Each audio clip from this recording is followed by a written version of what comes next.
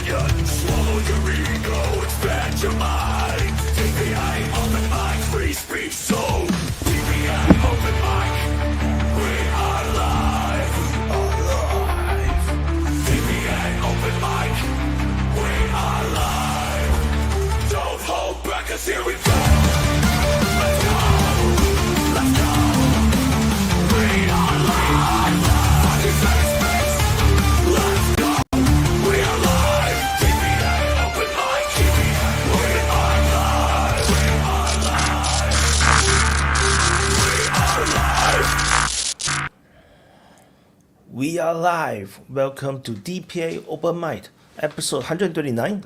Which I actually struggles to find good headlines, and I realized that the biggest thing that happened over the past week is actually Israel seems to be falling apart because of the Netanyahu's uh, attempts at consolidating power.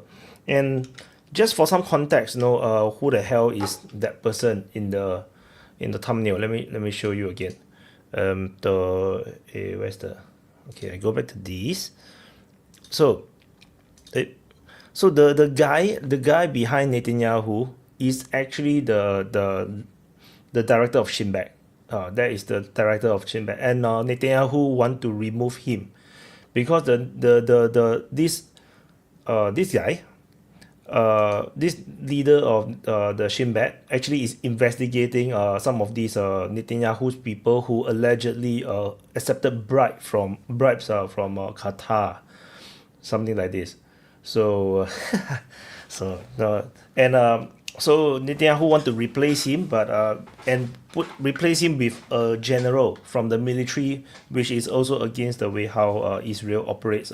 Like how do they choose directors? So that basically yet another massive internal drama inside of Israel. And while all this happening, Israel is announced they are going to launch a new offensive against Gaza, which it makes not a lot of sense because Gaza is so flattened. It's like that is so poor in terms of military strategy. And of course, the attempt is of course not to eliminate Hamas. If as far as I'm concerned, it's no longer about fighting Hamas. And of course, one of the other big news is Donald Trump announcing the Golden Dome. And the Golden Dome, they have basically confirmed which option they're going to go for. And apparently the Golden Dome is going to be space-based. And this triggers China because, it's a weaponization of space. So, of course, but then, you can always crash your satellite at anything. So, space is already very weaponized as far as I'm concerned. So anyway, I'm gonna turn off. Anyway, if you notice, this is very cool. Streamyard have a new feature allowing the live chat to see each other across different platforms. So, like for example, now I type on Rumble, it appears. It appears. You can see I say hi on Rumble. That's a very very cool shit. So anyway, I cannot turn it on while doing the open mic because it will cover someone's face, and of course that will also discourage super chat. So, we have to get funded. Yeah, I have to be accountable to my family. So okay, so I'm gonna turn off this.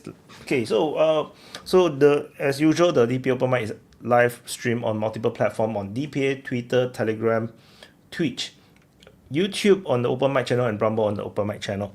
So I'm going to drop the link to join.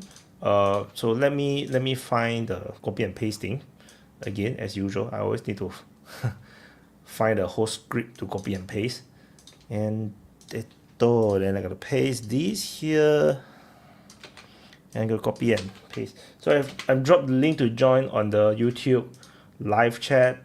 And I also just dropped it on the Rumble live chat. And can I put it on Twitch? I mean on I don't think I can pin it on X live chat. And I'm gonna drop it also into the Twitch. Drop it on Twitch, and then and I'm also gonna put it into the DPA Open Mic speaker lounges. For their conveniences. Okay, and okay, so I'm done. So anyone want to come on and chit chat, they can come along. And also, for those that are new or not aware of, we don't have to talk about the things in the title. Like the title, it's not important to talk about it, no. Yeah, if we can talk about anything, like we can talk about football. EPL is the English Premier League is reached its final week, and so but I haven't been following the league for the football for the past year. So the past season I have no idea what the hell Like not much of the things I'm really following because every weekend I'm just doing open mic, I'm doing the reporting. I have no idea what the hell is happening, except that I'm playing the fantasy football and yeah, I'm actually quite lousy at it. Yeah, yeah. So, in Gabriel is here, but he's not loaded yet. Yeah, hi. Hello, Wyatt. Yo. Man, I didn't have time to see the what was the thumbnail, so that we can talk about that instead of talking about football. The thumbnail. You want to see the thumbnail? No, no, I no. show you I'm the just thumbnail. okay. Okay. Yeah, we put here. Oops. Oh, yeah. Then, so the guy behind Netanyahu, he is actually the leader of Shin Bet. Oh So wow. apparently, Shin Bet directors cannot be removed and replaced just like this. Like, the prime minister have no power to just replace the person. So I think if I'm not wrong. Maybe any Israeli here who is watching can say the from my understanding, you must first assign the person as a deputy first of the deputy director. Then, after that, then you can promote the person up to the director after you no remove the first director. So you cannot just parachute people from outside into Shin Bet. So which is what Netanyahu is trying to do, and he's trying to put a military guy into it. So I think it's a conflict of interest. And of course, because this Shin Bet guy is investigating Netanyahu and his associates, mainly his associates, for alleged corruption. No, allegedly they accepted bribe or something. So yeah, so I actually didn't catch this news until until was like I was looking for the thumbnail, just like who to put as the face of the week. Then I was like, I saw some news about Israel going to launch a new offensive. I saw some weird stuff. That was like the more I searched, was like, what the fuck is happening? So Israel is like, yeah, you're muted, Gabriel. Yeah, they're all over the place. It's crazy. It's kind of in the background, like they're threatening with striking Iran, launching new offensive. The whole issue of the corruption charges going on, the breakdown of relations between Trump and Netanyahu. There's Yeah, all sorts of so things many going things, on. right? But it's weird because it's kind of like under the radar and some things just surface, but and lots of people dying every day and starving and all of that. Yep. So like even in Gaza itself, there is also like the hunger issue is coming back. Like there's some starvation issue is coming back. Then some limitation of the food delivery is coming also. And the United States is like have to back the Israeli to let them go in. But like I think the rumor is like only 5% got in of all the allocated one. Nika, you're muted. Nika, you're muted. So no, it looks like Netanyahu is just doing everything to make sure that he can still continue to stay in power, to avoid stopping the war at all costs. It's like he's just trying to make things up to make sure that crazy things can happen. And I think that Trump's move is all going against Netanyahu's wishes. Like he normalized relationship with Syria. That's actually bad for Israel because if Israel want to continue to fight in Syria and capture more ground, then you wouldn't want a steering government that is supported by the region. So and yeah, and also same thing with Iran. United States is negotiating with Iran. Seems to be doing decently well, and then also all these Trump prioritized all the other countries in the Arab world over Israel. So a lot of crazy things happening. Yeah, so it's definitely Just not going well for Israel. just some information about the new guy that Netanyahu want to put in. First of all, he's one of the settlers living in West Bank. Very religious guy. It's what? So he's not born in Israel. No, yeah, you could say so. It's in the West Bank, in the settlements. So, but he's in the army. That's the thing, and he's a far right.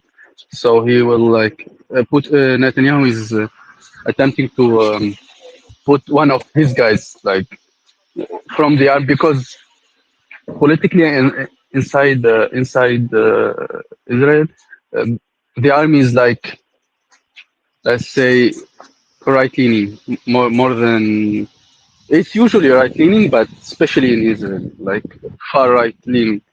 And people say the liberals in Israel say that Netanyahu trying to control the army, and he's controlling the army, and now trying to take over the Shin Bet and so on. And it's very unusual like move to do that to choose one outside of the organization. It's not like it's very unusual from Israel perspective. Yeah, He was like against. it's not smooth, right? No, not consistent because you cannot get someone parachute in. You don't even know what the hell is happening inside of Shin Bet. and Everything is and classified. and if you wanna like be 100% sure that there is no negotiation, no hostage exchange, you will put this guy because this guy is against any exchange, because the Shembek is the one who will like vet the Palestinian who will get out, and he will give the okay and give the if it's like a good deal or not. He will give the inside information. So he's originally against that. So from the start. So imagine putting someone like this that you say we don't want any negotiation. We want like infinite war. Because That's consistent. That's been absolutely consistent with Netanyahu's policy since the Yeah. He said it. He said it. Yeah. I mean, only a stupid guy will negotiate with like fulfill the negotiation with Netanyahu or the Israeli government for now, because it's like saying give us the hostages so we can kill you at ease without any issue. It's basically that. So it's very. They refuse to even discuss the ceasefire or anything else because they want to finish the job. By finishing the job is like emptying the strip, the Gaza strip. because like is we now the war has gone on for so long, and it reached a point where it no longer is sensible to launch yet another offensive. It makes no sense. Like there's way more. There's so many ways you can deal with the problem, and their solution is offensive. It's going to be bombing. It's like The, this is the you already only done way it for that how long? You yeah. already tried for how long? Listen. Let's even American experts say even before he went inside Gaza, I mean, on the land, he was like bombing, okay. But even there's like a lot of analysts and specialists said it's futile. Don't go and on land. Try to do it differently because if it will not work, they never think he will go this far. But what you will achieve, you killed like 50,000 or 60,000 person. What you did, it's each time you want to increase let's say before we don't have that remove the weapons from Hamas and remove everyone of Hamas. He's like increasing the bar just to make an excuse. That's it, just to continue Yeah, on and on because there's for him he didn't left for himself any choice, either that or jail. That's it. yeah. There's no reason. Like I always say, the only sensible thing, to deal with the Gaza issue is to bring all the civilians out and put them in the refugee camp just next door. Just Yeah, outside of so Gaza so we Street, can kick so that them you out. can clear. That's even No, even no, even bad, even bad. no, no, Because no, no, this no. is this Because is you a have way to, vet through. You have to go through, and once you pull off they everything out. say. Why you don't understand the psychic of the population now. They are wide. Everyone is hostile. They they say even babies religiously we can do it because religiously we can kill the babies and the kids and the women. All of them are against us. They are like now it's embedded inside their head. They're talking. like this way in the normal media. They don't. It's not like something hidden. They Yeah. speaking like this in public, Which is in why I people say no, like they don't intend to solve the problem. Like the way to solve an insurgency is you have to bring the civilians to your side, and you have to vet through the civilians. You know, you have to move them, resettle in another place so that you everyone is vet through. Even let's say they invade into Gaza and they only resettle them within Gaza, they have to open up space, they clear up the space, build up refugee camps in northern Gaza Strip so that all these civilians can then be stayed there and safe, and then you can continue your military operation in the south. But they don't do that. They but just make this but not everyone just walk up and but down, you up don't and down. but it's not if that was like your move, we don't it's the things that they are doing now is counter any human logic because you are like literally doing terrorist acts like using the population hostage by cutting food, cutting any supplies, just to do a political move to force the Hamas to do concessions. So it's like a big terrorist organization, because what You're terrorist wrong. organization do? You're wrong, They Nika. terrorize the, You're super wrong, Nika. That they don't want to get any concessions from Hamas at all. Like yeah, it's they not. want them dead. What I think that the only thing that makes sense to me of what's doing right now, it's not even to keep the judicial process at bay for Netanyahu. It's more like a blood sacrifice to appease the population. You know, it's like it's keep the situation so that you can keep killing people, so the people of Israel can feel like They satisfied. satisfy their thirst of blood. And so that's why Netanyahu, because like the situation in Gaza is not there's million ways of fixing it. Like you can do a million things to calm down the situation, to stop the insurgency.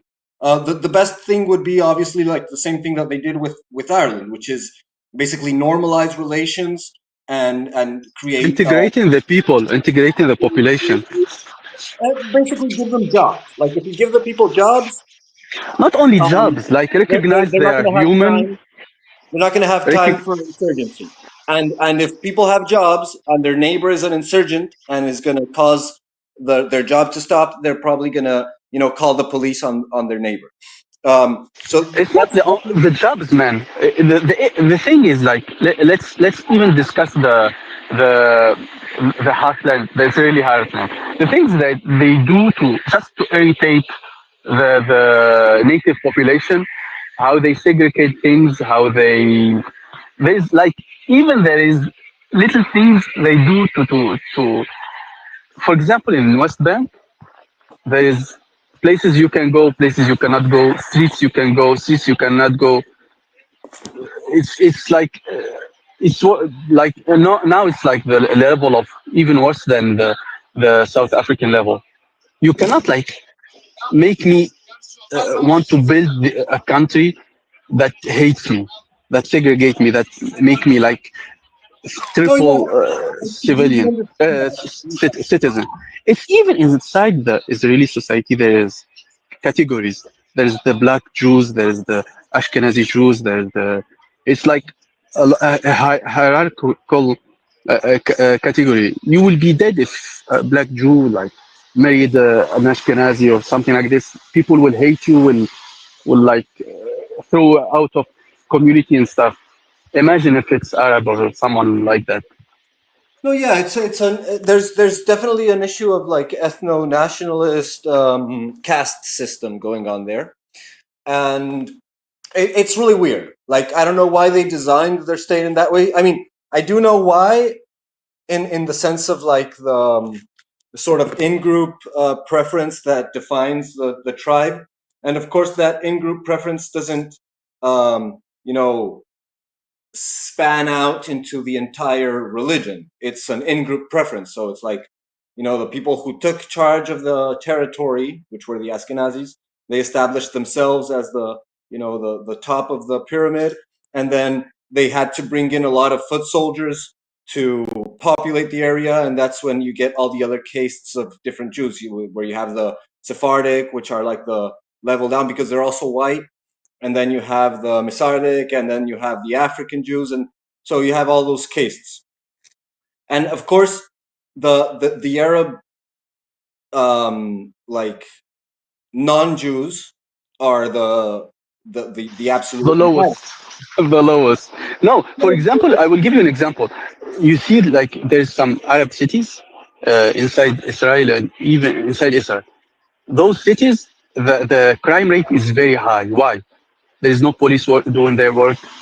There is no infrastructure there. They want it to be infested. They want it to be chaotic on purpose. You go to a near like town, a closed town, it will be so much different. For example, if anyone do anything bad to any Israeli in Tel Aviv, they will catch him immediately. But in Arab neighborhoods, the crime is so high because there is no will to enforce any police work or anything, because they want it like this. They want them to hate the place so they can go out by themselves. So it's like one of the tactics they use, and it's very known inside the Arab community inside the Israel. Even the Arabs that go to the army, even the Arabs that go to the Israeli armies are discriminated. Their home, they can have like they can be displaced. Uh, it's the Alawite, for example, who not the Alawite. I Druze. think the Alawite Druze, yeah, the Druze that goes. One of the bad neighbors are the Druze neighborhoods inside Israel because of the displaces, everything. It's fucked up. That's fucked up. It's a fucked up country, Yeah, sadly. Israel is not even that big. Like, it's not really that difficult Yeah, to it's a create small. policing. It's very small. But I encourage everyone here to go see the local I don't dare. Hebrew news. No, No, no, no, no, no, no, no, no, no, too many no, rockets. no, not that. Go to the media, Israeli media, local media, and like it's the technology now. We can like translate and see the hate and see the rhetoric. It's crazy, man. I watch a program. It's a journalist from a Palestinian journalist inside Israel. He's living there. We say the 48 Palestinians from 1948, the people that stayed there, and he do the he do like the resume from what happened in the media and the television and stuff. Oh man, some stuff are disgusting, man. Some stuff that said in public, in TV, in front of everyone is disgusting. I don't know how they can pass that through television. Well, but you have this thing on one hand, like the identity itself of the nation is based in contradiction, like in opposition to something else. It's not like it's um because yeah, like you can have a Jewish identity that is its own, but if you want to establish like a religious, ethno-religious state, then you have to design it as opposed to what is already there, especially if it's a colonial state. But and we see this in Ukraine as well, like how their entire identity is we're not Russians, It's and that's becoming, yeah, a hate identity. Yeah, and that's and you can see that in many such like artificial states, where it's either implanted by colonies, settlers, or it's subverted. Like people have been, and you see something similar, like with the whole mujahideen culture that was like fostered in Pakistan by the CIA during the 60s and 70s, where like their identity is not Muslim. It's like we're not. our national, part of our Yeah, national coalition.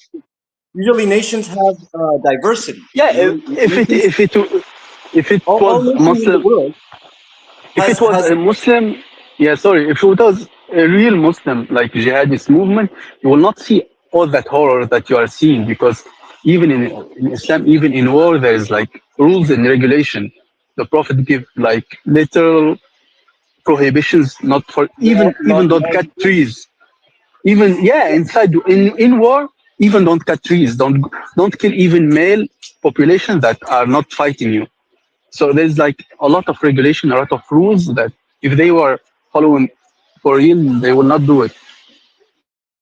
So I don't know why they say Muslim like jihadist or something. That's everything but Muslim jihadist. well, yeah, that's kind of like the theme.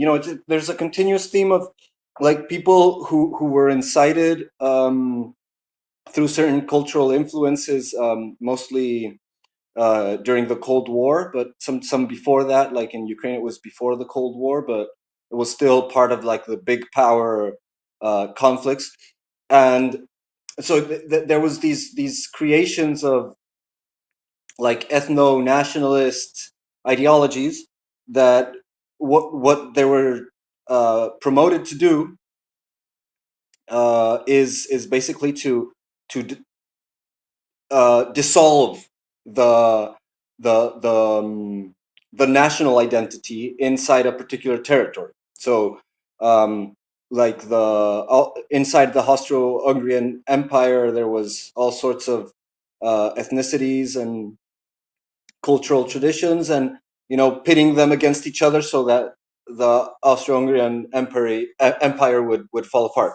And the same thing with the Ottoman Empire, and the same thing against the Russian Empire, and so on and so forth. And in Israel, you have that um, like inserted into a completely alien environment, in the sense that, yeah, there was a lot of Jewish population in the Middle East, but they were all Arabs. They were traditionally Arab, and lived amongst the Arabs and the Christians of the Middle East. Yeah, until now we have until now we have like Arab Jewish communities. Until now, in Tunisia and Morocco, there's like Iran. a decent Jewish Arab tradition. Yeah, and The so thing is, one thing that make me like question all the whole rhetoric of the Israeli government and what they say, because when you want like a certain behavior, you encourage that behavior. That's normal. That's normal. You do to a dog, you do to a human, to anyone. So you have in West Bank a peaceful government, like even like let's say even to the extreme population are not like so much militant. They don't have like that like the Gaza. You need to encourage that. So what they do, they encourage the settlers to harass them. They're protecting the settlers who harass them. There's killings like every week. There's homes destroyed, and you see a lot of videos. The settlers are like destroying property, hitting people, and the army behind them watching, just protecting those settlers. Like you are encouraging the hatred. You're like trying to nourish that hatred. It's like you do want them to fight back, so you can like have an excuse. Practically, you don't oh fight yeah, back, you will be kicked out. So you will lose either way. yeah, again, similar to what was happening with Russia and Ukraine. Like, whatever settlement that leads to peace is terrible for the plan. We need to do anything possible to maintain conflict so that we can continue with our business model. And that's sort of what's been happening in geopolitics throughout this past few decades, maybe century.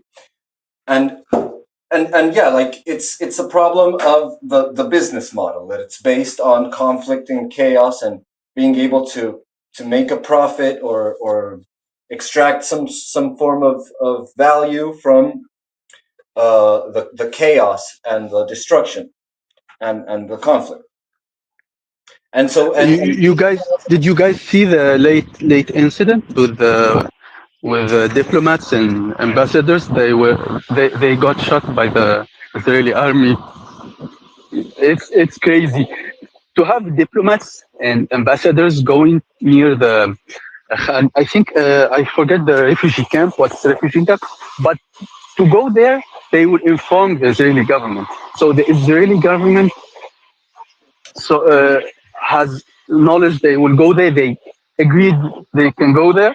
The army knows that, and they shoot They deliberately. claim that it So is out of the route, the approved route. So they yeah, fire. so they So shoot. They that is shoot. the official They shoot story. diplomats.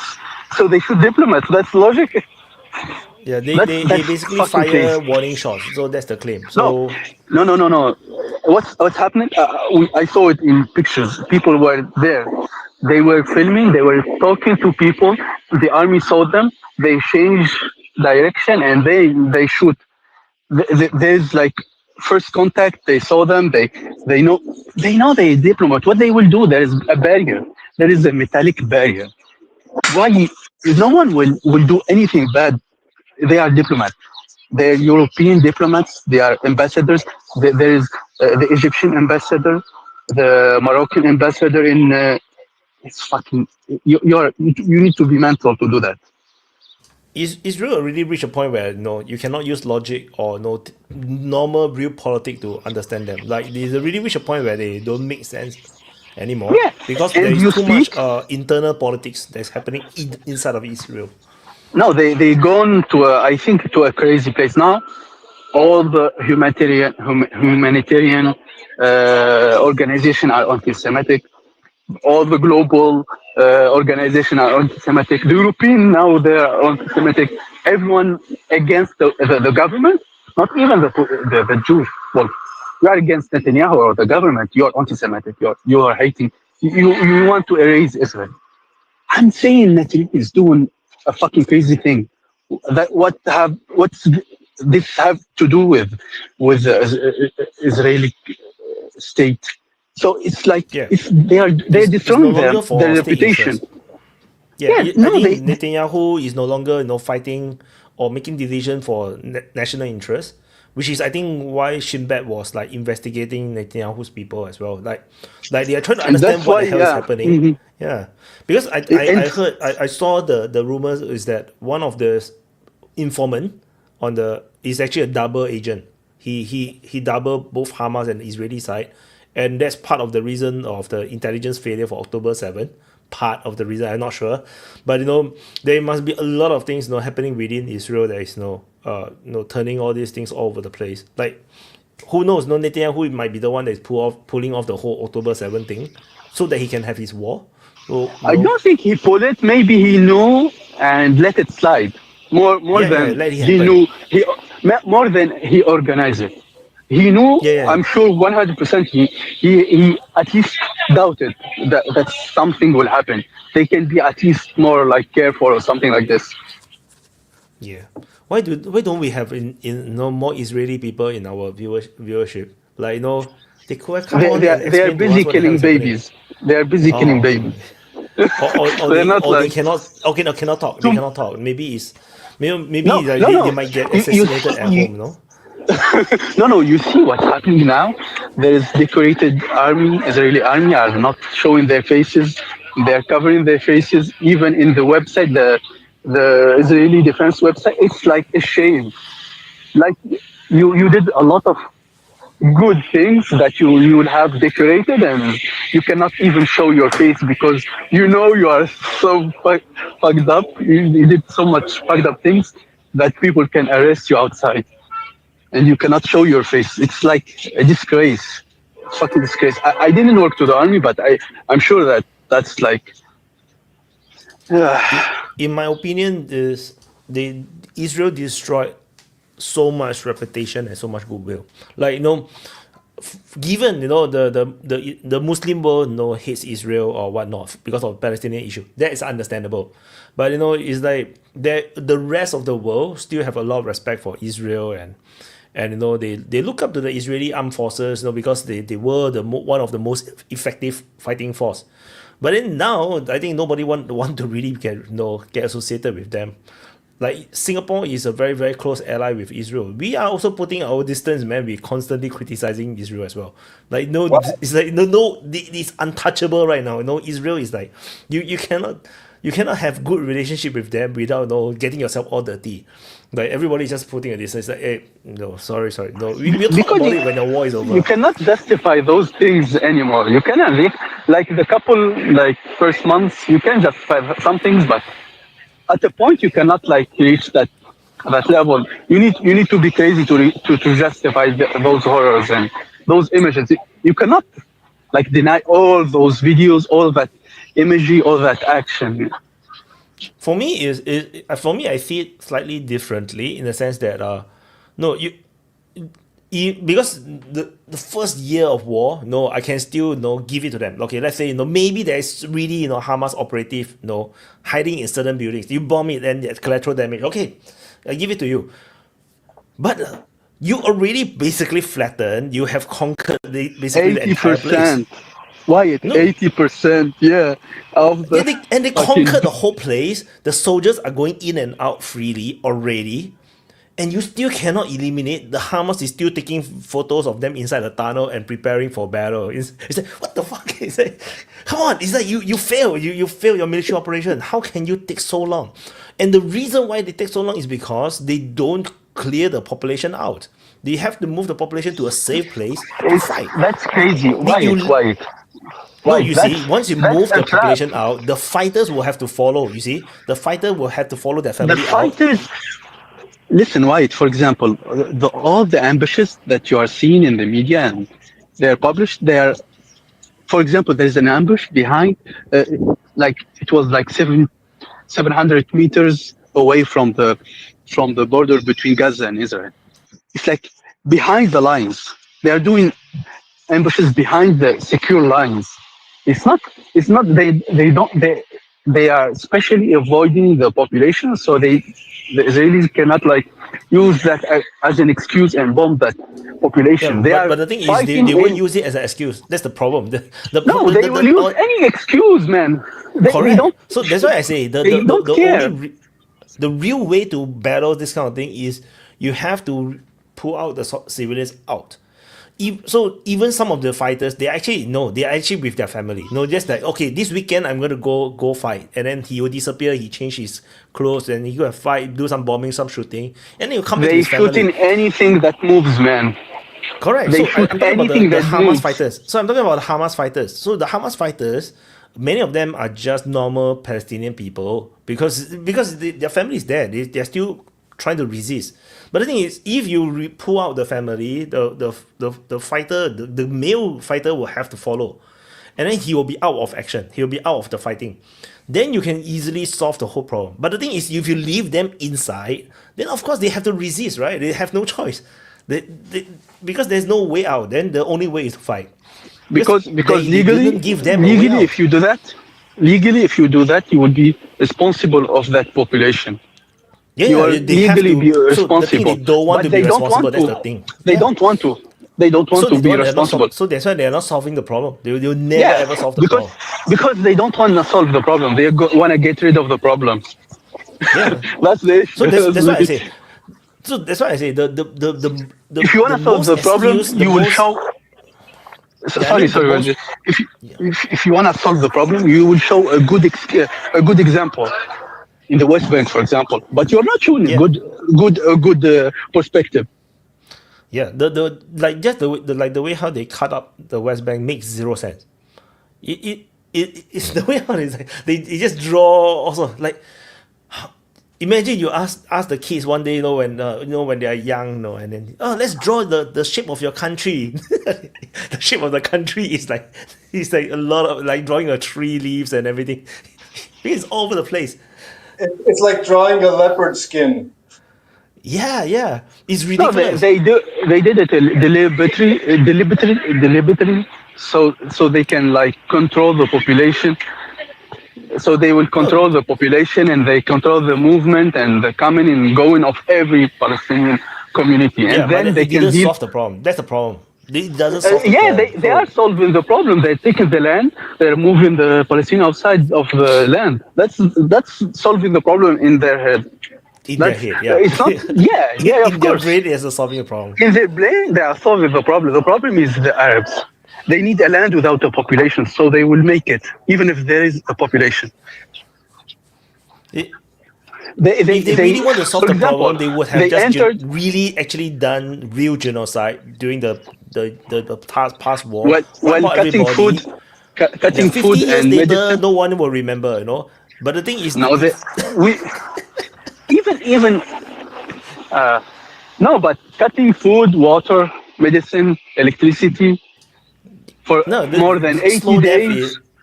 No, slow death is it's torture. It's different. No, yeah. There is it's even worse.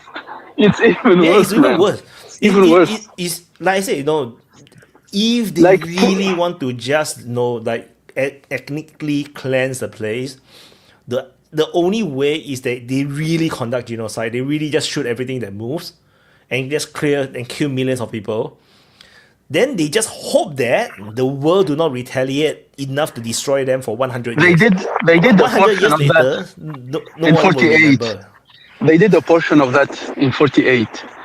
There's like, for example, what they did is they destroyed whole villages, and to hide that destruction, they built a lot of forests and trees. So a lot of those trees and forests that you see in Palestine are a part of destruction from ancient villages, because all the refugees that you are seeing now in West Bank, in Gaza, or outside, they came from inside of the Israel 48, 1948.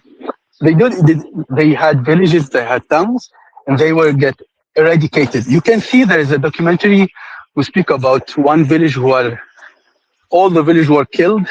I think there's were 2 or 3 survivors, and the way they did it, and the Israeli soldier who did it, they're speaking about it, and they were smiling and make fun of that, how they killed the babies from really from their wombs of their mother. It's horrifying. The producer was an Israeli guy who did that. It's a known. I will put the documentary inside the channel and stuff. It's chilling and an example of what happened in 1948. What I want to say, for example, even in West Bank, there is like 30,000 refugees now because they entered this one refugee camp and tried to move all the population, because those refugee camps are a resistance. Are like they could make a city, a normal city, and live inside the city, but people they were resisting by building refugee camps because they want to get back to their country. So those refugee camps are a resistance, like a way of resisting that displacement, because they want to get back, so they don't want to kind of get used and surrender to that situation. Yeah, so this is the reason why, you know, I was actually quite positive, you know, about Trump trying to, you know, annex Gaza Strip, because, you know, if the Americans take over, like not give it back to Israel later, like the Americans really take over, then there is some semblance of peace and possibilities. Now, if you give it to the Israeli, it will never solve, because they want a permanent enemy that they can always And you bully. You think see. and you think someone who will support Israel will do something that will disturb them? He will do Oh worse, yes. maybe. Oh No, he will yes, do yes, maybe of course. worse. He will No, clean Gaza if and give it freely to the Israelis. so That's what so he will so do. so that's why I say the what I think is, the in the event that they will never give it back, then I think it's a positive for the Palestinians, because that will lead to a possible state on its own. At least no unrelated to What West Bank, state? Gaza can What become state? What state? West a Bank small is country lah. forget it. Forget No, it. no. West Bank is more Forget about West for Bank. I'm not Israel. talking about just Gaza. I'm just talking about Gaza. Gaza. Like West Bank is a two different thing now. Gaza and West Bank is like unrelated right now. It's like two different entities for It's now. a lot. They want to make it unrelated, but it is related for the population. There, it is very related for the population sentiment for the people that live in there. The normal people, they are very. It's very related. But Have they been able to move between the two places for the Palestinians? Like no, you cannot. You cannot even move inside the West Bank, man. Normally, freely, you cannot move between two cities inside West Bank. What you are talking about?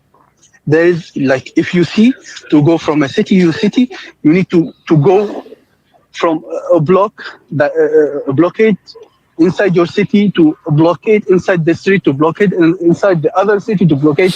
It's like going to 3, 4, 5 blockades, and each blockade the military there he will decide he like your face or not, or he will decide if he will get you pass or not.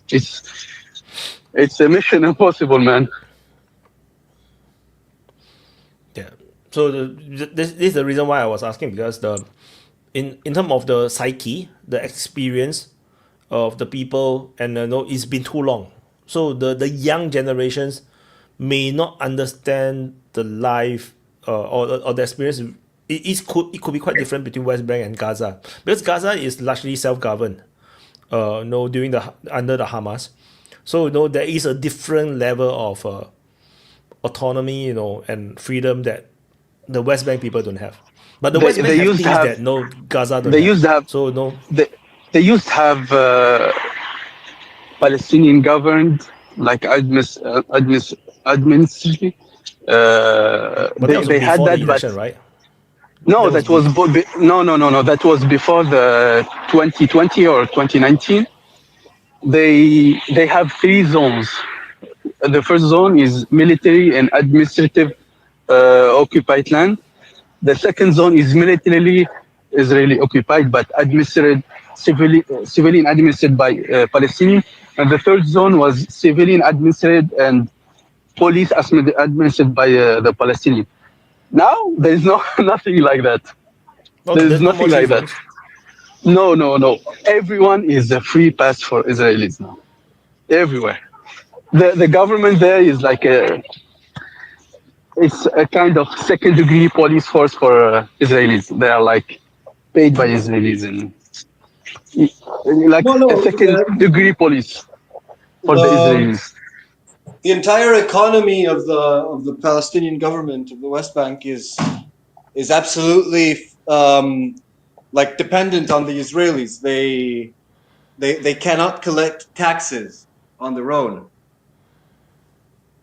But even the taxes that they are collecting, they are keeping it. They are collecting the taxes from the Palestinian, and they are like threatening the government if they not cooperate with them.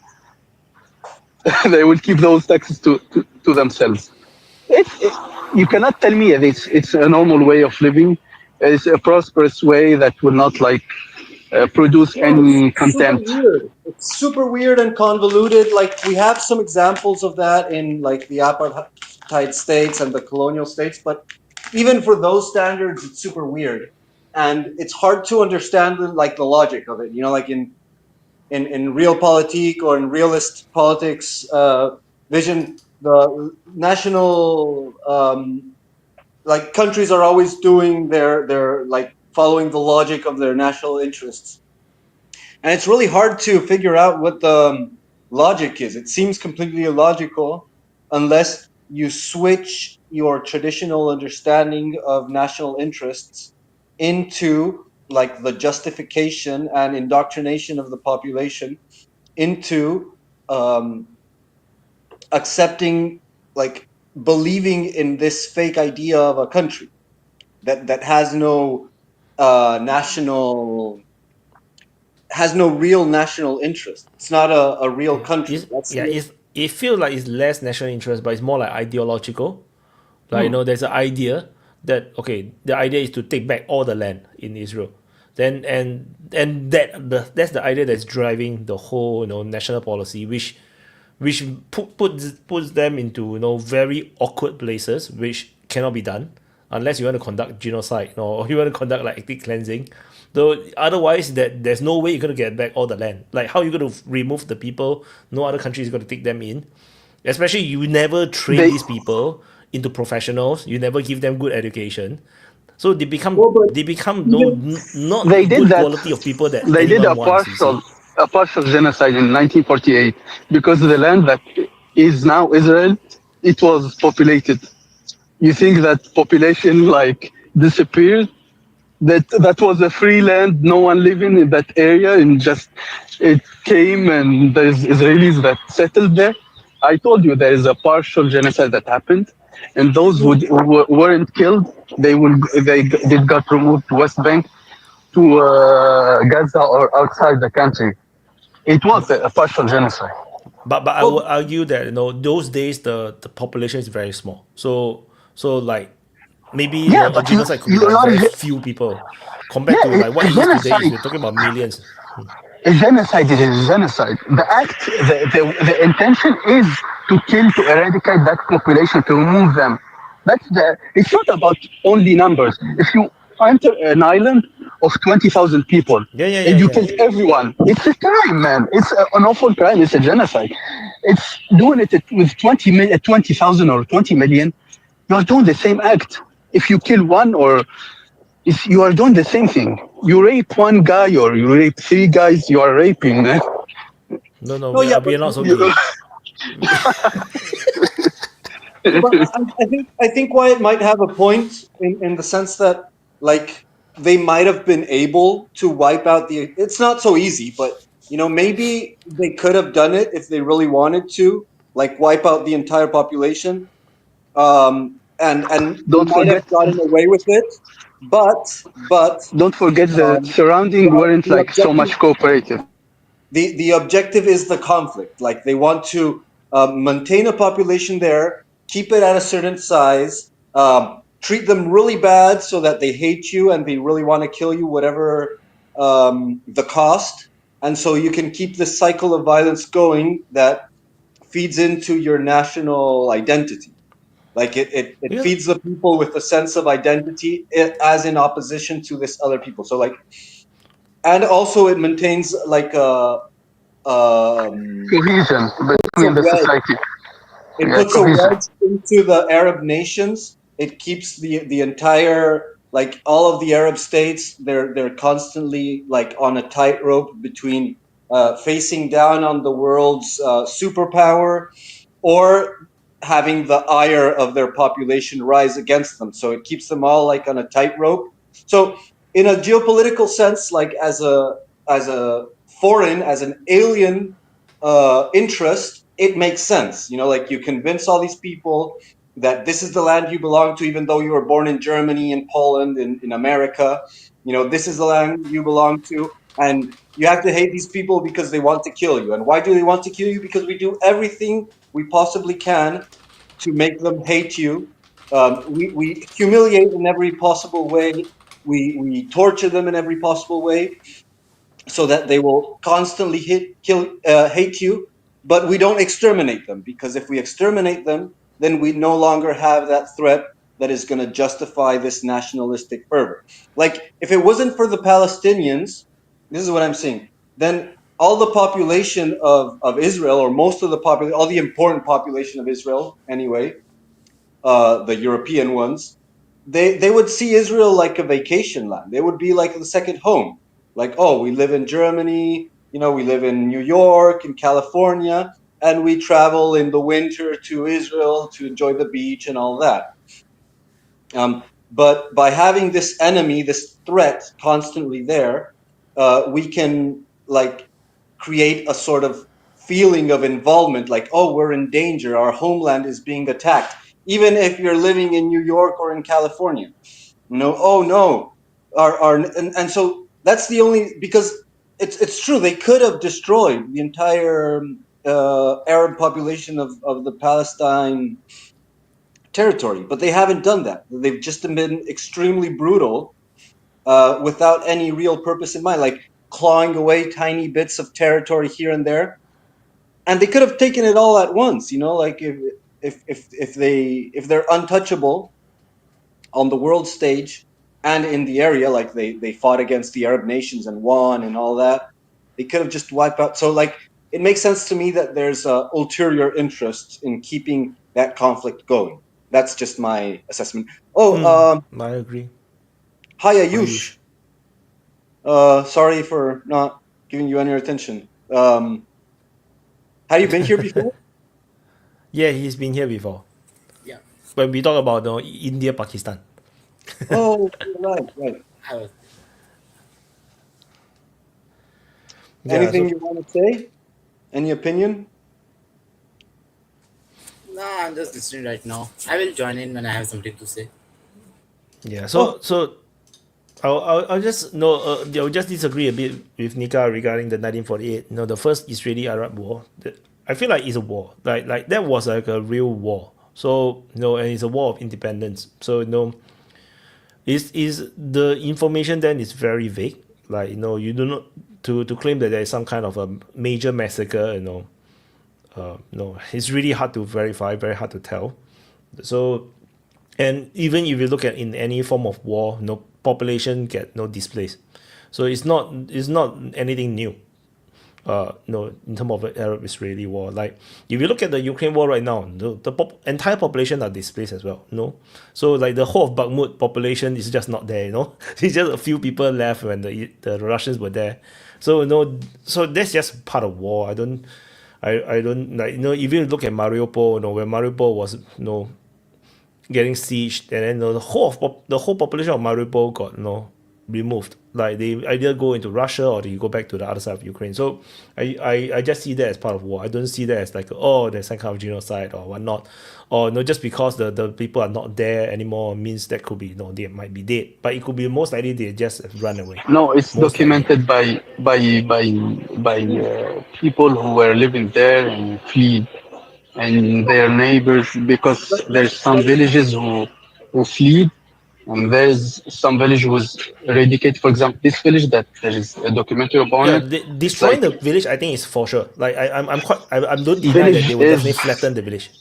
The thing, village is the so. villages itself is a bit more harder to tell because the populations may run in different directions. Like they may escape in different Yeah, directions. yeah, Then but and no, then no, no. in For those days there's no example, internet, right? It's much harder they, to for, keep track. for example, they describe how they did it for this village.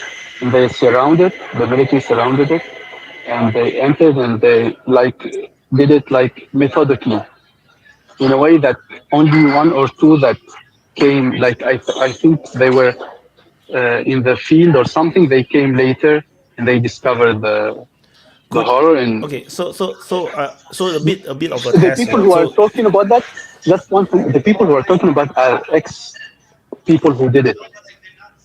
yeah. There's you a mean the lot of soldiers? The soldiers there's a lot of say soldiers talking about it. Old Israeli veterans from that war talking about how they proceeded, what their doctrine was. It's not in the official history because it's all very, but there's a lot of like confession going on there. Not in the sense of with attrition and not with contrition or repentance, but like bragging about it. So that you can argue that it was a war like in the same spirit of the wars of the time, like the German campaign in yeah, Eastern that's Europe. basically part like just an extended World War Two, in a way. Like Yeah, it's yeah, just past World War Two, yeah. Like similar. Korean War is worse. Korean War is way worse. Like you, Hmm. you have literally the same people, the same Korean people killing each other just because of some ideology. And you don't like you can't even tell what's the difference between one I and wrote I another. wrote the name of the village there. If you say the name of the village there, Tantura, Tan. You can write it, and you can write documentary, and the people who did it are Israelis themselves. But what I would argue, Wyatt, about the Yep. is that this whole issue of the war of the time, the Second World War and First World War and all of that, it's not a normal way of war. It's not um okay, it's particularly monstrous, and it's a testament against the development of mankind as a scientific, enlightened, modern humankind. For example, the War of the Koreas, it's very weird because, and similar to the Chinese Civil War, where you have sort of it's not just a war of ideologies. It was like a war of liberation from the monstrosities of the Japanese. And then once the Japanese are kicked out, the Americans maintain the authority of collaborationists, like the government that was used by the Japanese when they were occupied.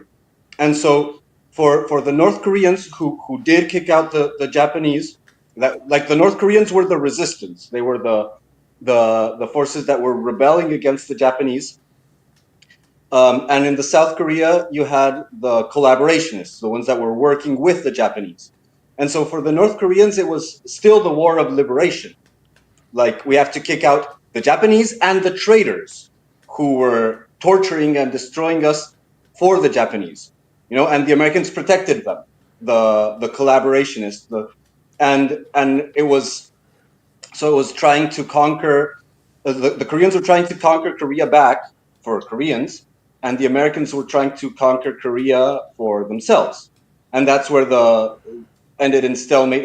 And so it was particularly monstrous in the sense that they tried to submit this people that had been suffering all sorts of horrors for all this time under the Japanese, and to maintain them under the boot, but this time instead of under the Japanese, under the Americans. And the things that happened in South Korea under the Americans were also pretty monstrous after the quote unquote liberation of Korea. I'm not sure what happened in Taiwan, but I do know, like what I've seen from American sources, is that the Chinese nationalist party, the Kumantong, I think it's Chiang Kai-shek. Yeah. Um, Nationalists. they basically lost to they lost to Mao because they were way more monstrous than Mao. Like, Mao was very cruel and ruthless, but Chiang Kai-shek was like tying men to the trenches so that they would like kidnap people and tie them to the trenches so that they wouldn't run away.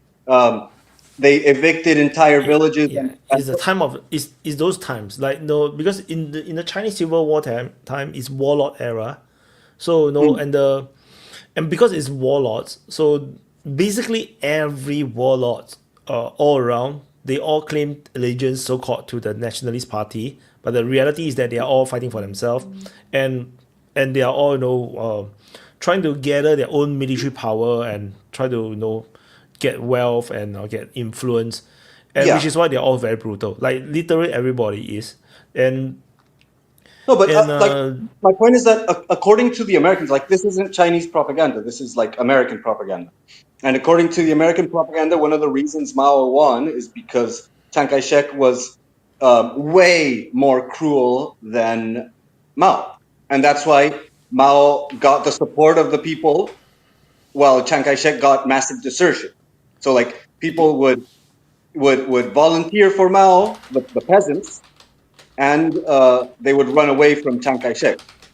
And that's like because the nationalists had support from America. They had most of the institutions and the infrastructure. Like, they had all the cards to win, but they lost because they were just too brutal to the population, according to the Americans.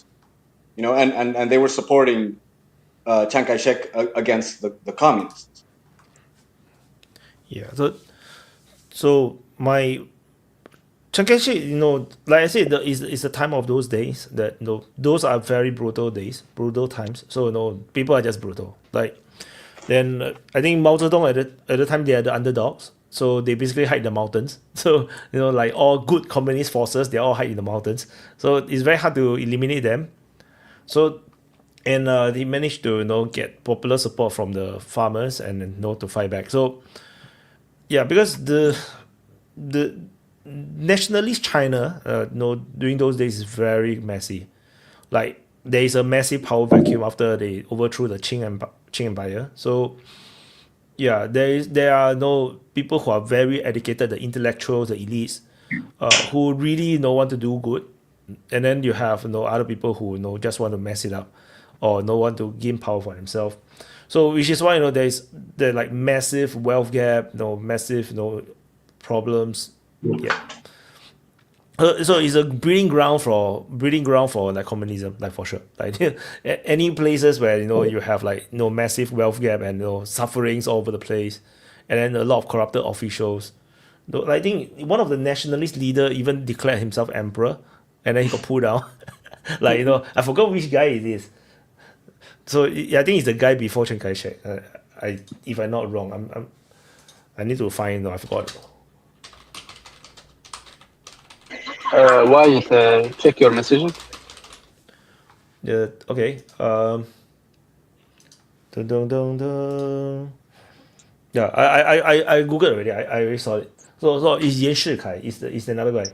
So it's Yan Shikai is the guy that declared emperor. So it's the guy. I think he right after soon after they overthrew the Qing Empire. If I'm not wrong.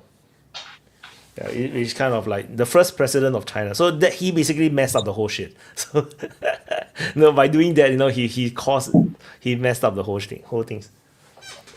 So it's funny. Yeah, But you can see, it's not easy to bring democracy to China. It's just a huge country, too big. so It's what like you're Russia. saying It's is not the same thing. It's like Russia. not It's easy not an easy to thing.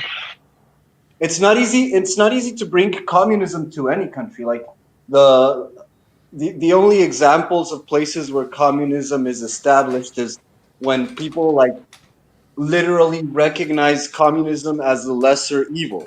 Like when you destroy the population enough, they'll just go to communism. But you really have to like put them on that edge. If not, people are going to resist the idea because they're afraid of such fundamental changes to their way of life and traditions, and the threat to their own property and stuff like that. So like you only have communist revolutions where people are so absolutely desperate that they're willing to like roll everything on that dice Yeah, because that's how same. desperate the situation is.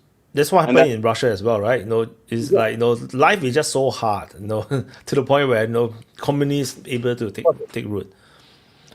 yeah, fuck it, let's just go communist. And that's kind of the pattern in history that you see. Like in Cuba, it was terribly, miserable. People when you subject people to a certain level of misery, then they'll prefer communism. And that was kind of like the explosion of communism throughout the world in the 20th century, and just stopping the spread of communism was in many ways like in the core areas of the Western Empire, it was to try to improve people's lives so that they would no longer look over to communism for an answer.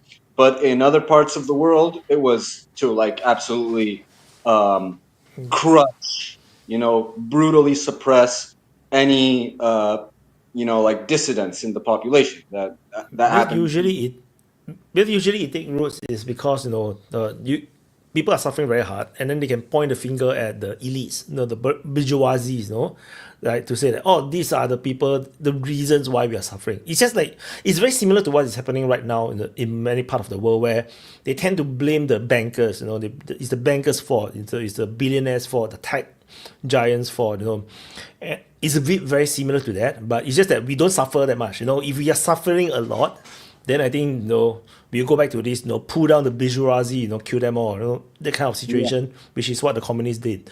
And I think it ties back well to the situation with the Palestinians, because what the Israeli have done is basically the same thing. They caused so much suffering in the Palestinian people. They will always go for that more not so ideal leadership to follow through. But the leadership is one of the big weaknesses of Palestine. Let's say that. But then I even also with say they have no choice. I always say it's very no, hard. but let's say the leadership changed, and they, for example, Yasser Arafat, It's a very popular one. He finally recognized there is no peaceful solution with the Israelis. What they did, they poisoned him. He's dead. So you cannot like, yeah, you try to appease them, you will lose. You will try to resist, you will die. So you will not have so much leadership after those two No, so options. although this is driving away from the point I was talking about, like which is why I say it, as long as Israel offer any deal like of statehood, just take it. You shock the hell off the Israelis because they would never expect the Palestinians to take any deal. So they basically always offer for the fun of it, just to They show that they're gave doing they something. gave a lot of deals, man. For example, in this current situation, they give a lot of deals, a lot of compromises, but they don't accept No, this any one deals. cannot. This one is a Netanyahu is, wartime. yeah, yeah. Yeah. Even before that, man. Even before that, the West Bank was going normally.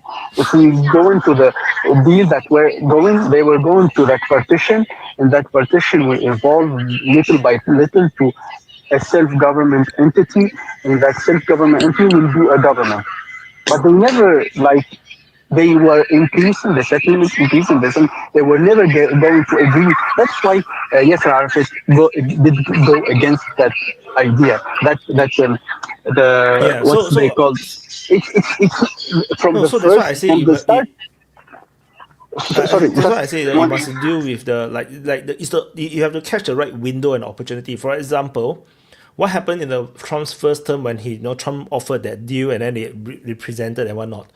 Imagine they immediately just accepted that. Then you have Donald Trump backing it.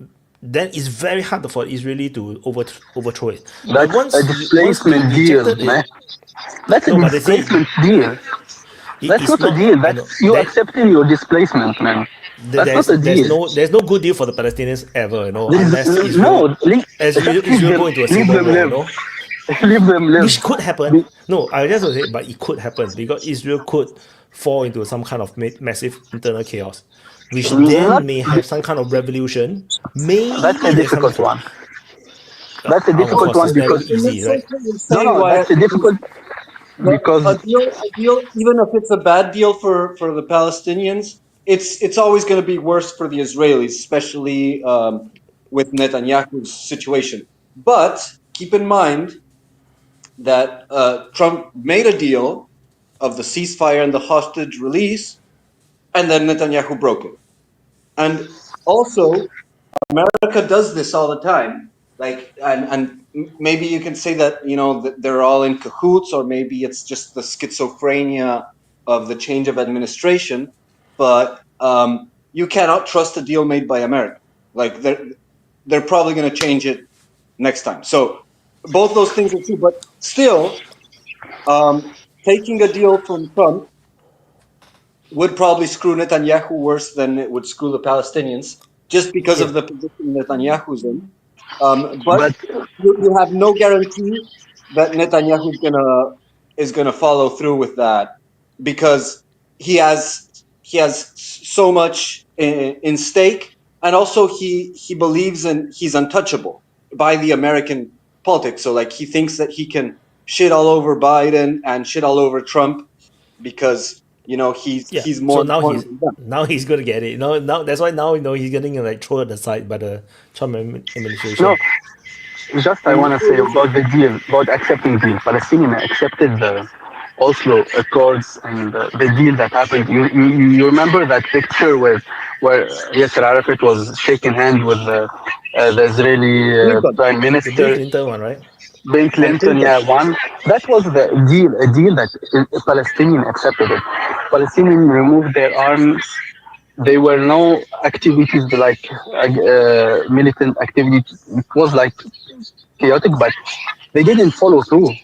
It was just a way to calm down the Palestinian, and Israelis never like did anything to go with that idea to get it forward, because it was a road to a Palestinian state. They never accepted that. They accepted the deal, but they never went with it. They accepted just to appease everyone else. because what they did, they increased the number of settlements, they increased the volume of settlements, they increased the oppression to Palestinians, they undermined the authority of the Palestinian leadership. That's what they did practically. They w- like they did everything possible to not follow that deal, but they kept the deal. You understand what I mean? Could And would you say that no, if there is a better leader, like no, a more like a Putin, no, a Putin to head the Palestinian Authority those days, do you think it would be better, or do you think that Palestinian, it doesn't matter no, who is the no. leader? Is yeah, who were never deleted because Palestinians don't have nuclear weapons, man.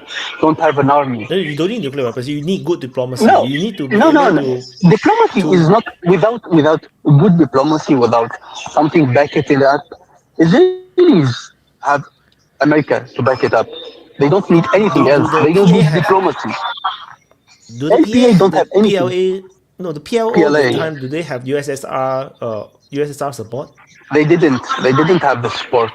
They didn't Yeah, have the then Soviet they are support. screwed, They man. didn't have anything. Yeah, I know. Yeah, Because you can be. so You, so I can contrast it, with the situation with Syria right now. If you look at Syria right now, they're very smart. They deal with United States, Russia, maybe China. Then they have the whole Arab countries. Turkey, They have Turkey. Turkey, Arabs, everyone. Yeah, They're dealing with so everyone. this is what I mean by good diplomacy. Like I have Yeah, to give but credit to them. that's 20 million with a population, with arms, with the economy, with everything else coming with it. Yeah, yeah, but We are but you not but you, talking you about the can same definitely things. go. But you have to We are see not taking you have to the see that same Syria thing. can go very badly, right? It's always possible to go very It badly. was So going very badly. It was yeah, going yeah. very So badly. so But you have to. So this is what I mean by you give credit where credit is due. Like he could have gone in a very different direction, but no, yes, he took the Israeli wisest wanted path. him. Israeli wanted him to go that direction. All the acts that he was doing, they were doing the bombing, the encroachment. They were like even they hit near the palace, like I think 1 or 2 kilometers near the palace to provoke, but on the rhetoric they use they encourage the minorities to revolt, and he wasn't like going to that trap because the whole Syrian leaders were like all talk, and they didn't do anything. That worsened the state because when you talk bad, people will take that against you. But he didn't even talk too bad to them.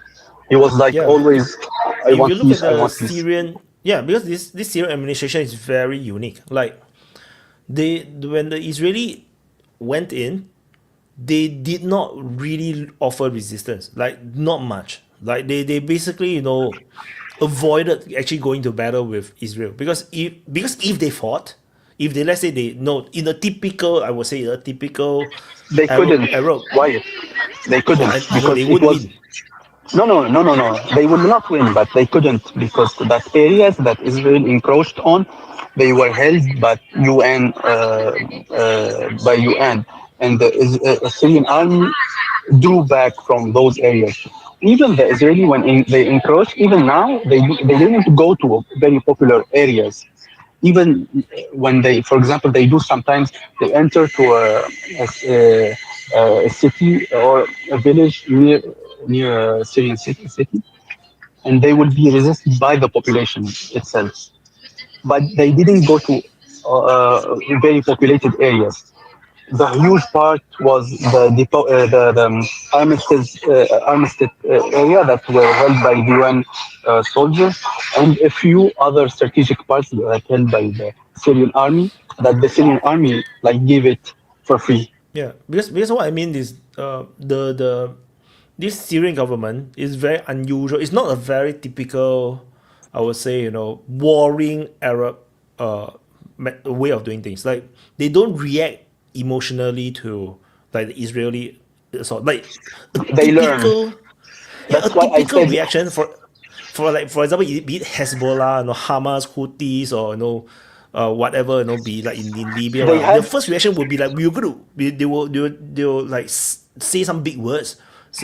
and try to gather support from the population to go against Israel, and they did not do that. And they You know keep why? emphasizing they are not going to fight. They're not going to fight. And I I find that know. very good. I give you the first when the new government take hold of Syria.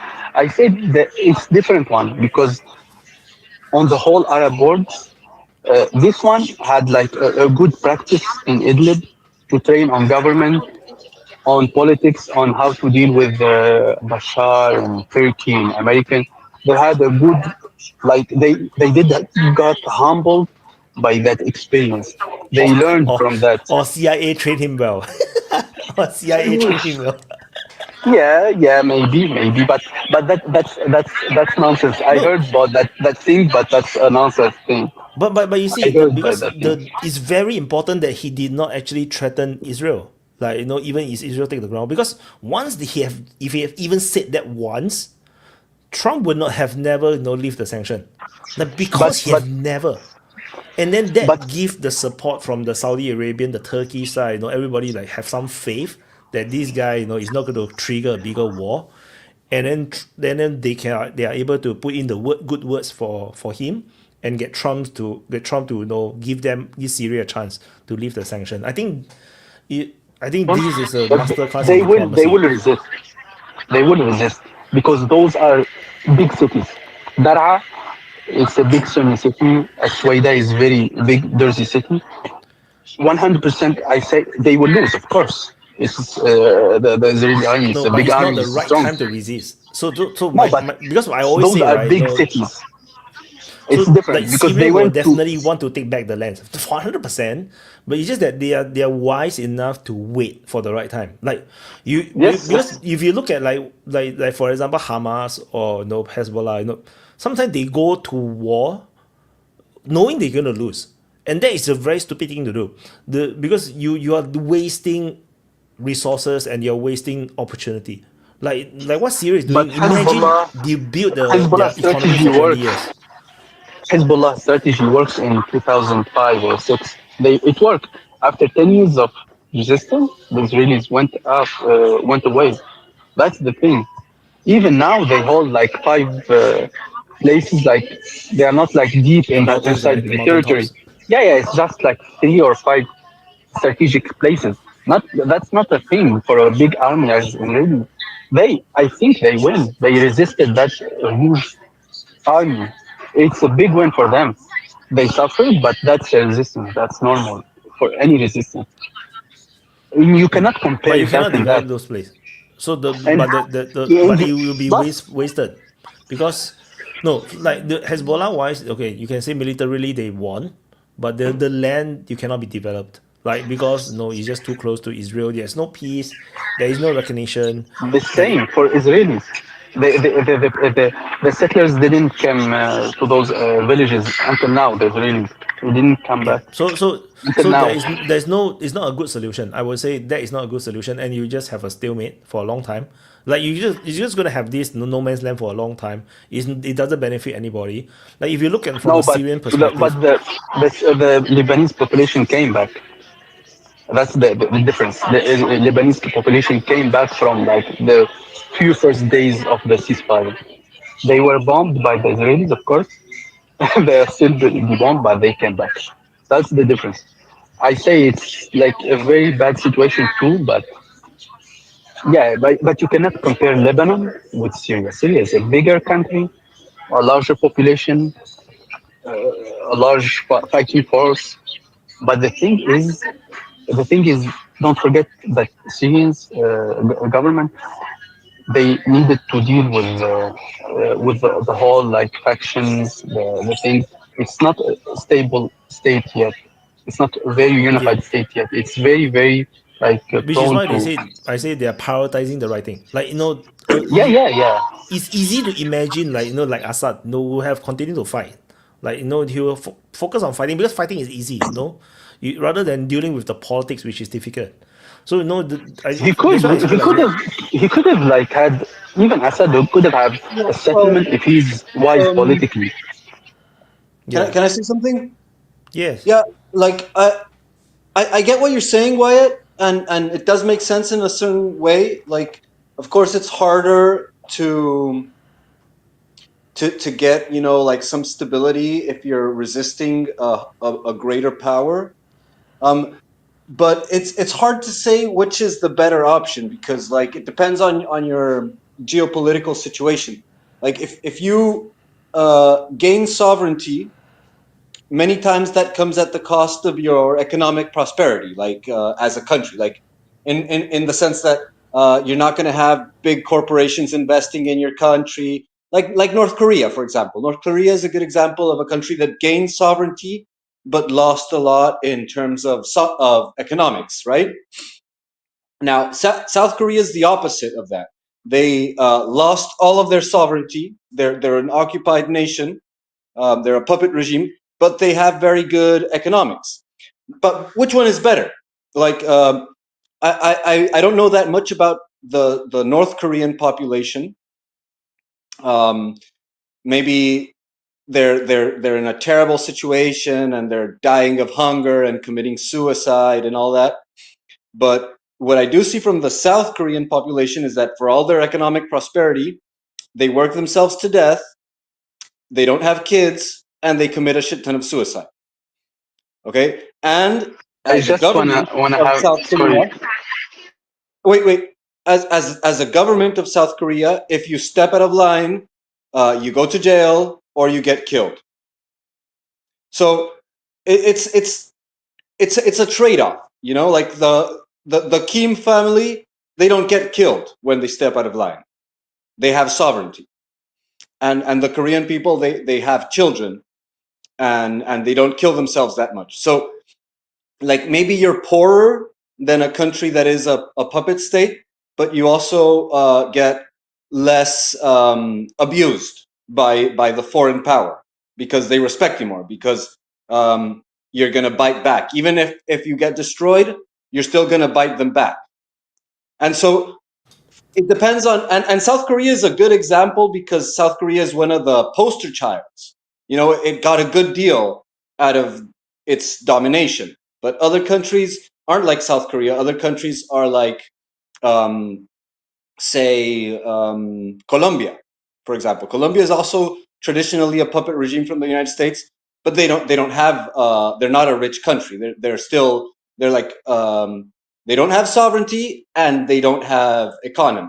And you have other countries like that in like Egypt, and other countries in Africa that they lose both sides. They don't get the economy and they don't get the sovereignty either. So it's a tough question to know if it's useful to fight or just to submit. Gabriel, can you I like just analyze and compare a bit? Like, what is the difference? What did Colombia do differently that never gave them what South Koreans get? Like the South Korean was very poor, you know, once upon a time. Like after the war, they were very poor, and somehow they managed to came back. You know, they're one of the four tigers, like along with Singapore, Taiwan, and Japan. Yeah, so you know that rises very quickly. So what the Colombia didn't do, you know, or what is the problem that is pulling them down? Well, I I think just it's two sorry, things. sorry, Gabriel, before you speak, sorry, I need to comment about some stupid guy in the comments. If you don't, there's some stupid guys. Sorry, there's someone he will know what I'm talking about. If you don't understand the culture, the region, the religion, the people that live in there, shut your fucking mouth or come here and speak. You're there's people who think they watch like two Arabian desert films and one Iraq Dune film. They understand the religion, the culture, the everything. Wake up, man! Wake up! You are talking nonsense. Come here and we can talk like one to one, and we will see how stupid you are. I am from the region. I understand what's happening. He's saying, for example, the Kufiyya is an imagination of Yasser Arafat and it's Iraqi thing. You are a fucking stupid man. You need to be dumb as hell to think that. Kufaya is going way, way back. The whole region were Kufaya, but in different ways.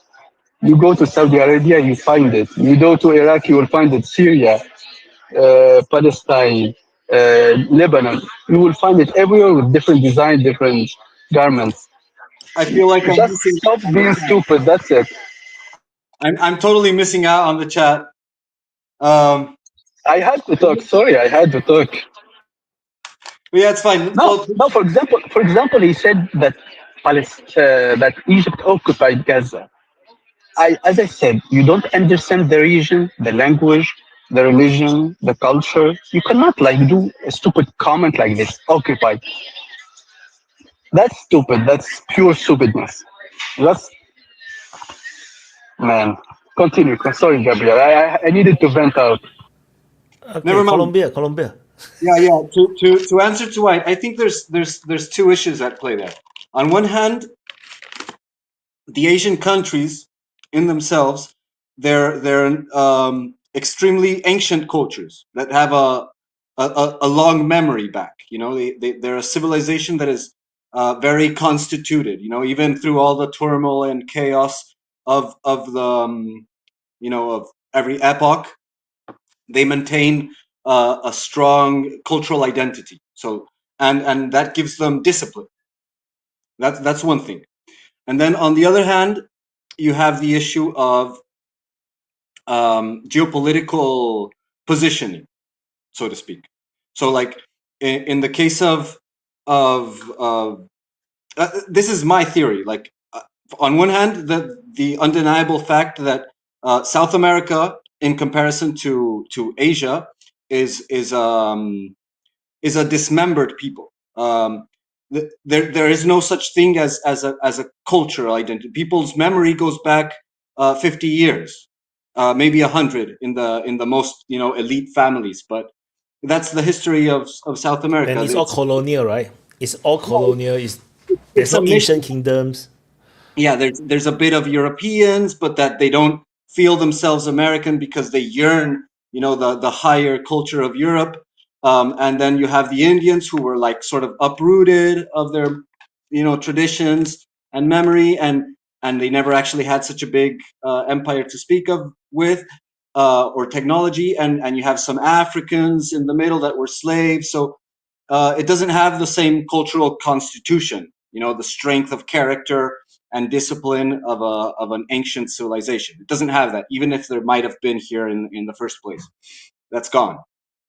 But then on the other side, you have the issue of geopolitical positioning. So South America has one of its same as Africa. One of the problems that they have geopolitically. This is at least my perspective, is that they're isolated. You know, they're isolated under the rule of the global hegemon, and so there's not a competition over ideas here. The competition for ideas was basically a matter of suppression of the wrong idea. So America was either crushed or impoverished, but in both cases it was still impoverished. And something similar happened with Africa, in the sense that in Asia you have it's a node, and also in Europe you have a massive node of interactions of the bipolar order.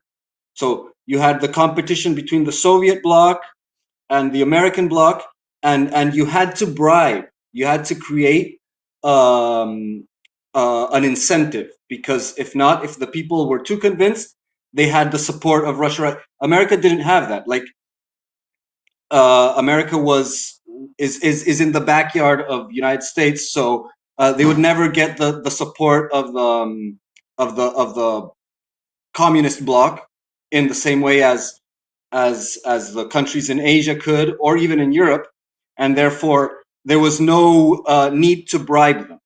You could It's a just very good smack. point. That's a very, That's very good point. Yeah, I think that's the geopolitical answer to that. I think it's super sensible. Nika. Sorry, I get back to the comments again. Sorry about that. But if you are not have balls and you cannot show your face and comment, I will not respond. Anyone have a little peanut inside his head, he can Google Palestinian 1945, 1940, and he will see the pictures. I don't need to argue even before Yasser Arafat was born. You will see the picture talking. I don't need even to talk. But if you have some, at least one ball, not two, you can come here and discuss it with me. And Okay. the one who said about the peace and yeah, type most brutal wars by death, and let's see which Muslims did that. So we will see a lot of those are Westerners or Asians. The so I want to go back to the Colombia again. Yeah, I think Gabriel made very good points. Like, yeah, I think that's a very good point. Like there is no reason to invest, like in Japan or in South Korea where you're still combating in the Cold War because that's a front line. So I think that make a lot of sense. But I think now things are changing, right? Because if you look at in Africa, you have Rwanda, and then you in the Americas now you have El Salvador. Like, these are all like some special stories where someone managed to gather enough power and revolutionize the country and get rid of all the corrupted people and actually develop the country. I think that is a good precedent. Of course, no. Will they all end up become dictators? Is another story altogether. But it is good. It is a good foundation that's being built because like in Singapore it's the same. Like we have Lee Kuan Yew, who's arguably like a dictator because his party basically sweeps the election, and but then through that stability, that force, we built into a proper democracy, like a full-fledged democracy that we have even today. Although no, we are still largely voting the same party. No, 60 over percent of the people always end up voting for the ruling party. So that's still the case. But no, but nowadays it's like way more. There's freedom of speech. Nobody's afraid of persecutions or anything. So yeah, but I think that's interesting. Which is why just now I was talking about Palestine was like, no, what if you have a Putin or you have like maybe a Lee Kuan Yew kind of character?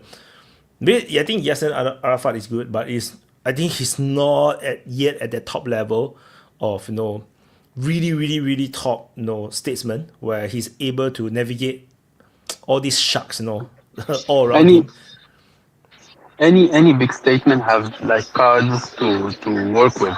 Even if you have Putin in an island with 10 people, he cannot do things. You understand? You need to have a military, a strong population, a Napoleon strong like will disagree with resources. you, Napoleon Napoleon basically, came back to France. he Came put back him to in a small France. island. He take the whole island and invade back into France, No, he came to France to take the French people with him. He couldn't do anything inside the island. You understand? Like you can be an excellent leader, but you need like need strong cards to go with. We don't have a big power to support. We don't have a Well, yeah, large but population. I agree with Wyatt. I think Yasser Arafat was a good leader. He was a noble man, and he was a good face for the Palestinian cause. But he was too good, and he believed like he laid down his arms when he should have hid it under the rug. You know what I mean? Like Yeah, but yeah, he went with the Americans like in the with the negotiation. He went with the Israelis. He think that they can be peace, but when he realized they can never be peace because they don't want it. They don't want anything from the Palestine. They want them just out, but they are doing it smartly in the eyes of everyone. When he figured that out and trying to change his point, there's a snake came to his mug and poisoned him. yeah, so that's also a problem. Like you can't like in Chile you have a similar example of like a leader that tried to revolutionize the country. He was one of the first, or maybe the only sort of communist government that was elected into office, and he had a lot of good ideas and stuff. And there's a lot of debate whether it was good or bad, but the point is that he got wrecked, and he was like he trusted in the democratic process, and so he wanted to be the good guy, you know, and make a revolution through the democratic institutions and all of that. And so yeah, the military kicked him off. And So that's also a mistake of like for example, if Putin would want to get Russia back on track into development and becoming a power, but he wanted to do it, without any assassinations, like it wouldn't work, I don't believe that he's a good guy, because I don't think that it works. It's like Machiavelli 101. Like if you want to do good, um, and to do good you have to lose, then you're not doing good because you lose.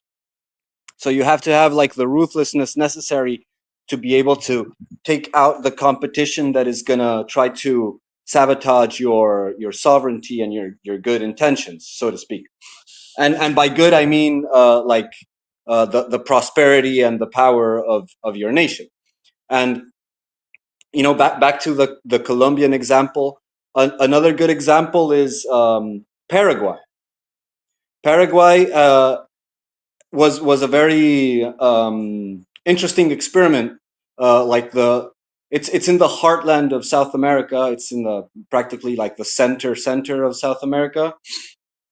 It could be like the Germany of South America in a way. It's connected through the Paraná, so it has a very good waterway system to do export and stuff like that.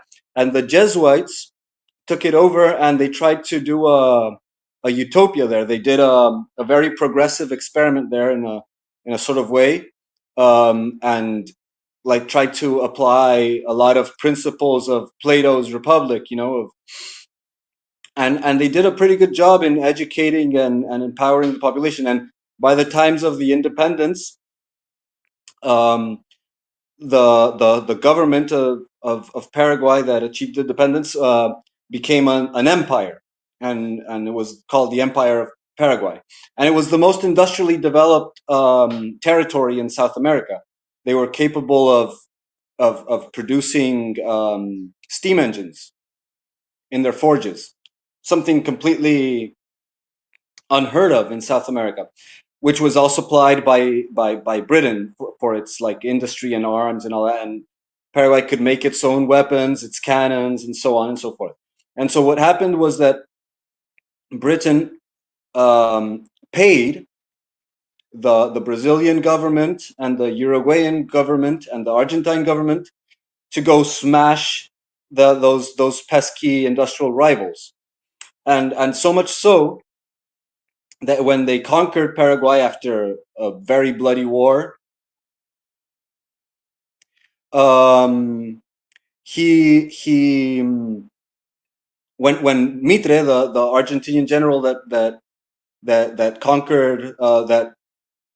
conquered that forge, the greatest forge in South America, he didn't keep it for himself. He had a massive powerhouse to become a superpower, and instead of taking it, he destroyed it.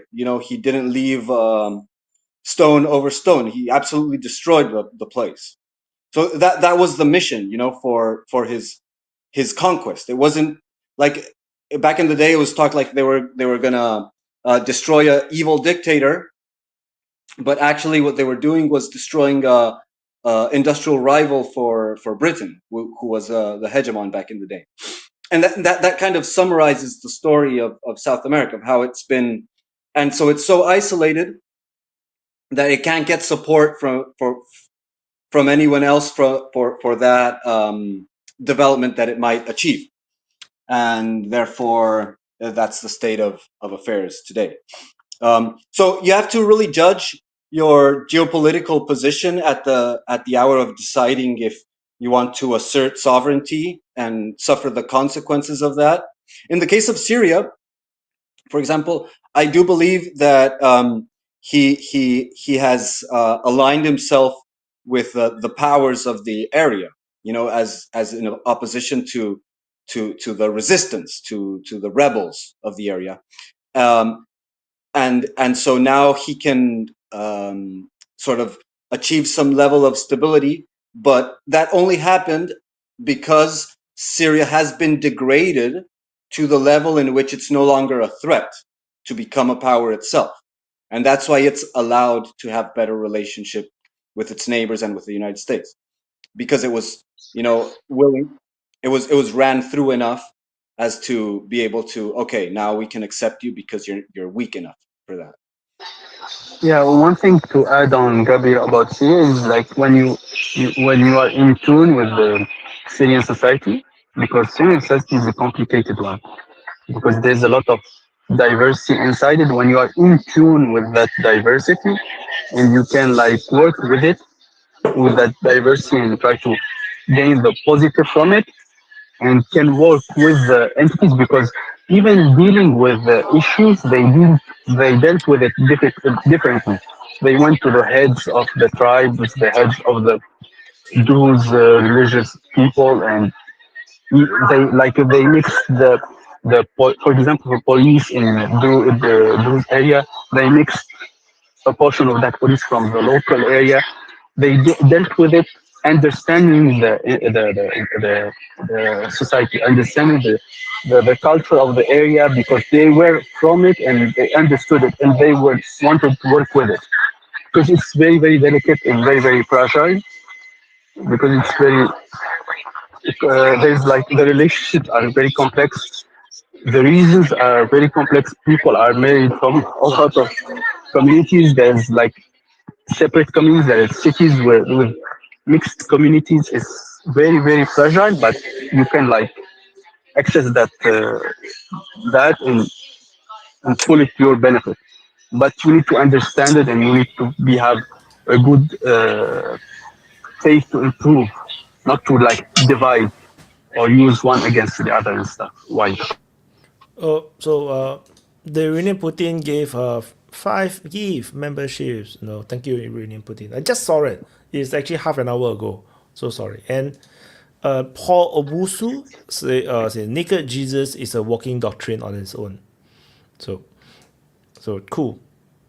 So yeah, I think it's a really. So I heard the Paraguayan the war was like they wipe out almost every man, right, in Paraguay. Yeah. Is Every man I over think the it's age like of 10. 80%, 80% or Everyone over something. the age of 10. these are true heroes, true men. They fight to the end. But it also shows you how pointless it is to fight to the end. At the same Yeah. time, you know. No, you need a lot of political like guidance with the fighting. It's not like the fighting itself. You need to know when to give up.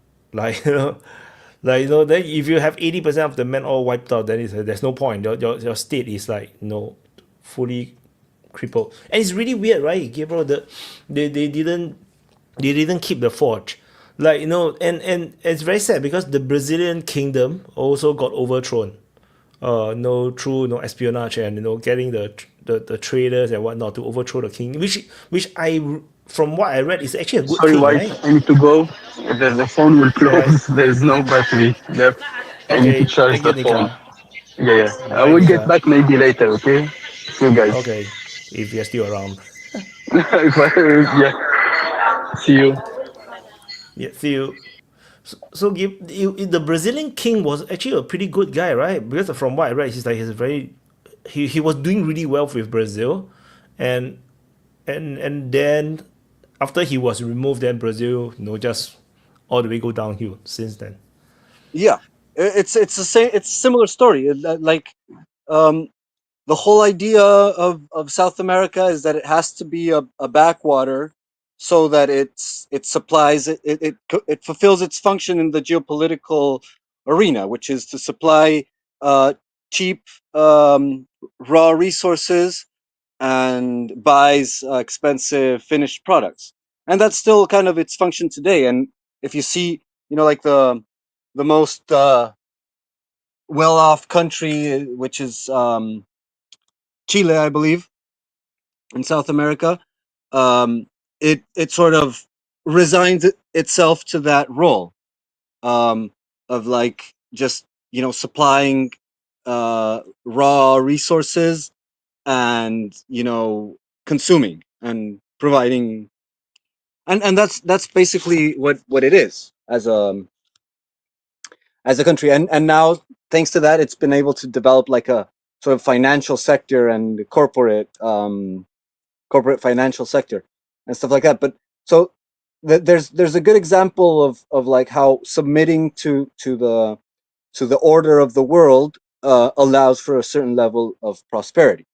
But it's up for the debate if you will gain more from that submission or you will gain more from your rebellion. Sometimes you become poorer as a nation, but you can at least dispose of your wealth. Like for example, in Japan, you have a very wealthy country, but at what cost? They don't have very much resources, so it's like 100% the workforce. You know, it's it's a very wealthy country out of sheer grit and discipline. But what does the population get from that? They have an orderly society. They have a very technological infrastructure, and it's a beautiful place. They have, but what is the average Joe's possibilities of survival in the world of development? Like, you get shit tons of karoshi. You know, people work themselves to death because that's sort of what you have to do to survive in Japan. Not to mention to thrive. And so that is the cost of their wealth in terms of submissive nation. Like all their money goes to invest in America. That's why they're the greatest holder of bonds. So like all of their wealth ends up going to America. It's a farm. But since it's also like a third world extraction country, but instead of being it through resources as it is in South America, it is through manpower. That's how I see it, at least. And they have to pay that cost. That it's not in poverty as in, like not having running water or toilets as it would be in, very poor places of South America or Africa, but it is in the sense of not being able to have a wife and children ever in your life. In South America, you get to have wife and children even if you're dirt poor, because there's no expectancy of a high standard of living. So a woman will be able to be with a woman will be with you and have your children, even if you're poor. While in Japan, like maybe you live much better than in South America, but you'll never have a wife and children. Being an average Joe, and so that's a trade-off. What do you prefer? You have CH here. CH now expanded his name into Canadian Han. Good to see Hey guys, you, Hun. I'm glad we got a small group here. That's when the Yeah, then best we can talk. conversations happen. Yes, yes. Yes, nice. I appreciate actually Gabriel's perspective a lot. He's one of my favorite people on here, and Brazil and Paraguay. Canada share a kind of Canada. post-colonial kind of history, and that's also been the role historically of Canada, is just provide raw resources to colonial empires, and Africa obviously too. But where we're at kind of now, I think all these countries have to look at the fact that resources just don't matter anymore. Like they don't. I mean, it's not worth it to go to a remote place to dig out like copper or something when you can just go into the lab and figure out how to replace the copper with carbon nanotubes or something and improve that, and then you have a benefit forever, as opposed to running out of the supply at some point. We're seeing with oil now, with fuel demand of oil has peaked long ago, like 2017, and now we're seeing the petrochemical demand also hit its limits. China stockpiled a ton of heavy oil for purposes of petrochemicals. They got like a 20-year stockpile or something now, and they just don't need any more of it. So we're seeing the price just sort of immediately dropped at that moment, and it's just not going to be worth it to go to like the far north to dig out natural gas or something. Like a lot of these places that had a resource rationale don't really have one anymore. I think warm climates like Brazil, Mexico, and everywhere in Africa, really, they can grow a tremendous amount of food. And I think that's still really important. Food is really still critical. But even that, right, I'm seeing even in Canada, people are creating all-weather greenhouses that run off geothermal heat or wind or whatever. And, they won't need to import anything if, they're willing to compromise their diet a little bit, they can eat pretty much locally. So that's kind of good for resilience because it means we don't need trade as much, but also means we can fight more because we're relying less on supplies from elsewhere. It's kind of like the end of the Bronze Age. All these cultures were interconnected. They had to trade the tin, they had to trade the copper, they had to trade all the stuff that was hard to find. And then iron suddenly smelting was discovered. It's like, oh, look, we don't really need to have a trade route from Britain to Afghanistan to make bronze anymore to stay powerful. We can stay powerful with iron. We can smelt out of local rocks. Well, that means we can fight with the neighbors. And the next thing you know, Bronze Age collapse. Half the civilizations are gone because everyone can make weapons locally. And we might be in that situation now with way more countries acquiring the ability. Like Ukraine apparently is up there with Russia in terms of its ability to slam together homemade drones, so they can possibly fight much longer as a result of that. You could see all of these countries, Brazil, Mexico, whatever, developing a great capacity for defense. That means they can basically tell their neighbors to F off. And there's no way you don't get a somewhat more troubled world out of every nation actually being independent. If they really are independent, they pick quite petty fights with each other. And so maybe the colonial organized empire world wasn't so bad because it at least limited competition to a few empires. Of course, when they had wars like World War I or II, they were really bad. But, this is the future we're looking at. What do countries like Canada, Brazil, Mexico, Russia, really, countries that Australia, that used to fundamentally export resources, what do we do now if that's not, a profitable thing? Like at $60 a barrel, Canadian oil is basically not profitable. So what do you do now? $60 is not profitable. No. Oh my! No, it's so expensive to extract oil from the tar sands of Alberta that basically anything below about 65, you're not making any money. Oh, so the XL pipeline those days, that is not just liquid oil. That have to be processed. No, what the vast majority of Canadian oil is it's literally bitumen, which means oil, which is CH2, right? It's one carbon and two hydrogens locked up with sand. And there's two deposits. One deposit around Fort McMurray is the richer one. And then there's one near Cold Lake, which is a bit sparser, has about twice the amount of sand per unit of oil. So it's about twice as expensive to get rid of that. And there are things you can do with raw bitumen with the sand still in it. Like you can pave roads with that, it's a good paving material. But and you can do other things with it. But generally speaking, everything you want to do with it is with the oily part. So you have to separate it out. Now, heavy oil in general that's tied up with sand or with rock, shale oil and so on, generally that has got a lot of impurities in it, like vanadium, nickel, copper, stuff like that. And that's a huge minus from like a fuel point of view and from often a petrochemical point of view. But it is itself a product, right? If you pull the nickel or the vanadium out, you're getting a significant flow of a mineral. So the tailing ponds are full of that stuff. We'll probably end up mining those. Mehdi, good to see you, man. Hello, finally. I working on this. Albert Wiggler that in the chat just said something that's really relevant to this, is that the extraction costs are dwarfed by all the ridiculous carbon taxes and et cetera imposed by the federal government. But and when you talk false. about it, it's not cost productive to be able to pull that.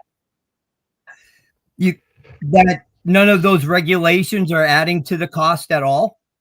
Oh, they are somewhat. Like I would say, saying? Well, there's two factors with the tar sands. One is that when it's sold to the U.S., the U.S. is buying it at a discount because it's essentially a captive market, and because it's heavier oil that there's a Gulf refinery for, the Koch brothers own, but there aren't any refineries in Canada closer than St. John, New Brunswick, across the continent that can handle that heavy oil. So there's a discount paid, and it varies between about $5 and $10 US a barrel is how much the discount is. So what happens is the Americans buy this discounted oil and they refine it and they use that in the US while exporting their own light sweet crude, which anyone can refine. And they get a better price for the light sweet crude on the open market, and they replace it with Canadian crude on this captive market. So that's actually keeps American gas prices down by quite a bit because of that discount. Now in Canada, in order to align our trade with Europe especially, and others who require not subsidizing the economy by permitting unlimited pollution, we have been charging a carbon tax at the provincial level for industry, and it was at consumer level for federal until they got rid of that. Now they'll probably just do it at the industrial level for both. And what that was adding specifically to tar sands was less than that discount amount. So about another maybe $5 a barrel or something. Like it basically covers, it does not cover the burning of the oil by the customer. That's considered their problem.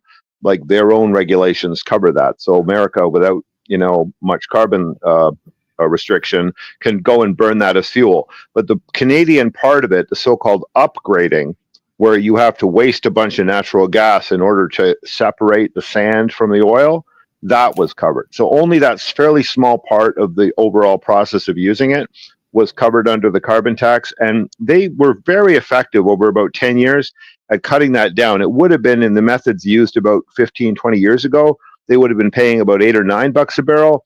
And I think they got it down to the point where they were, about $4 a barrel was going in there. It wasn't much.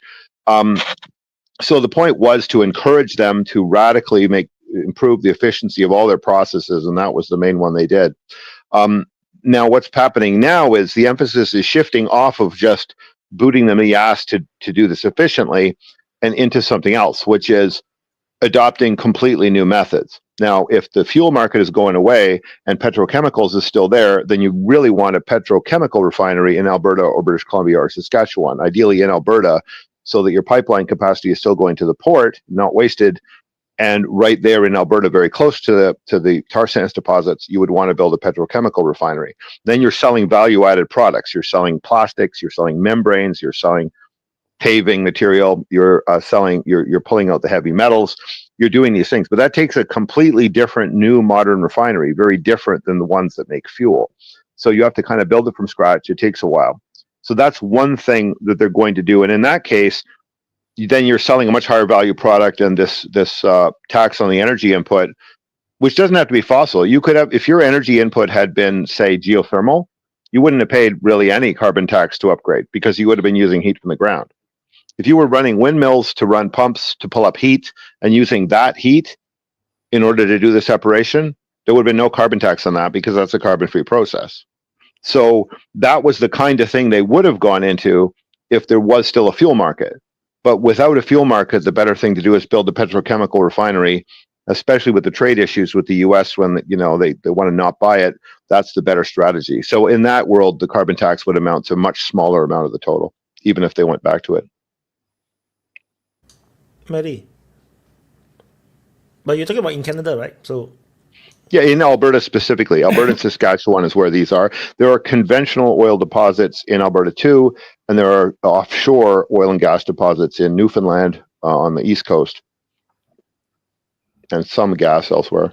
So I maybe I misheard you, but did you say that they needed to come up with a better process to meet with the environmental concerns? Yeah. So how much does that cost? Yeah. Well, that is something they're always doing all the time anyway. Like, who wants to waste energy and money, right? Nobody. So there are a lot of smart engineers up there, and they were trying to figure out how to separate out this sand from this oil. They're always trying to make that process more efficient. All the carbon tax did was kind of kick them in the ass a little bit, and they got a lot of subsidies to pursue these green strategies. It's just, it was like, you're going to pay the carbon tax to us, and then we're going to subsidize you back only to do this better. Like, there are other things they could have done to improve their drilling. They could have put more money into robots to make drilling faster or something, but instead they were highly encouraged to make this energy intensive part of the process better.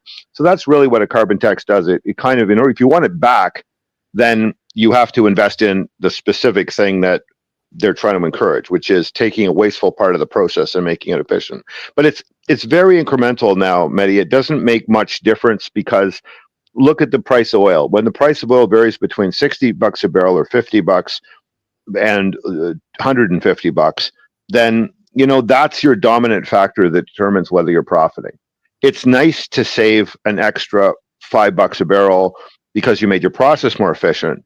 But ultimately, the sale price of the good and the availability of a wider market, like for instance, the availability to sell via the Trans Mountain pipeline out to Vancouver to sell the oil to China instead, basically reduced already the discount off that oil from about $9 to about 6 or 7. So right away you get as much as the carbon tax back just by having an alternate customer. So there are other things that are more important than the carbon tax. I would rank that about 5th in terms of your concerns. And concern number 1 is what's the price of oil? Concern number 2 is what's the long-term demand for oil? And if I know it's going down because of things like EVs and furnaces replaced with heat pumps, then I better start investing in higher value products, right? Like like bitumen membranes and plastics. And then the third consideration there would be the number of customers I have and who I can sell to, which is very limited, especially considering it's this heavy stuff. And fourth, it would be how diversified is my economy against the inevitable problems of oil dropping down in price, or Saudi can pump for $15 a barrel. They can at any time flood the market. They can screw us. So fourth is always geopolitical concerns. If they want to make North American crude unproductive or unprofitable, they can simply do it on a whim. So you want an economy that isn't just dependent on oil in places like Texas and Alberta. And then I would rank any costs associated with the green transition somewhere around 5th in terms of, what shows up in your concern balance sheet. So it's overblown and political to claim the carbon tax is a big deal. It really wasn't. And what they're doing right now is different. Since the industrial methods do exist to do things with way less energy, now the focus is on putting a price on carbon on industry and basically using what's collected to subsidize the change in methods. So smelting is a great example. Smelting used to be incredibly energy intensive. You used to do it in huge blast furnaces. The new flash smelting methods use like 3,600 times faster and something like 40 or 50 times less energy needed. So you tell me, if somebody's sitting there with an old-fashioned smelter and complaining about the carbon tax, you want them out of business and gone and replaced by people who are smart enough to use the new flash smelting methods, which don't waste all that energy. So basically the whiners and the carpers and the people that don't want to invest in modern methods, they should just disappear. They should be replaced by, a smaller number of players who are willing to upgrade to the modern methods. So in this point, we're basically flushing people who are stuck. The ones that are willing to accept the kickbacks. So the ones that are willing to accept the kickbacks, the subsidies to be charged on the back end that goes to the consumer to pay for a carbon tax, which is complete bullshit in the first place. It's just an added cost by the government that the people have to cover. I mean, they get it back. They used to get it back in Canada. There used to be rebates for it. To force people to go along with something that in the end costs them more money on something that is not fully proven, to me, is complete bullshit. It is a tax on the people, and it's going to subsidize people in academia and in the green energy lobby to come up with all these programs that they think they should come up with that in the end have proven to be ineffective for how long now? Why are we still chasing this fantasy? Oh, I don't agree at all. They're ineffective. They're wildly effective. They're the best investment we've ever made. It's the best investment we've ever made. Al Gore thinks is the green transition. We look at the payoffs. Like, here's two good examples. Okay, battery technology was primitive as fuck, right? It was primitive. But over the last 10, 15 years, with these pushes and incentives, we now have 10 million kilometer durability batteries for our vehicles. We've got them from something like 30 or 40 watt hours a kilogram to 1,200 in the lab, like 20 times lighter. Because of cell phones. That's cell phones. No, actually, it wasn't. Cell phones. It's not necessarily what you're saying. No. Cell phones are a limited area. Like, we use nickel metal NMC batteries in cell phones that are the sort of the more fragile, heat intensive ones. and that has improved to about 1200. But let me finish here. The LFP batteries, which do not catch fire and are very, very safe, LiFePO they're called, lithium, iron, potassium. Those are the ones that are used as standard in China. They're much safer, and those have come up to approximately 700 or 800 watt hours a kilogram. And the sodium ion batteries, which are made literally out of salt and use no lithium or any rare materials, are now up to 175. And those are fantastic for very small vehicles, short haul, and stationary batteries. All of that push really comes from big batteries. If we were sticking to small batteries, all the research would have stayed on the NMCs, the nickel, metal, cobalts. But because we knew we were electrifying the whole economy, there was about $1 trillion probably put into all levels of green research, to the point where we now have the capacity to build these wildly effective batteries, plus other related technologies like much lighter materials like carbon nanotube and carbon fiber, so that we now have super light hydrogen tanks for aviation. Like, all of that research was pushed over the last 20, 30 years by money that essentially did come from the green plan, plus a large number of efficiency things. I mean, our lighting right now is 2 or 3 watts and not 70 or 80, right? All because of that. Medigo. I'd like to bring up a point actually that Drew made. And what Drew said, China doesn't have a carbon tax. China has the world's best battery tech. So China could do it without a carbon tax, without being forced to pay out the nose to come up with new things to be able to satisfy some regulation. They did it because it would become profitable. Yeah, but that's because China is the manufacturing center. That's because China is the manufacturer, and when they invest in research, it's scaled across the entire planet. Everyone else, like in the West, we aren't the manufacturer. We basically don't benefit by selling to the entire planet when we come up with an efficiency gain. So we have to be kicked in the ass because we're consumers. They don't, because they're producers. They're going to get their money back on the profit margin. And people complain sometimes about the fact that China has slowed down its coal transition. It's actually way more important to get rid of the oil and to shift your transport onto electric, which they are doing first. So, just a super chat. Mr. Eric don't like you. He say Han is full of BS. And so I want to check, just now when you talk about all this research and technology about the battery, is it in Canada? Are these the discoveries in Canada? Well, the whole planet is researching this, right? The whole planet is researching it. The specific thing that I mentioned, the 10 million kilometer battery, like a battery that would last in ordinary car use 300 years, that did come from Canada. It came from the Dalhousie University in Halifax at Jeff Dan's lab. And he's probably... Oh no! The Tesla immediately started leaping on this, and the main insight was it was software. It was mainly about managing the charge cycle better. So it wasn't that you needed new batteries as much as it was you needed to carefully control how charged they were when they were parked, and you had to quickly drain off charge that was too much and put it back to a certain level if it was too low, and maintain it in a fairly narrow band around 50%. And if you could do that fairly reliably, then you could make that battery last like an absurdly long time. And that's battery management software. So it's a software breakthrough mostly, but it also, requires you to have an optimal chemistry, which they're researching all the time. Their special skill is they have the best testers in the world, which is, if you give me a battery and I'm trying to figure out how fast it's degrading, I can, over the course of a couple of days, I can very reliably draw its curve for how it's going to degrade over 50 years. Very reliably in a day or two, because they can test these tiny, tiny variances in what's called resistance growth. So that requires a bunch of things. It requires people who are focused on this. It requires some of the world's most sensitive electrical resistors. And in fact, there's a little plant right near me in Hebdale, Nova Scotia, that makes some of the world's most sensitive resistors. So this is like a thing that goes on right here within like a couple 100 kilometers of me.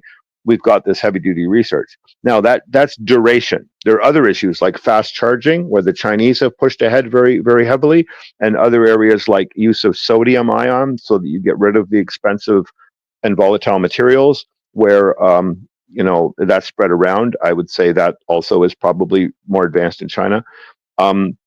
But the whole planet is studying this problem, and I'd say the battery problem at this point is almost not a problem. If I'm carrying around a kilowatt hour of energy, right, the thing you get the bill for on your power bill, that kilowatt of energy in the most advanced batteries, the NMC, like the ones similar to the ones in our phones, and in Teslas, that will weigh about 1 kilogram to carry around 1 kilowatt hour. With the sodium ion ones that are now coming from CATL, it's about 6 kilograms to carry 1 kilowatt hour. So heavier, but no exotic materials required.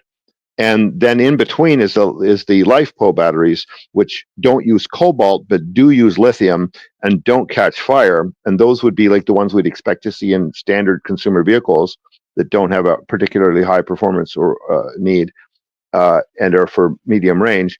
Those things would probably be around about 2 or 3 kilograms to carry a kilowatt hour. And this is down from like 20 kilograms just 5 years ago. So they're radically reducing the amount of input materials needed to store the same amount of energy, which is why battery electric has kind of wiped out. Like, there's no real point in researching hybrids if you have super fast charging battery cars that weigh the same as a gas car would weigh, and actually maybe even weigh less. Hydrogen car is gone. So hydrogen car. Yeah, it doesn't make any sense because to make the hydrogen is very expensive. And it's a volatile thing to keep around, hydrogen. It likes to blow up on you. So you want hydrogen for aviation, and you want it for very weight sensitive applications. Like if I'm hauling rocks around, Wyatt, like I have a dump truck, and the dump truck is going to be always full of like 80,000 pounds of rocks and at the maximum, then I can pay a little more for fuel to basically get the weight up. I might have a hydrogen as one of my drives for that, because it doesn't add very much weight. The problem with hydrogen is it adds a lot of volume. Like you have to have space for it.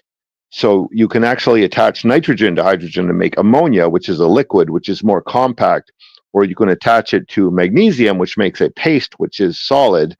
And there are other things you can do, but these things all add costs. And the marine sector is using ammonia fuel. Probably really heavy trucks might end up using it. Anyone else, like a truck carrying like food or something, they would just use batteries because the battery tech has got to the point where that's the simplest thing to do. Why mess with hydrogen if you don't have to? So oil is dead unless it's used for plastic. Well, oil is very useful for petrochemicals, and remember, we have a tremendous backlog of devices that burn oil. But what you're going to see, Wyatt, is devices in frequent use, things that are in use every day, like for deliveries or for fleet use. Now, everything that is in use every day, delivery vehicles, professionals who drive for a living, all that is going to shift to electric faster. And then the things that, the car that you keep around to drive for your groceries once a week because you live out in the boonies and you work on your farm, that car will probably hang around for 15 years because, why buy a new one until they're really cheap? And so you're going to see a lot of gas cars just fall into that very occasional use category. They'll be bought by people who, take a long trip once a year, and maybe they even keep it around as a spare while they drive their EV around for their commuting. So it's kind of a long tail. Like, it's kind of like horses. We kept horses around because we liked them and because they were still plowing fields before we had tractors. And like, you could have a Model T and a horse, and you didn't have a tractor yet. Eventually you get a tractor, you replace your horse. But it just shifts how we use the gas car, and eventually it gets shifted off into oblivion because 2,000 moving parts, very proprietary parts they are, and there has to be a refining chain to get you fuel for it, and there have to be mechanics who can keep it fixed. And so eventually they'll just tail off to the point where they all get converted. There are redneck mechanics near me, and what they do is they just put electric motors on the drive wheels and make hybrids out of their cars now. It's like they have the free wheels, they just put electric motors on them, and suddenly, bang, they just turned their car into a hybrid. And when the motor goes, they'll tear the motor out and they'll put those wheels, the drive wheels, on, and then they'll have a 4-wheel drive electric vehicle with a shaft motor on say the front and 2 hub motors on the back, and they'll drive that until somebody sells them a $15,000 BYD, right? Like, that's the level of messing around we're at now with cars. It's crazy. So super chat. What's the Canada harm say is the West subsidized Chinese profits through our green energy policies? Sounds like an awful investment. I'm not sure if Well, that's true though. we did in a sense because we did encourage people to buy a lot of solar panels, a lot of solar controllers, a lot of LED lighting. But look how much we saved off of it. Like we're now using 1/10 of the energy to light. And you know, if I bought like a BYD $10,000 car tomorrow, the average person in Nova Scotia is paying $7,000 Canadian, so about 4,500 American a year just for transport. So if I'm getting my transport at a third the price, doesn't that pay off the whole economy better? I can go more places, do more things, charge my clients less for doing them, and therefore the whole economy is accelerated by something like cheap transport. And so I don't agree that you're just giving. Maybe you did give them money, but you gave them money for something that really enabled you. If you're buying infrastructure like rail or cheaper transport or cheaper heating, then you've saved a very long-term expense, and that money can be invested in something else. So it's a pretty fair trade, and I wouldn't say we lost out of buying all this Chinese stuff. It's probably better for us that we did buy it. I'm telling people right now, the Canadian consumer auto industry shouldn't exist. We should focus on bigger things: trucks, planes, rail cars, buses, robots, fire trucks, things that have some safety requirements and things that have a lot of parts. Like a humanoid robot is like 200 moving parts. An ICE car, a combustion auto car, was 2,000. And hybrids are sometimes worse. 2,000 moving parts. If I have guys who know how to make safety critical things with 2,000 moving parts, am I better off making a car for, 5% profit margin? Or am I better off making a giant excavator robot that I can sell for 3 times what it cost me to make? Like, it's just stupid to waste highly skilled workers building stuff that only has 20 moving parts, like an EV, and they can be made in Mexico or whatever. So we did this with TVs and laptops. We don't make them here anymore. Yeah, because I'm trying to like futurescape what's going to happen soon. Is the world is changing so quickly. It's very scary, and if what you're saying is true, then petrol is gone. Like in 20 years time, it's going to be like very limited. Like most people will just be driving EV now. Like in Singapore, the government wanted to change 100% EV, even though we still do not know how to fight the fire of a burning EV car. Well, they teach all our firefighters. The battery is soft.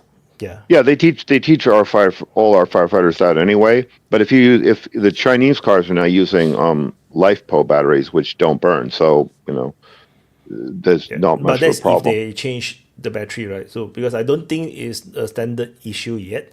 I think, but no, because even in China they have the EVs burning, so no, it's not entirely like a standard industry thing because they're still in the process of consolidation. Like they are still killing each other off in the EV. And they're still buying.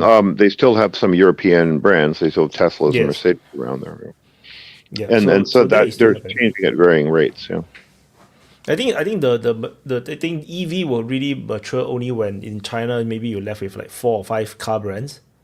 Now they have like too many, so they're just killing each other crazy. off. Yeah. Who can make a profit if there's 20 makers?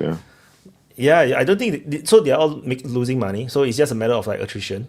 So once you have only 4 or 5, then they really all can earn money. Then they were able to invest better in the tech and But it's also fun, right? Because it's like the 40s where, they're shifting over. And then like the car ads in China are freaking hilarious. They are hilarious. They are literally, they've got these car show model girls showing off in the cars. They're super tiny to make the cars look big. The Chinese Trump shows up in these car ads sometimes. I mean, there's some really funny stuff going on in this ferocious competition for attention. And obviously the car engineering is out of sight. It's crazy. They're really making these vehicles interesting. And the whole world is watching them. So by the time they knock it down to 4 or 5 makers, those will be 4 or 5 highly creative, highly skilled, highly safety focused makers. and they will probably lock up all the best sales presenters and influencers too, and they'll be producing full movies featuring their cars, like Fast and Furious 12 or whatever, will be sponsored by a Chinese company, and they will cast all their own salespeople as the stars. Because until we reach that point, I don't dare to buy EV cars. So super chat, we exported our industries as you advocated for the last 40 years, and Russia keep them. Seems like a good call of Russia's part. Well, it is and it isn't, right? I mean, one thing is interesting about Germany, now that they don't get the Russian gas anymore, they had to accelerate their green transition, but they did. Remember, we were all here 3 years ago predicting, oh my God, Europe could totally collapse because they'd lost their energy source, and LNG is wildly expensive, and it blows up in, like a Hiroshima bomb, so it's not going to make them any safer. What did they do? They didn't shift all their demand to LNG. They shifted it to windmills and back to conservation, and they survived. Europe is not collapsed. They just accelerated what they were already doing, which was to reduce the reliance on fossil as a fuel. And it worked. I mean, it cost them, but it worked. Do you follow the news regarding the alleged installation of hidden communication device inside the solar panels and whatnot? And because there are some rumors. Okay, this anti-China. If I was gonna kill switch my solar rig, the solar controller, which has software in it and a chip in it, would be a far better place than the panel. To put it in the panel, how do I communicate with the panel? It only talks to the controller by power leads. So there's literally nothing happening communication-wise between the panel and the controller. So I know the story is nonsense because there's a chip in there, but it's not a chip you can communicate with to turn off. Yeah, because I'm not sure what is the exact technical details or what's happening. But also the anti-China propagandas or whatnot, they are asserting that it might be related to the Spanish the blackout. Well, I've also heard a much more credible rumor that Israel is behind that because they're angry that Spain was the first large European country to recognize Palestine. This is actually the other. So it sounds to me like BS spread by Israel to cover the fact that they did it would be my theory. Yeah, because they already done it with the pager, right? It's not impossible that they can. We know they do this, and we also know they do false flags and lie about it, right? Like they did the Hannibal Directive on October 7th, killed 70 full vehicles of people, and then they claimed Hamas did that, and they still to this day lie to anyone that will listen to them that Hamas did that and killed all those civilians. So if they'll do that, then they will certainly hack a power grid. And this story, this cover story is ridiculous. So somebody else did. If it is sabotage, it's somebody else who has the ability and the balls to lie outrageously. So there's a couple of suspects for that: Ukraine and Israel. Like the two worst liar countries on the planet. But Ukraine have nothing on Spain, right? No, they are not having. Ukraine isn't that great at Spain, but Israel really is. So there's your prime suspect. Israel, yes. And the UK and the US wouldn't do it. Because they just had this internet outage, right? Internet or mobile network. Well, they had a power grid outage a couple of weeks ago, and now they have an internet outage. So it starts to look like they're being targeted. Yeah. Yeah. China isn't angry at Spain. China has made a lot of deals with Spain recently.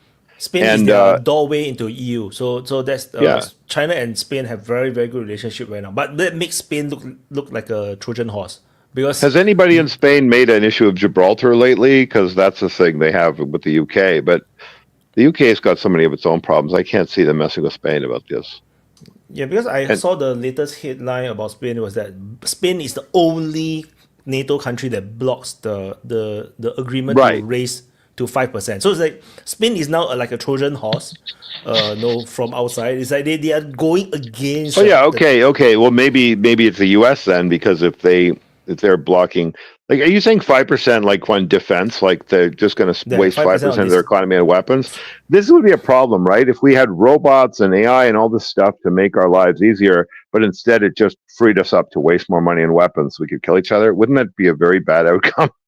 No choice, because they wanted to demonize the Russians. The Russians like, we are not going to come. Well, they could just choose to not demonize the Russians and maybe not do what they've done for 800 years, which is every 10 years attack from the west to the east, which they've done since 1260.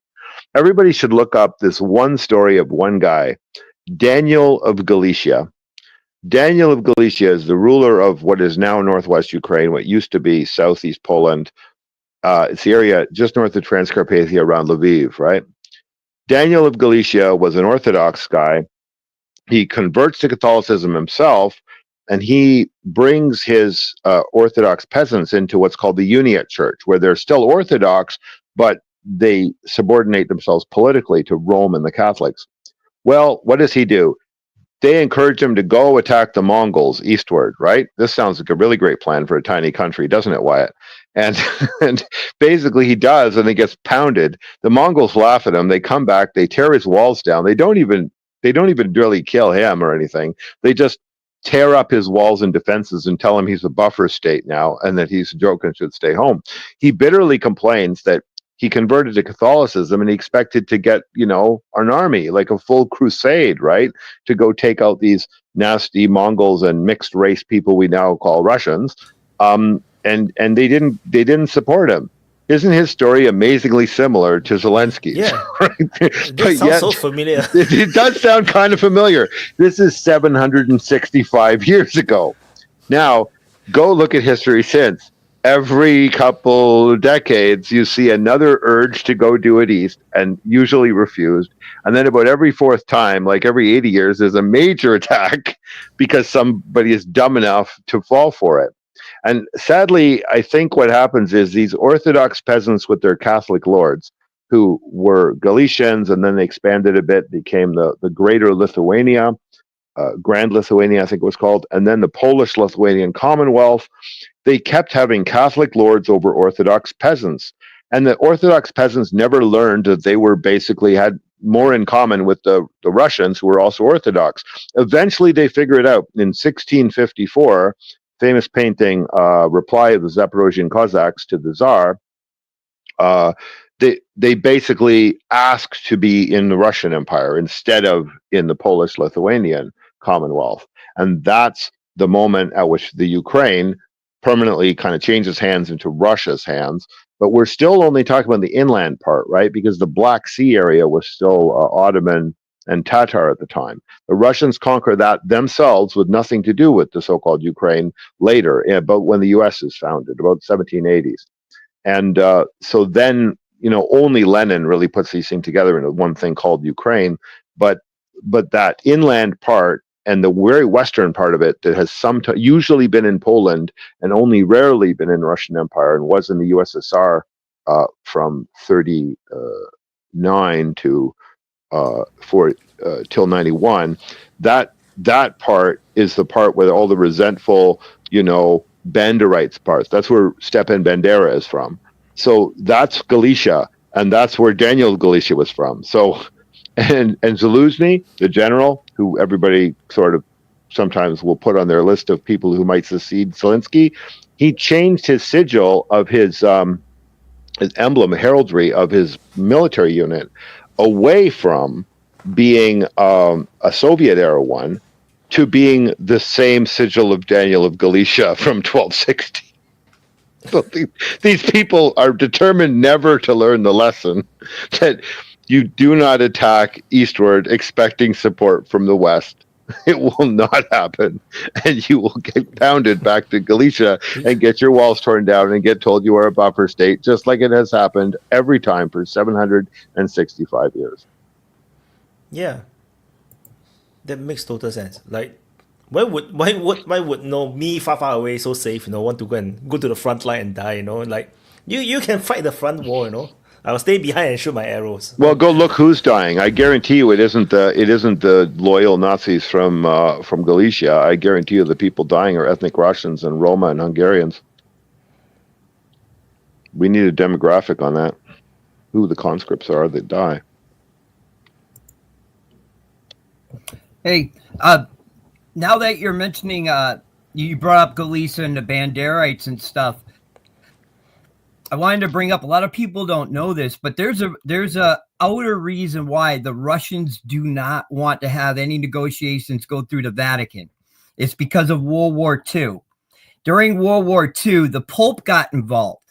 And what the Pope did was he went and saved many of the Banderites from going to Russian prisons and allowing them to stay in American, Canadian, Yep. and Ukrainian custody, where they got out like in a year or two. And Yeah, and that's some of why them, a lot of them, Russia yeah. does not want the Vatican involved.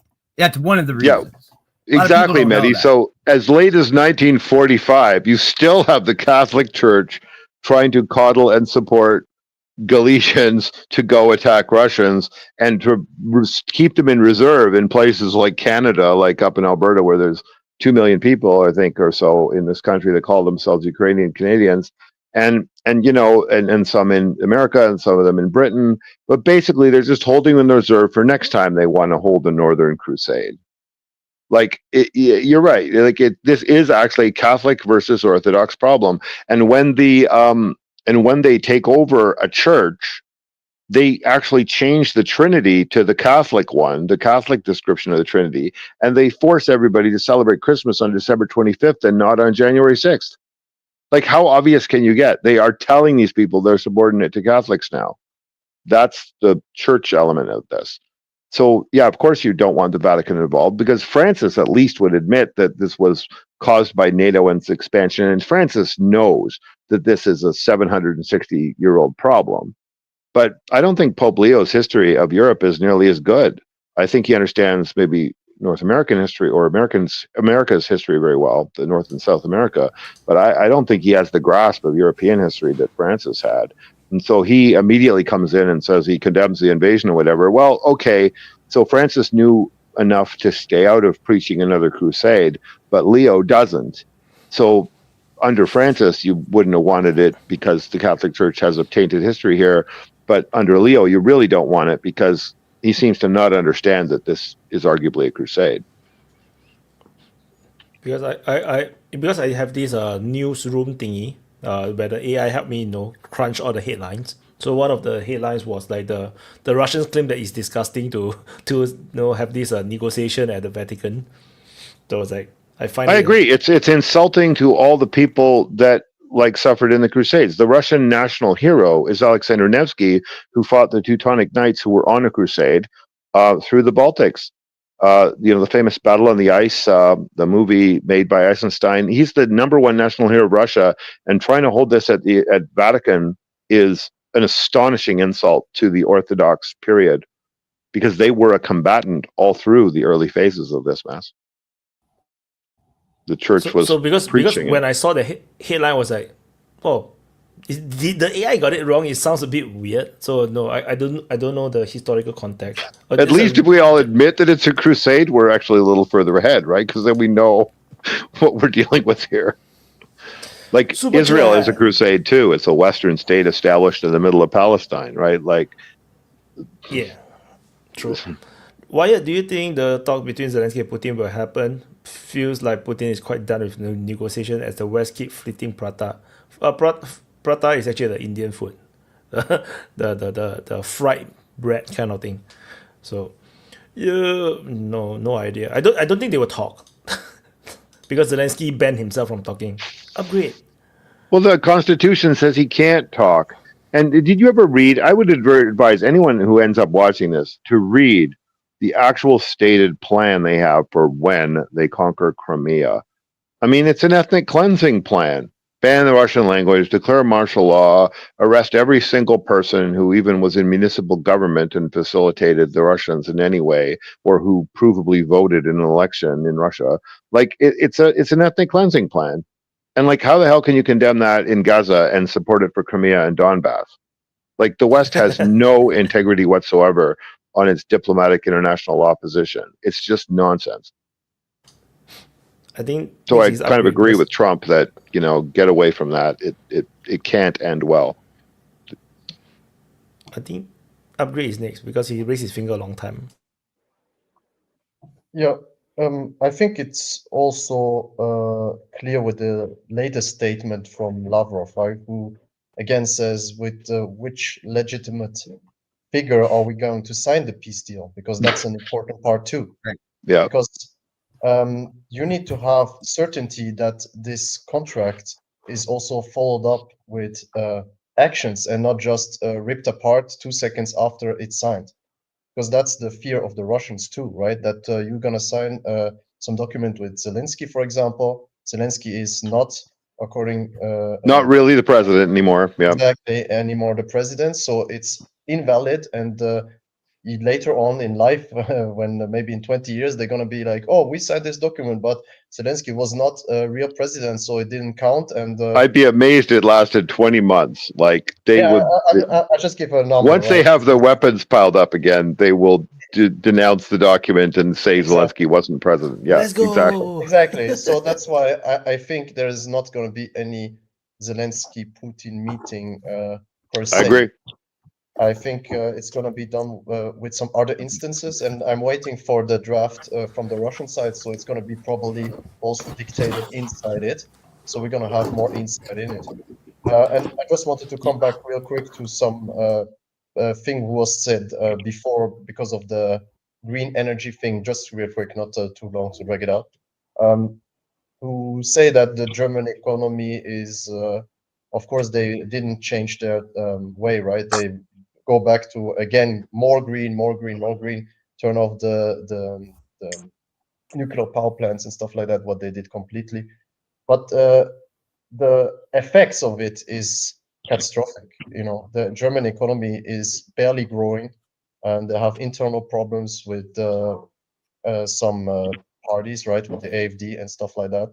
So I think it was a big mistake, especially that the government interfered in this topic, especially with EV cars. They said to the company, to the biggest company like Volkswagen or other companies, to produce EVs, even if there was no demand. And the big part of it is the demand part, right? Because you can produce for how many cars you want EV cars, right? But if there's no demand for it, there's not going to be sales. And the important part is sales, especially in car business. So if you don't sell your car and you just have them in the backyard, right, and they're just rusting there, then the company is just losing money. And you can see that they're now turning around and trying to make more hybrid cars, maybe to make the transition from going on then later on in EV. But the problem upgrade is the hybrid cars are already obsolete because the battery tech, especially in China, has pushed so far ahead. So this is something that Volkswagen and Mercedes do not do particularly well, and they tried to catch up, but I'm going to say flat out that they failed. I don't see a competitive vehicle coming out of Germany, and this is really common, right? Like if you're the absolute masters of one technology at one level, like Kodak was absolutely great at the film cameras, right? You know, and you know, IBM, you know, was great at very big computers.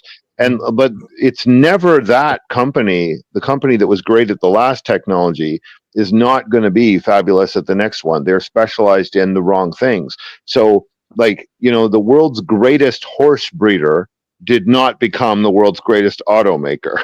So, you know, when you substitute something functionally with something that's quite different, it does not mean that just because the customers are the same, that anything about serving the customers is the same.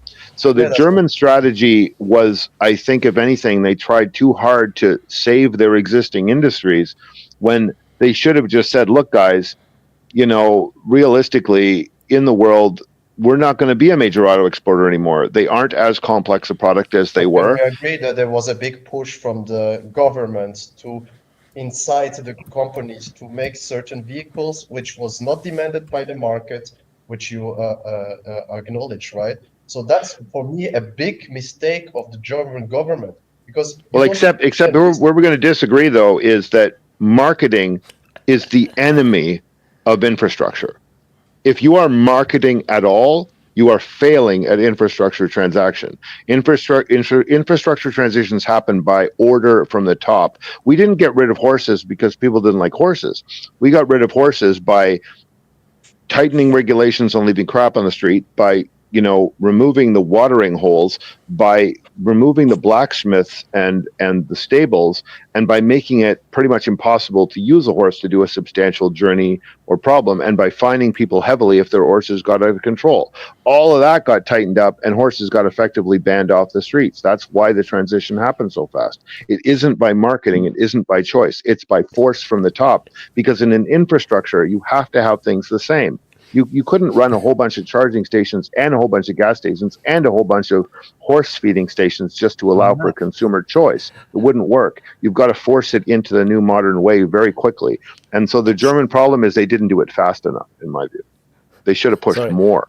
I was laughing because my brain just cracked a joke. It's like the horse transited into a burger. So it's like, yeah. So fast.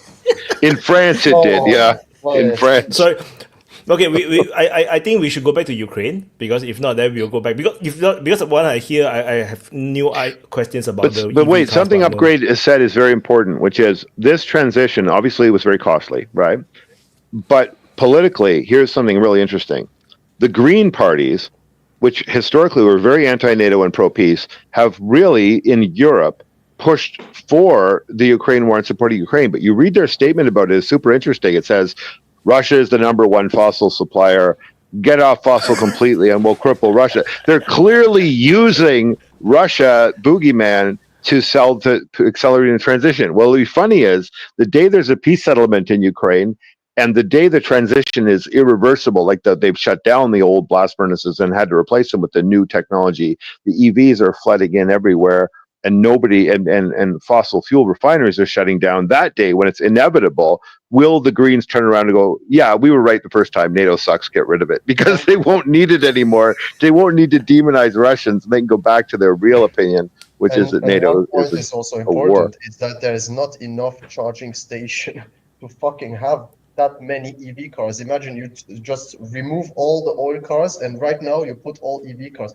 There's not enough charging stations. Yeah, because crazy. Nobody actually charges on the highway. You charge at home. You leave your home or your parking space fully charged. That's becoming right now new, right? Not everybody. I mean, I have it also in my garage. There's some couple of people who are EV cars. They take their own, charging station and build it in, right? But that's just a fraction of the population, right? Still, many people buy normal gasoline cars because, first of all, it's cheaper, and second of all, they're born with it in certain sense, right? They don't have this need to buy the EV cars, and the EV cars are quite expensive here in Europe. So that's also which is the opposite of the rest of the world, where like you can buy a BYD hatchback in Mexico for $10,000 US. Like the problem is, as usual with Europe, they subsidize their own industry to compete very badly. Yeah. And this is they do this in food too, right? Europeans are heavily subsidizing their own farmers. So it's even worse in food. Yeah, and there's some things that Europe does really well, but transition into new technologies and abandoning old ways quickly is not one of the things that Europe does well. They like tradition in Europe. I blame Upgrade. No, I blame Upgrade. We go back to the EVs. Maddie, Maddie give up already. It's like, what the fuck, man? Maddie. We did go in the war for a bit. I was listening. I was going to say, and I don't know if Upgrade brought it up, but I find it kind of ironic that in 2022 or 23, Germany is there celebrating the fact that it's going to close its nuclear power plants. And then in 2025, they realized that, you know what, we can't do that because we can't sustain our economy without them. And now they have to rebuild more. Slava Ukraini. And that's the thing is, we've seen it happen, and we see what the reality is. To me, it's technology that people are heavily invested in, that they want it to succeed so they can profit on it, pushing it far faster than it naturally will occur and replace the systems that we have. That's what I see, and I think that's what pushback is the reliability issue, and that it's being done by force. Yeah, well, that is actually very critically important. That because infrastructure is a whole lot, it's a big bet on something that can never be fully until you've done the transition, you can never be fully sure what the problems are going to be with it, right? So the physicists, the scientists, the engineers can all tell you that this will work out better in the end, but there's a million problems at the level of the mechanics and the electricians and the customer and the power grid. And so like at a certain point you just bet on it and you push it. Mehdi's right that if they can only go so fast or so far, they find out they're falling short on power, and then they find out that everyone's doing this transition at once at the same time, because it isn't being driven by internal industrial strategy. It's being driven by the pressure from the outside to cut off buying the fuel from Russia. And now also remember the Red Sea being like interdicted and insurance prices increasing and oil tankers being harder to move around. So these squeezes are causing them all, because they're doing it all at once for a common political reason. The infrastructure transition is way harder than it used to be. Also, the demand for all the things you need, more power transformers, more hydro transmission wire towers, all of that shoots through the roof. And then at the same time of general inflation. So even if China could produce all that stuff, there would still be a bidding war to acquire it faster. So the speed of the transition and the fact that all of Europe is doing it at one time is a huge problem. With respect to nuclear, though, the German plants were actually economically just not performing, in the sense that every time that they came up with a target for wind power, the wind power would produce more power at less cost than was proposed. But every time they worked on nuclear, it was like exceeding its maintenance cost by 180, 200%. So they just couldn't trust their own nuclear industry. They had to pretty much shut it down because it was lying to them. You know, what the Germans could do is they could pay the French to build a couple more French reactors, because the French know how to build their type of reactor. They do it very well. They manage them very well. France, China, and Russia are the only three countries on this whole planet that can build a common fleet of nuclear reactors and maintain them. They are still very expensive, much more expensive than wind or solar, but they can do it. And so if I was Germany, I would bite the bullet, admit that France does this well and we don't, pay the French to build an extra reactor or two to get them through that transition lump. I just saw this the executive order signing by Donald Trump. So it was almost entirely regarding the nuclear power stuff. So the United States is investing in these modular nuclear power plants, small ones, to all the different sizes. So they acknowledge that is going to be like the future. And they also see military users in it, and which it isn't. It is not the future of civilian power, but it is very useful militarily. Yeah, for military bases, for AI. It's very, very, very expensive, Wyatt. Very expensive. Yeah, so that's it's wonderful. Not my money, for it's not my country. Just think we could put them mobile guns. You can have the rail guns, right? You can rail guns all the way along the coastline. Rail guns. Nuclear powered railguns, that would be pretty sick. Yeah, that's what I'm sure that's what China's building in Fujian. They got all of this railgun research, this rail track research, and they built 5 nuclear reactors right across from Taiwan. So it's not hard to figure out. Why did they build them there? Nuclear powered real machine guns. You're not just going to fire one shell at a time. You're going to fire like one line of shell. Well, the reason they're not machine guns though, Wyatt, is because there's a tremendous wear on the rails. You can only use the rails a couple times before you have to recycle them. So the reason this does not work on a ship, and the reason that America did not really pursue it, is because you can't project force with it. It's great for shore artillery. It's terrible on board a ship. Also, your nuclear reactor power on a ship is pretty limited, but you can build a full-scale gigawatt nuclear reactor on land, and you will have more than enough power. You can harden it and hide it underground and so on. And so you could just pound those. You can have a giant pile of spare rails. But this is really hard to do on a ship. You don't have the space, and you don't have the power. Still very limited. Then laser. Nuclear-powered laser guns.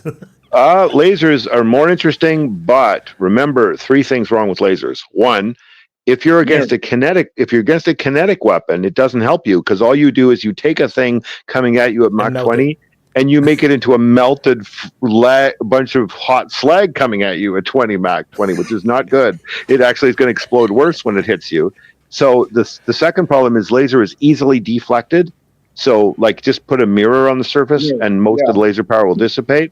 And the third problem with lasers is that they do take a tremendous amount of power and they have a range limit of about, you really can't expect the laser weapon to do anything at more than 150 kilometers. So you only get the time it takes between the 150 and 0 to hit it. If it's coming at Mach 20, that's like, how long is that? Seconds? Like you can't put enough energy into it to affect its trajectory or melt it at that kind of speeds. CH, you just spoiled Star Wars for me. Now I watch Star Wars. I only think, what the hell they don't use the mirror? Super chat, cucumbers and lemons. Why in Star Wars they don't use lasers? They actually have plasma guns. Oh, they're shooting plasma, so that's not right? laser, that's plasma. Oh, that's cheating. That's not physically possible. Upgrade. That's right. It's not physically possible. You're correct. Upgrade. To come back to the nuclear power plants and the green energy, of course, the maintenance is quite high, but the produced power is so much bigger than the green energy, and that's why Not really. It's backed by data. No, not really. One small modular nuclear reactor is about the same as one very large windmill offshore. They're about 1 to 1. A small modular nuclear reactor will give you about 25, 30 megawatts. I would like to see that data, but Well, just look it up by scale, right? Megawatts, right? 25 but to 50. it's by the size of the nuclear power plant, right? Because if it's a small one, then it's not going to have a lot of power, right? Well, the small modular ones, the ones that are supposed to be built out of factory parts and not need custom heavy site work and supposed to be pumped off an assembly line and moved around on a truck, right? Like no bigger than a shipping container. Those things will be about 25 or so megawatts, right? That's about it. That's about 1/40th the size of a 1 gigawatt modern, full-scale, water-cooled, concrete sided building nuclear plant. So they do about 1/40th the power, but they cost way more than 1/40th of the cost. And about 25 megawatts each is about the target for them. Now, right now, an offshore large wind turbine from China, and they have ships that will dump these off the ship one a day, is about 25 megawatts. Now, you don't get it, not as constant, depending on how much wind you get, but it's a 25 megawatt output. So, you know, assuming of this green energy is undeniably not that good like a nuclear power plant, and you can tell me that maybe one of these windmills produces exactly the same amount of power. Like no, it doesn't, because it needs the wind to do it. But remember, that's my point, right? If you're doing a civilian power grid, you already have to have a lot of diverse sources over a wide area, and you also have some control over the device's needs. Like the EVs can wait an hour to charge because there's no wind. The dishwashers can stay off. The freezers can freeze down low when the wind's on, and then melt back a bit when the wind is off. We're going back in time, right? So I don't want to go. No, this is just proper use of your power. Yeah. No, it doesn't matter what you want. The cost of getting what you want will be 10 times higher if you don't tie it to when the power is coming in. I see just the example of Germany, that we mentioned before. And when you turn off all your nuclear power plants, which maybe were not that modern and stuff like that, it could be modernized maybe or changed completely. Then you see the gap of power is missing, and it's a big one, and it's not replaced by green energy. They put you don't replace it. That's not what you do. You move it around. Yeah. You move the time it's drawn. With an EV fleet, right? With an EV fleet, it is plugged in much more time than it needs to charge. So it's sitting there at all times waiting to get the charge when the wind is blowing, and it doesn't draw any when the wind isn't blowing. So that is a demand response system. But the demand is the demand of energy is not going down because the wind is going down. The demand is still. Yes, no, I'm telling you, you're wrong. It is going down, because when the wind goes down, you tell all the EVs to stop charging that are plugged That's in for going back more in than they need to. time, man. That's going back in time. We need to stop entire economies because the wind is not blowing. That's not possible. The economy is moving and moving and moving on. And if you It is just not it is not economically effective to demand power at a time when it is costing wildly more to produce. Eventually, the at some solution point, the industry battery, has to right? use power when it's available. I thought the The- solution was battery. Was to save the electric into a battery so that Well, you have not quite. Batteries, you can solve that problem with a gigantic battery array, but look, the real way this is really solved in the real world is hydropower, because existing hydro dams are gigantic batteries, right? They can sit on that water with a high kinetic potential until it's needed, and then they can turn their turbines on when there aren't other sources to fill that gap that Upgrade's talking about. The more hydro backup you have, the less of a problem this is. So if you look at Quebec, for instance, Quebec, sitting in the northeast of North America, has 170 terawatt hours of power sitting, waiting in its giant dams at all times. That is a billion Cybertrucks worth of power, full Cybertruck charge of power. So that's enough to keep Quebec itself going for a whole year with no flowing river and no rain and no wind. However, But you agree that it's enough to keep all of North America for about 2 days. You agree that we need more and more energy, especially with. No, I didn't agree with that. I don't think there's an endless demand curve. If you look at water, we need more energy. No, Since the if you look, Industrial Revolution, it's the opposite way especially around. with EVs and with AI coming up now. No, we don't need more energy for that. We need to be more efficient at it. If you look at the Chinese photonic chips, they use about 1,000th the power of the garbage from America. What power plants they build and coal plants they build per year? Well, they're not shutting their coal plants down until they finish their transition, Well, right? They're building more, right? They're not building less. No, they're building replacing old plants with new ones that can also burn gas is what they're doing. So that's what the coal plant transition is. And constructing more nuclear power plants, not less, right? They don't do like the German model. They do the exact opposite, right? No, I said that France, Russia, and China can build very large numbers of identical reactors, and they can guarantee a lifetime of employment to the technicians that have to maintain them. Other countries can't do that, and so for them, nuclear is a disastrous investment. But for France, Russia, and China, which will do this, it is an investment that can be justified. So you're dependent on energy on third parties again. And that's exactly the problem with Europe, with Russia right now. Which is why Spain or Germany aren't building nuclear power plants. They say they are. Right? That's a big mistake. No, it's not. They can't do it. They can't do it. They're incapable industrial of it. So it's a scale thing, right? Because you don't have enough nuclear power plant within your own country, so you don't really able to sustain that technology, right?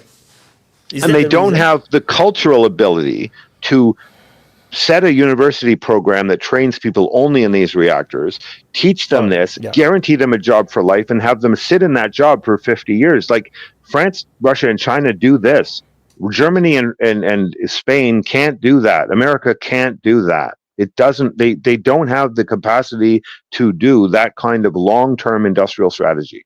I can circle back to Ukraine right now with this topic, right? Because the energy which we actually need right now in our economies, even if you say we need less energy, we need even more energy, I think, in the future than now. It's not competitive to waste energy on things like smelting when there's I'm not saying we need to waste energy. I'm saying that we need more and more energy right now, even if we try to reduce the energy cost or energy output with, for example, new lights and stuff like that. I agree with that. That's fine, right? That's a good thing with water and diversify all that stuff. That's a good thing, right? But the problem is for me to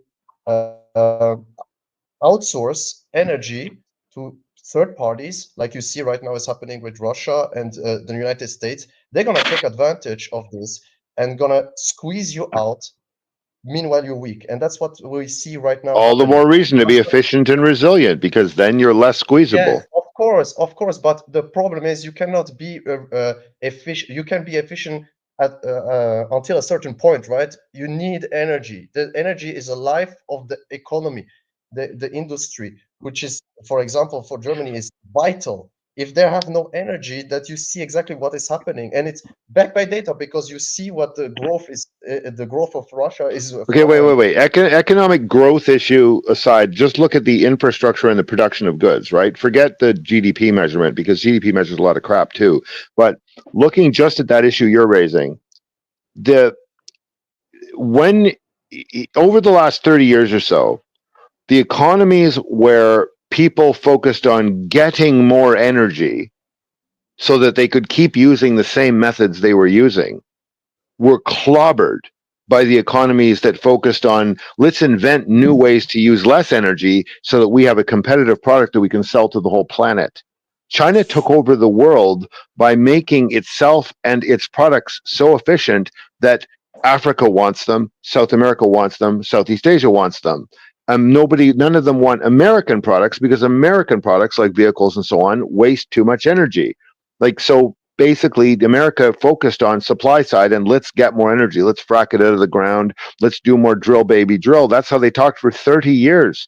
And in the process of doing this, they managed to leave their economy behind because their industrial methods were wasting most of what they were digging out. Whereas in countries that did the opposite, like China, they said, we know we're going to be importing energy. We don't like it, but our solution to this is not to dig more here. Our solution to this is to make wildly efficient use of what we got. When we do that, we will invent things that the rest of the world wants because the rest of the world also does not want to waste energy. And that's where we are now, where Chinese cars, Chinese lights, Chinese solar controllers, Chinese fridges is the only thing they want in Africa, because Europe to some degree and America to a great degree foolishly focused on supply. But the Chinese focused on efficiency and demand, and now they rule the world because of it. Nobody will be isolating them because everyone's using their fridges, everyone's using their air cookers, everyone's using their heat pumps, everyone's using their EVs. Because it turns out that the economic value of focusing on efficiency is not only do you get a more efficient economy internally and more resilience internally and less dependence on the outside internally, you also get a fabulous export product. But China is still using more energy than before, and it's continuing growing. Because it's supplying the entire planet. If you work out across the 8 billion people in the world buying their stuff who are now polluting less, China works out to be the greatest boon in the world to reduce pollution. Because now all these people in Africa have LED lights instead of burning candles. And if you actually do the credit properly, Germany gets a good credit because they invented a lot of this stuff. China gets a lot of credit because they make this stuff. And who really cares if the Chinese and the Germans themselves had higher emissions if they overall enabled across the whole planet, because this is a planetary problem, the whole planet cut its emissions by 30-40% because they use stuff invented in Germany and made in China. So the accounting on this is just wrong. With respect to the GDP, though, last point I want to make. Yeah. Mm-hmm. If you are focusing on efficiency, what happens? You are destroying GDP. I insulate my house, I pay a workman to do it once, and then for the next 50 years, I'm not paying for as much fuel. I reduced the amount of transactions in the economy. I destroyed GDP by insulating my house. I saved myself money. I stopped wasting energy, but I destroyed GDP. So when you're doing what's called the degrowth strategy, you are trying to minimize the transactions required to do the same thing. Your economy ends up being a little more functioning, a little more like India, where they have, getting close to Western type lifespans and Western type educations, but they do it on 1/4 the GDP as other countries. Like their GDP purchasing power is 4 times their nominal GDP. So your GDP numbers will look very flat while you are focusing on efficiency, but your lifespans and your health and your industrial competitiveness will all go up. People will be buying your products. People will be, it'll be cheaper to live in your country. People will be retiring earlier and more comfortably, and all these other benefits that show up in other numbers. So GDP becomes a very poor way of measuring what's going on here. I would look at GDP PPP, which is the purchasing power parity, for that. Yeah. So Ayush want I to say agree with something, you. right? Ayush have a Oh, finger up sorry. just now. Yeah, sorry.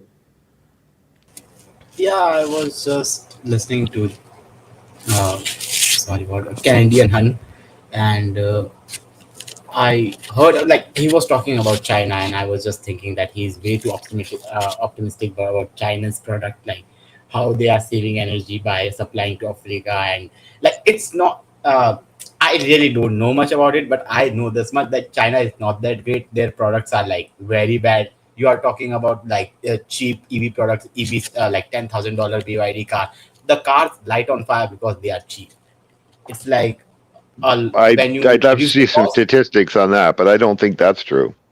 It's actually the expensive EVs that catch fire more because they use more of the lithium cobalt batteries, which are more dangerous. Well, how many Teslas has like caught fire? Like Yeah, they're using maybe NMC batteries. They're using the flammable cobalt batteries in Teslas. It's yeah, a but mix. Chinese So EVs. so the BYD does non-flammable not one use those. is a newer technology, but I don't think every car have it. Yeah, because they are not. So what happened is that they are in a massive price war right now in the car market. So in order to survive, sometimes they cut corners. So sometimes they already have an advanced technology for certain things or a better material. They actually use a lousier one just to keep up with the competition. Yeah. So it is a bit toxic right now in the Chinese car market. Like you do not know what actually is good, what is actually is bad. Like there's a lot of complaints within the Chinese community about the quality of the build and whatnot. But it is a matter of consolidation because just like a long time ago in the early day of internet we have like 20 30 over search engines. Then in the end now everybody start to use Yahoo and then everybody transited to Google and everybody else died. There's no more search engine. So it's But then they something like flip it this. again, right? We have different needs like DuckDuckGo for privacy, Yandex for avoiding Western censorship, and now all the AIs effectively count as search engines. So you go through a period where there's like a standard because that's not where the innovation is, but then there's an innovation cycle where suddenly you proliferate 10 years later. It's like the Nokia phone, right? It's like the Nokia phone. We have a lot of phones. Then after that, everybody use Nokia. Then now we Yeah. have all the different phones with different features. So it's something like this. Upgrade. Are you going to go continue to on the EV? Oh, just real quick, not on EV, but on the growing energy demand of the entire world, right? We're not getting less dependent on energy. We're getting more dependent on energy. We have a massive growth in energy consumption. There's a lot of papers and statistic about it, and it's just going greater and greater. The urbanization, the industry, the electric vehicles, data center, whole digital infrastructure and stuff like that. It's just going to increase.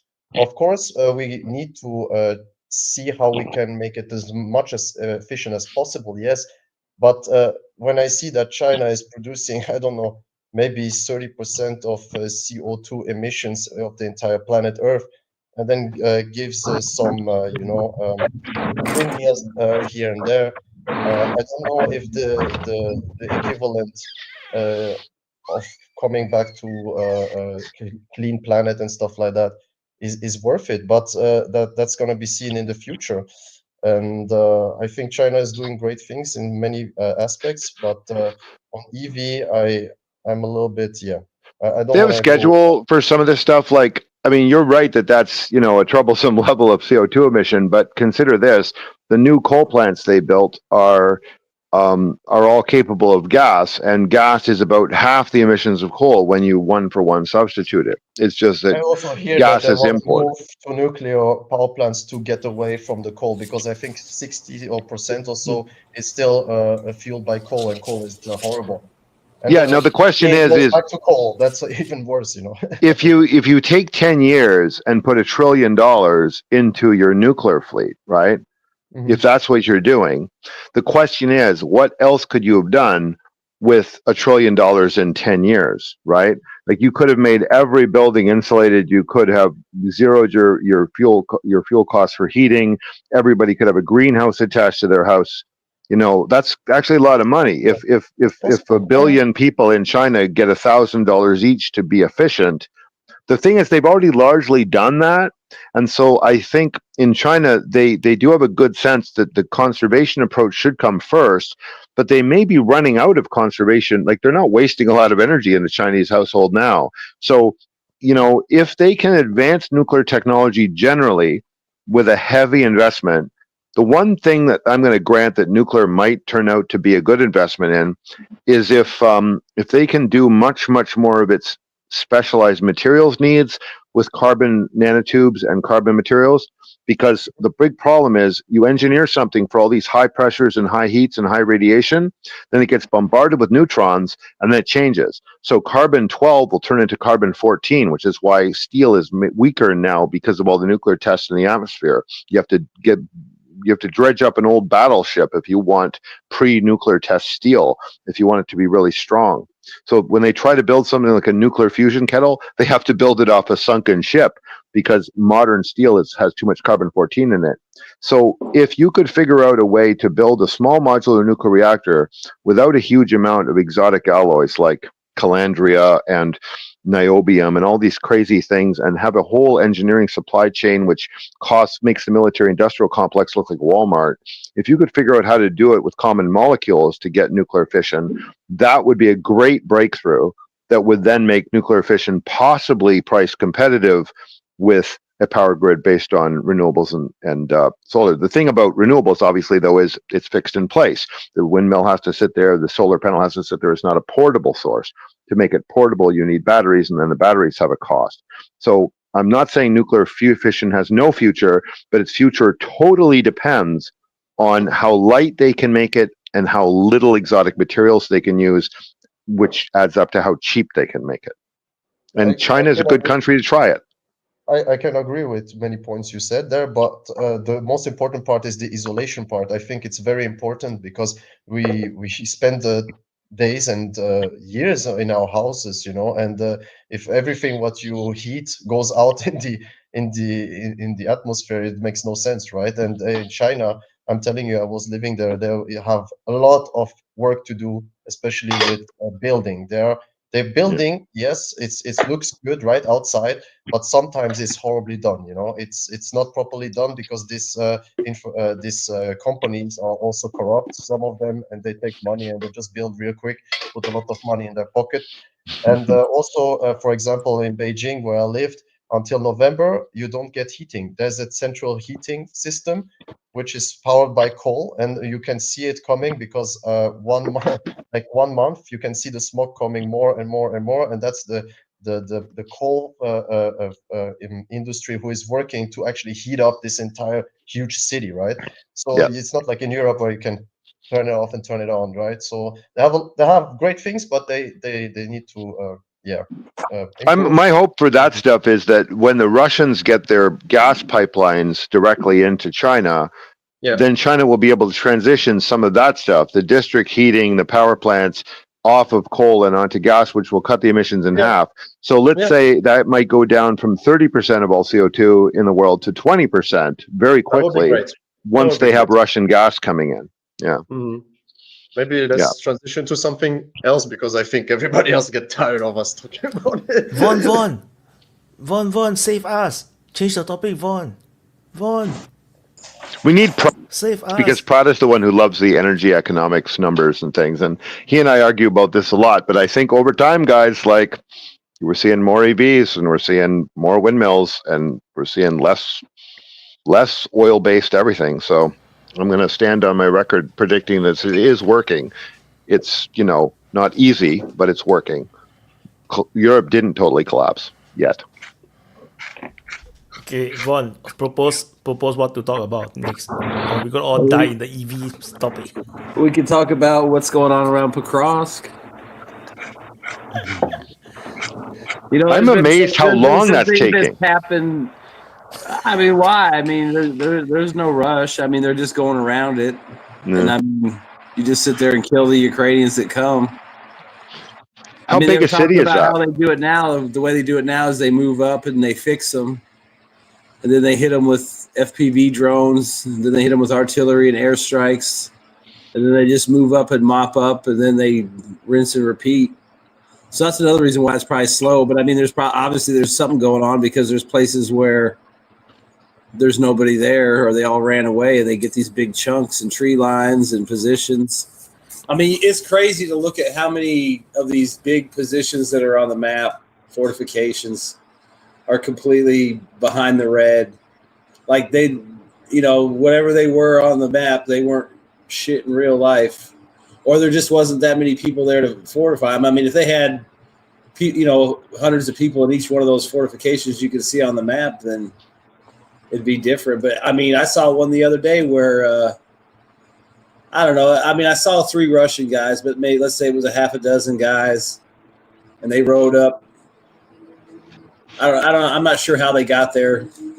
One, but is it not taking quite a long time for them to do things? Because Pokrovsk was, according to some people, was going to fall in since 2 months ago, and it's still there, right? So are they pouring more troops to hold the line, the Ukrainians, or are the Russians just deliberately holding their line, waiting again, cutting off the supply lines and stuff like that, and killing more Ukrainians? What do you think? I think they're just kind of sitting there holding. I mean, they push, and if something opens up like around Pischani or Kotini, they'll take it. But, I mean, it seems like they've been pretty content with the positional fighting on around that southern curve. And all the action seems to be down south of that, pushing west, or on the north side or on the northeast side where they're going around in that big hook between Konstantivka. I mean, and they pretty much blow the shit out of anything going in and out of Pokrovsk anyways, and a lot of other places now. So, I mean, they're talking about how some of these places, they're only getting supplied by drones, which means they ain't getting shit. And think about it, it's just going to get worse and worse.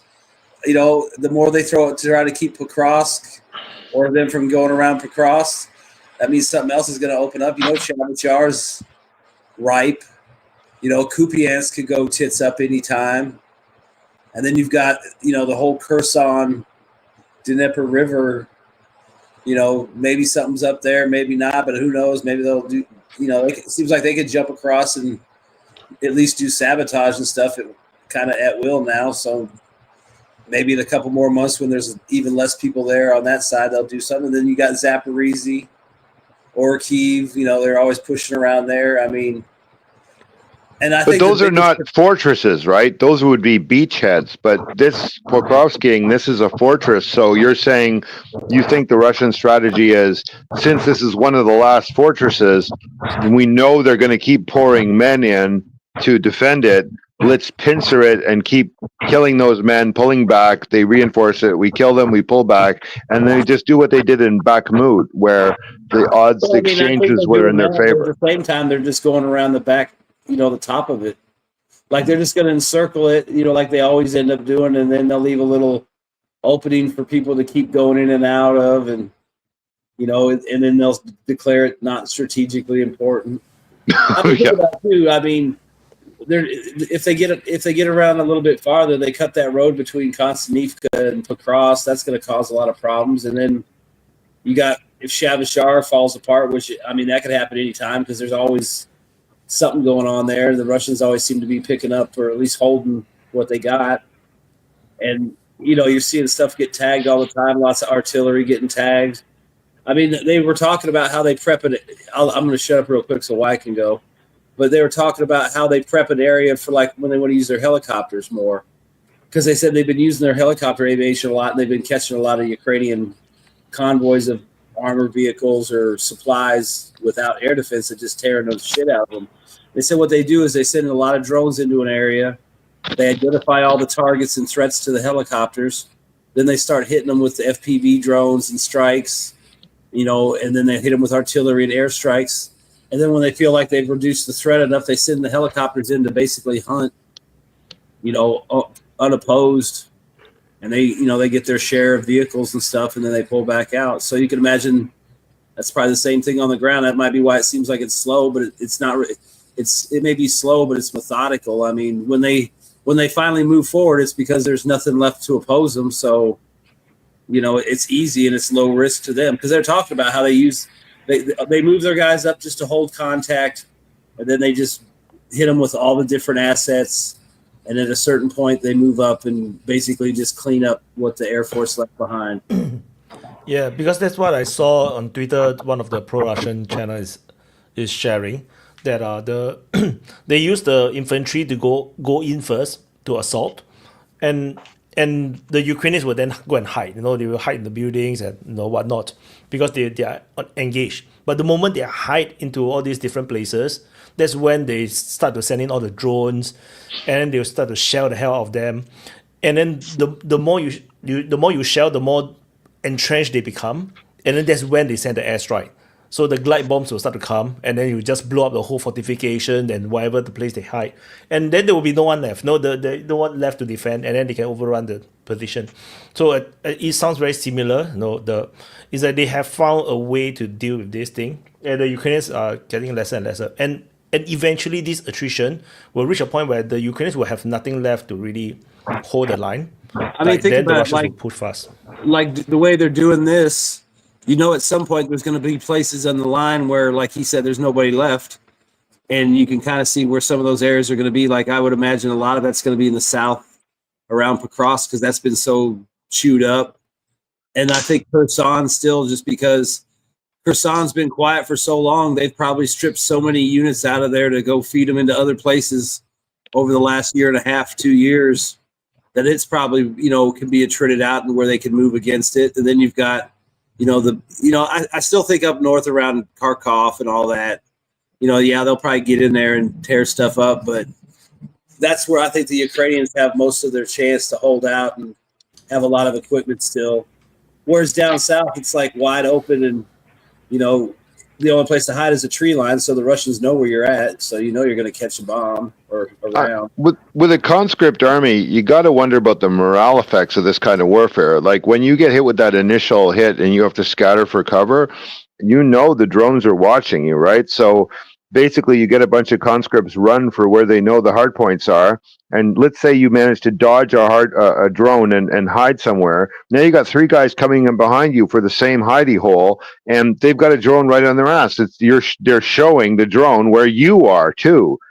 So that has to be a conflict right away. It's like, get lost, don't come in here, because you've just drawn them right to us. And even if we hide here successfully, a giant glide bomb is going to come get us in about half an hour. So that's a conflict right there between the soldiers themselves. Another thing I've noticed too is they'll fly around, and they'll, it's probably their initial recon.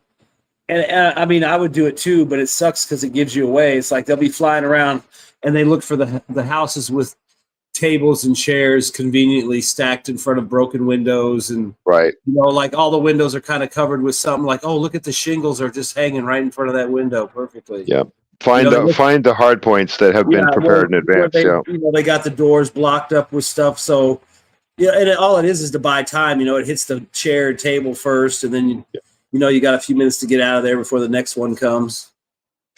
You're right. There's a lot of telltale signs of where they're hiding, but there's also a macro effect here, which is the conscripts. If you leave that road open to the west, the conscripts are going to basically try to desert along that road, and their position going to be replaced by like the highly motivated troop. Let's call them, Nazis who want to move in, and then they're going to run into each other on the one road. Right, and the Nazis are going to point the guns at the conscripts and saying, "Get back in here." So you have a potential for unit-to-unit conflict as one unit flees and the other unit advances. So this method of warfare seems designed to maximize the conflict inside the Ukrainian army itself.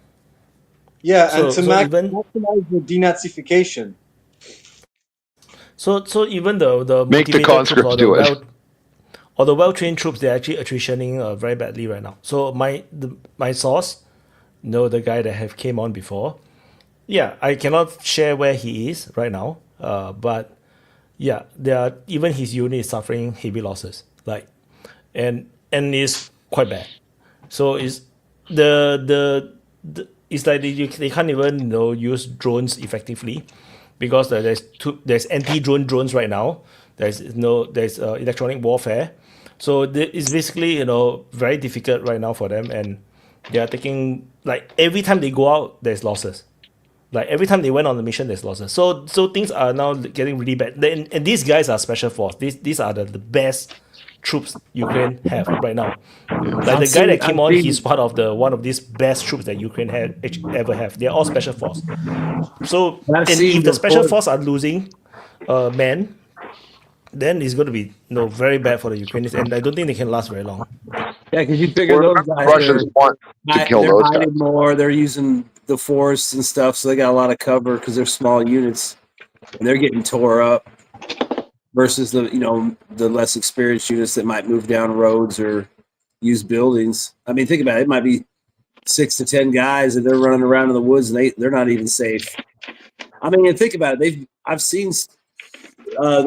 been talking about more like on like that Track a Nazi Merc, website that they just bagged another 7 Mercs, foreign fighters. So and they like to keep tabs on who they are and stuff. And I mean, a lot of times it's Colombians and stuff, but this latest batch they haven't announced it yet. But I mean, they definitely go hard after those guys. Especially, I watched about an hour-long interview with a Russian private drone developer talking very frankly about the Russian-Ukrainian drone arms race, and he came up with some stats which are really interesting in this context. One is that about 70% of the casualties are now being killed by drones on both sides. So the artillery edge of the Russians must be less now because they don't have a drone edge of anything like the artillery edge they had. The second stat was just real quick on that. My guess is it's cheaper and quicker to throw a drone on a target than it is to run, put a fire mission on. Yeah, and I bet you they've used up their Soviet-era stockpile by now, so the Russians don't have a 10-1 anymore, which maybe is giving hope to the West, thinking, okay, they've used up their ammo. Now we're more even in the drone warfare. Maybe Ukraine can bounce back. Like that might be their thinking. But the really interesting this guy said was that the resentment level for the war continuing on was now such a level that the Germans and the Poles were basically not getting much of a chance to surrender. If they found out there were Germans or Poles against them, the Russian units were basically trying to wipe everyone out. They would accept the surrender from an American, figuring that's, somebody was ordered there, but not if they knew they were a mercenary. So basically this differentiation, this going hard specifically against the type of troops you're up against is a big factor in who's taking casualties. They're throwing everything at the mercenaries, everything at the Poles or the Germans, but they're trying to kind of scare the Ukrainian conscripts into running away. Yeah, and another thing real quick they have highlighted whenever they kill Polish mercenaries, especially, they'll be like, here's his patch, here's his T-shirt, or, his Polish flag underwear. Yeah, they're really disgusted because, Bandera slaughtered 250,000 Poles in Volhynia in World War II, and the Polish government's really angry about it, but the Poles keep unconditionally supporting Ukraine. So, like, to the Russians, this is just a massive betrayal of Poland and Slavs in general, and they're really angry about it. They figure these must actually be Nazis if you're Polish and you're volunteering for this. So Sky News... So Visegrad reports that Sky News reports that 50,000 Russian troops is now massing at the border near Kharkiv, including several elite formations.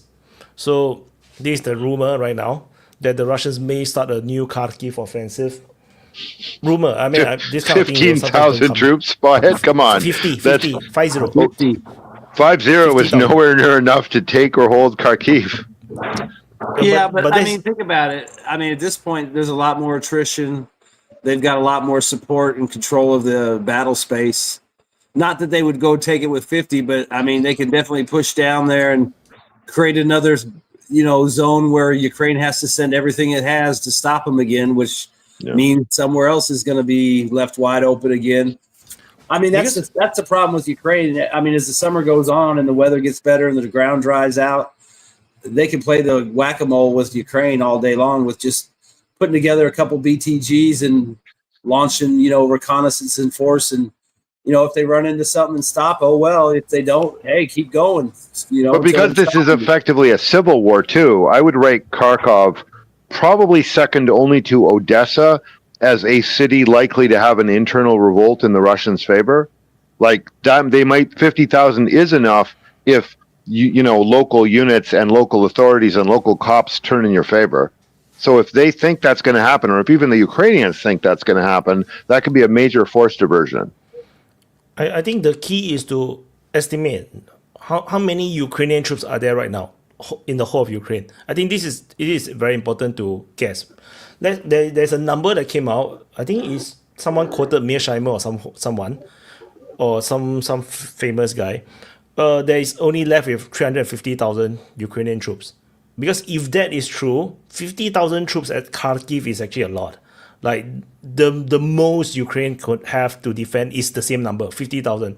But 50k fight 50k Russians, the Russians is going to win because they're going to have superiority in literally everything. So, and once you attrition away this 50,000, let's say half is gone, left 25,000, the whole front line will just collapse. There's no way the 25k will fight on. So yeah, I generally agree with that, but remember, it's about what the population will do. If the population will resist you, and you have to slaughter civilians or civilians who picked up guns, then this is not a win to do that move. But it is always a win to threaten the move, right? As part of diverting their forces into Kharkov, diverting the forces into Sumy, diverting forces into Kherson, diverting forces into Nikolaev, diverting more forces into Odessa. For the long anticipated possible strikes through Transnistria, like divide 7 different possible big targets and you've only got 50,000 in each one. Now then you can assess which of them is going to maybe flip. Think about it. The rest of that is going to be scattered in between those big pockets of resistance. Yeah. And that's probably going to be your artillery and your air support and your SAMs and stuff. And then the little units that can't hold out. So you get, I kind of feel like, I don't know when it'll happen because it just depends on when the Ukrainian army starts to give out in some areas. But like you remember the beginning of the war when Russia was going down every road and every little trail and it was a spider web all over the map. Well, I think that same thing is going to eventually start to happen in some areas. The only difference will be this time there's no Ukrainians coming to stop them or meet them or interdict them or shell them. They might get harassed by drones and stuff. But I feel like at some point, especially in some of these areas, it's just going to be where they drive down the road. There's nobody in the settlement, or the guys there surrender with no, maybe they'll run into a crazed Nazi once in a while that wants to take a few pot shots at them. But I kind of feel like in some of those areas, especially in the south around Donetsk and, west of that, there's a good chance you're going to see a lot of that just because there's just going to be nobody left. Vaughn, is your read of it that like the next 4 oblasts, like Odessa, Nikolaev, Dnipro, and Kharkov, could all just basically fall once in a fairly massive collapse, like a rout? No. Could it be a maneuver phase like that where they grab all 4? I think Kharkov would be the hardest one just because, like I said, it's so wooded up there and so dense with population and cities. I think that's where the Ukrainians could really, delay the Russians with whatever they got left. I think, can they cut it off? Can they basically turn Kharkov into an island? Cut it off around Kupiansk. Maybe they could push in around there and maybe cut that area some. But you still got a lot of way they can come back from like the west, like northwest up into that pocket still where the Russians couldn't get to. They could get there eventually, but in the next 6 months, I could see them maybe cutting off the southern bit of Kharkov. Like not close, maybe 20 or 30 kilometers away down around, and then around this Kharkiv is very big. It's very hard to see them going everywhere. Yeah, a bit of a shift of topic, but my read is with a new pro-EU, pro-NATO Romanian president, which is another long story in itself, right? They canceled the election so that they could win it for the EU, which means you've got like 40% of the population livid about this and ready to fight and prevent a Romanian involvement. Like the president already had to say he wasn't going to put boots on the ground in Ukraine. But with Romania potentially a friendly base for NATO activity, doesn't that kind of put more pressure on the Russians to resolve, maybe make a strike for Odessa before that new president can really kind of change his mind about that and maybe get the whole Black Sea coast early? I don't think they have to worry about it. I think they should keep going towards it and keeping an eye on it. But like I said, I feel like when they go for Odessa, it'll just be when they can cross the river. There's not a lot of opposition. Maybe they even air assault farther ahead just to take road junctions and stuff and set up, places for them to refuel. But like the same thing, I expect to be no resistance. Maybe they'll do a landing just because they can and there's nobody on the beach. But why risk that when you can, possibly over the next 4 to 6 months fuck up the Make the Ukrainian army so much you could just drive there. But I mean, honestly, I wouldn't negotiate Odessa. I would make sure I had it. And I mean,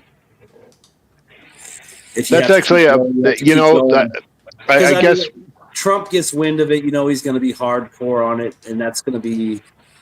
I mean, to me, it just seems yeah, like if it'd you're be going to go through all this SMO, you got to end up with Odessa. Yeah, I agree with you that with an unkind of predictable, volatile character in the White House, a move that he falls under a lot of pressure to instantly respond to would be risky. But if the troops are as close to collapse as that 350,000 left and everyone dodging the draft and people fighting the conscription officers, then I think it again becomes credible to think about a Belarus-based strike straight south, west of Kiev, straight down to Transnistria, becomes a possible thing to cut the country in half. And then with no supply lines, 350,000 men pretty much just surrender. So, there is a knife death blow to the country that could be issued that way. They've got Russian troops in Belarus. I think there's like 15 or 20,000. I mean, they have the Wagner guys up there. Yeah, and they got all those guys. They could form them into like some kind of volunteer units that would, work for Russia. I mean, they're banned, but I'm sure they'd find some loophole that they could bring them back for a special occasion. The Belarus situation is a bit weird. Like, Lukashenko really wants Russia to take all the way to Lviv because he thinks if the Poles get Lviv and Galicia, that he will fall under pressure because Brest was also historically in Poland, and it's sort of part of that. So Lukashenko doesn't. The only reason that Putin isn't all the time on the phone to Poland asking them to take Galicia is because Lukashenko will possibly revolt because he doesn't want any chunk of Poland sticking out just south of him with a Polish claim on Brest. So the day could come when Putin says to Lukashenko, "This has gone on long enough. If you want me to do as you say and take the whole country." And not divide it up in this way that would be more convenient for me and more likely to be long-term peace. You're going to have to, take you've had plenty of time to train up troops. You're going to have to take the Belarus army. You're going to have to take the Wagner guys, maybe some North Koreans along for tourists, and do that risky southern strike for me. Otherwise, I'm not going to guarantee that I'm not going to deal away some of that land to Poland, and yeah, they will pressure you on Brest. So there is a point at which Putin probably has to ask Lukashenko for some active support, either that or something else. Super Chat, do you think Trump will renew the aid package to Ukraine as the funding for the previous administration is drying up? I actually don't think they will. Because there's no incentive anymore to really fight on. I mean, the U.S. ambassador quit, right? You know that, right? You guys all know that the U.S. ambassador to quit to Ukraine, who was there under Trump, Biden, and Trump, just quit. Whatever her name is, Bridget something. Is a lady, right? She Bridget Burke, I think. I saw her interview, and basically, good, right? Because if she's saying that she doesn't support this strategy, then all the previous strategies that she sat there supporting are clearly changing. Right? Like we're off the Hillary Clinton, Victoria Nuland, Anthony Blinken plan and onto some different plan if she's quitting. So, good. Yeah, it's a pretty good sign. I mean, there's a certain point in which, like, the change of attitude cannot be justified as just, like your typical. Well, it's not just Trump derangement syndrome. I mean, I don't know Russian politics well enough, but I mean, if Putin was to go away, like pass away for, natural causes, whatever, no big deal, whatever, he's gone, he retires. I would think the next president would keep a guy like Lavrov around just because he's experienced, he's a diplomat, he knows the game. Would never fire Lavrov. Yeah, I'm sure there's certain guys that would stick around because they're valuable to whoever it is. Because I did. Oh, sorry. Yeah. So I wanted to talk about I estimated in late February that the Ukraine is between 3 to 6 months. I remember where they will start to unable to hold the front line that it is right now. Like, and we are already starting to see the crack because we are now coming to the end of the third month, because March, April, May. So we are coming to the end of the third month. So we are starting to see, like, in my mapping, it goes for, like, frontline changes daily is 10 square kilometers. We are now reaching to the 20 square kilometers range on average now, preliminarily. So and if this continues to break, then we're gonna see the avalanche. Like, the whole thing just break out. Then we will see the big arrow movement start to. So wait, what? I've been saying too, like, let's see where we're at. Like, I figure October 31st, that's probably the last you'll have of any good weather in that area. By then it'll be full winter or whatever. Because if you can't hold the line, cold. But yeah, I mean, I agree with Wyatt. Over the summer, I think the Russians are going to have an amazing summer, probably. I don't. Summer and winter are the only times. They're the only times you can use tanks, right? Because either it's really dry reliably or it's frozen reliably. You get a very short period of time, like about a month, when you can do maneuver warfare with armor. Right? You figure it's starting to dry out pretty good right now. Now you're starting to see a lot of bigger movements and big pickups, and I would assume as it goes on, it's going to get better and better for the Russians on the ground.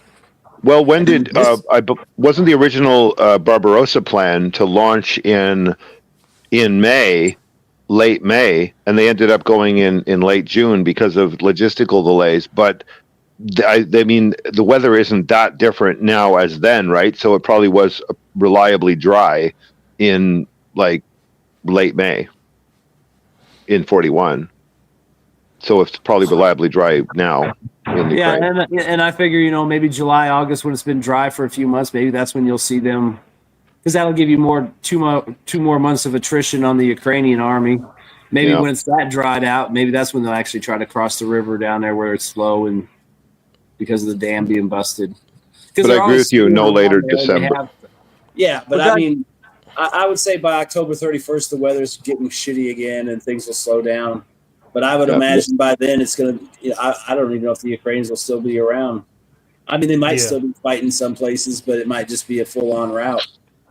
Doesn't a lot of it, though, now have to do with, like, the weird tension between the U.S. and Israel, the U.S. more committed to the U.S.-Israel front, and then the EU-Ukraine front, which are clearly dividing, right? Like, we have an incredibly stark division now in attitudes. I wonder if you guys read the joint press release from Canada and its two nuclear lapdogs, Britain and France, basically telling Israel that it was going to be stopping settlements, withdrawing settlements in accord with the UN, and that they were going to allow all the humanitarian aid in. So that's like 3 G7 countries, 2 of them nuclear, 2 of them with UN vetoes, and then also China's ultimatum to Israel announcing their new drone carrier, which is an incredibly terrifying thing, a 25-meter wingspan, 100 autonomous drones released at 50,000 feet, probably each and one individually programmed to knock off a cabinet minister.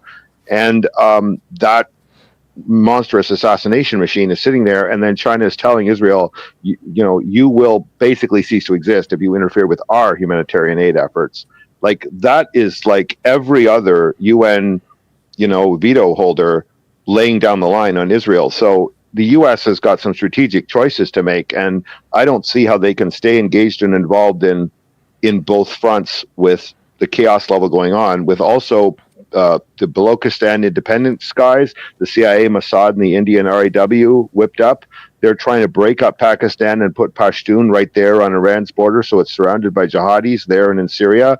Like, they got a lot of shit going on down in the Mideast and South Asia. I do not see how America can commit any significant amount of anything to Ukraine if there is a big breakthrough. I think they're effectively on their own, not just because of Trump's attitude.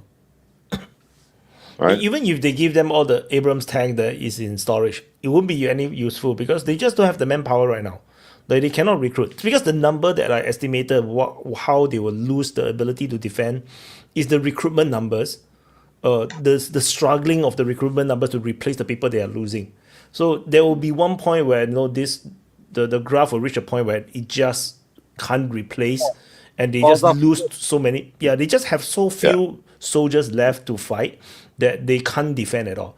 And if my estimation is actually correct, then we are now going into this So these 3 months is we're going to see this speeding up of the collapse of the front line. And if the Kharkiv offensive is going to be real, they're going to open up yet another big front line and pull the Ukrainian logistic even more. I think they won't be able to hold on, because if you look at, because all the signals are just so negative. They are already losing grounds every single day. There's a few big breaks already. And then even my source, they are special force. They're not supposed to fight stupid battles. They already take heavy losses. And they're just there for like 1.5 months. So I'm not sure. No, I'm not even sure he can survive this. He's telling me. I agree with all that, Wyatt, but it's a bit different than my point, because my point was with everything from Syria down potentially into, like, Yemen and or Jordan and Egypt might get involved in this if things go really bad. But with everything from Syria down into Yemen, into Balochistan and the south of Pakistan, potentially in need of some kind of support for some kind of action that the CIA is doing, or that Trump is maybe bribing Saudi Arabia with more tanks or something. These are really serious pressures. Like, they don't have a lot of equipment left to spare now, and I don't see that they're going to dump reinforcement equipment on Ukraine at all, even if they wanted to, with those other things going on. One thing, real quick, one thing we kind of been talking about too is, Trump's obviously done with Ukraine. I think anybody smart knows there's no deal with Zelensky because he's a dead man walking, whether it's figuratively or literally. Yeah. He's not any deal he signs is not going to be valid. Nobody's going to honor it or see it's legitimate. Yeah. Repudiate it later. Yeah, I forgot. Go ahead, Gabriel. I just watched the Marco Rubio's hearing. So he was reporting to the Senate committee. He literally just told the committee that the Ukrainians want more Patriot batteries. He said that literally the United States do not have any to give them. They just don't have. And he said that even the allies don't have. They're only left with a few of the allies that have, but they don't want to give. They want to keep it. So they are still trying to work out how they can actually transfer some of these batteries to the Ukrainian side, which means that the Americans themselves, they are now at the bare minimum. That means I'm quite sure the Americans still have Patriot batteries, but they cannot give any more because. But why then they can't send any to Israel? They can't send any to Saudi Arabia. They can't attack Iran with the cover of them. Like if they're out of Patriots, they can't do anything because they're more important than Ukraine. So it's different. Those are different. I heard they were sending one from Israel to Ukraine. From Israel? Really? They were sending captured Syrian equipment. And a couple of weeks later, two Patriot batteries get destroyed in Ukraine. Just wow. If you're Israel, what do you think of this? Right? They send off your stuff just to watch it get blown up, leaving you without cover. Like, Israel's got to be, very concerned right now, I would say. Yeah, so I can even imagine Donald Trump's reaction on the White House when he hear this, like, why are we doing this? Yeah. Well, one thing we've been talking about, though, was just that, everyone knows that Zelensky and the EU are probably the biggest roadblocks to any kind of peace deal that would be legitimate with Ukraine and Russia. And, obviously, Trump wants a deal. He's, made offers. The Russians have seemed open to some of the points in the offers. They're at least talking and friendly. And we've been kind of wondering if, what if, they are negotiating, genuinely, and they do hope something works out, but they both realize that more likely than not, it's not going to work out. And at the end of the day, Trump's just going to have to make a deal with the ultimate winner, which will obviously be Russia at some point. And with all these phone calls and talks and stuff, what if Putin and Trump have already come to an agreement where, hey, look, give me 6 months. That's all I need to wrap this up where I need to be with my people in the military. And then I'll come to the table. And Trump's like, okay, you got 6 months and then we got to make a deal, That could happen. You look at Wyatt's timeline, you look at just the way things are going. I mean, not saying that they would, outright agree, but it's like, hey, we can't make a deal right now. Zelensky's in the way. The EU's in the way. In 6 months, I'm going to be where I want to be on the ground. I'll make whatever deal you want then. I'm just not, the obvious sticking point would be the long. You know what I like about that idea, Vaughn, is it's consistent. Not giving up the territory.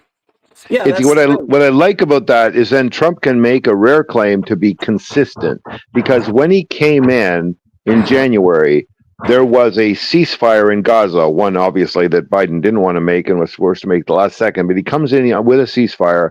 Israel breaks it.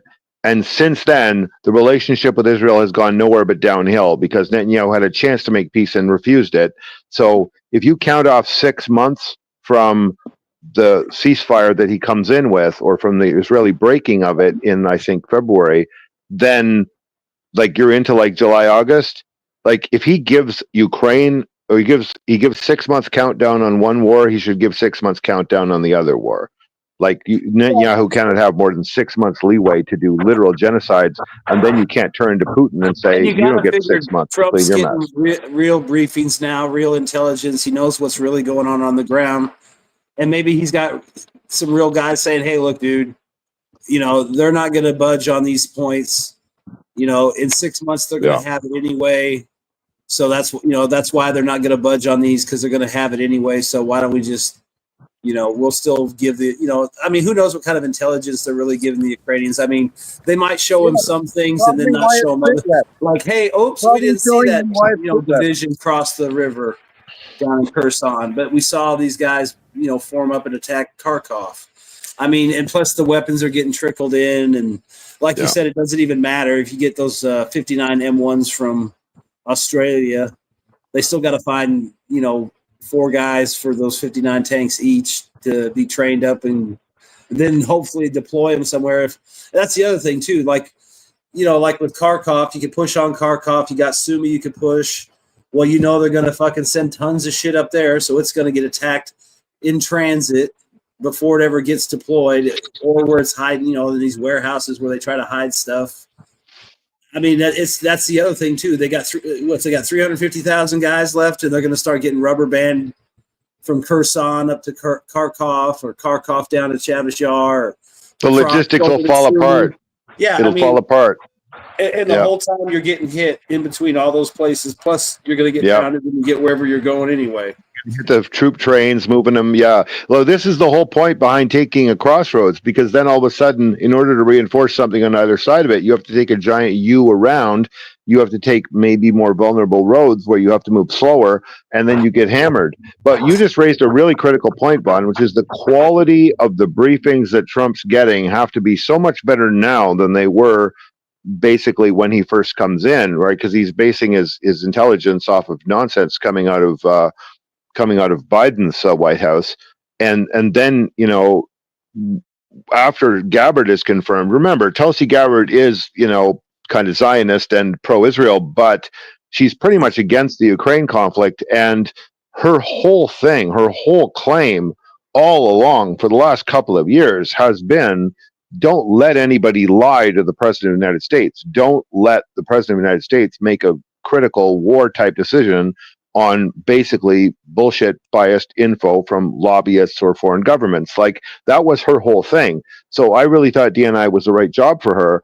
And I see some evidence there that she's having some impact. And one of the evidences is when Netanyahu last came to Washington, which hopefully will be the last time he ever shows up, he showed the infamous 47-minute video, which they created right after October 7th.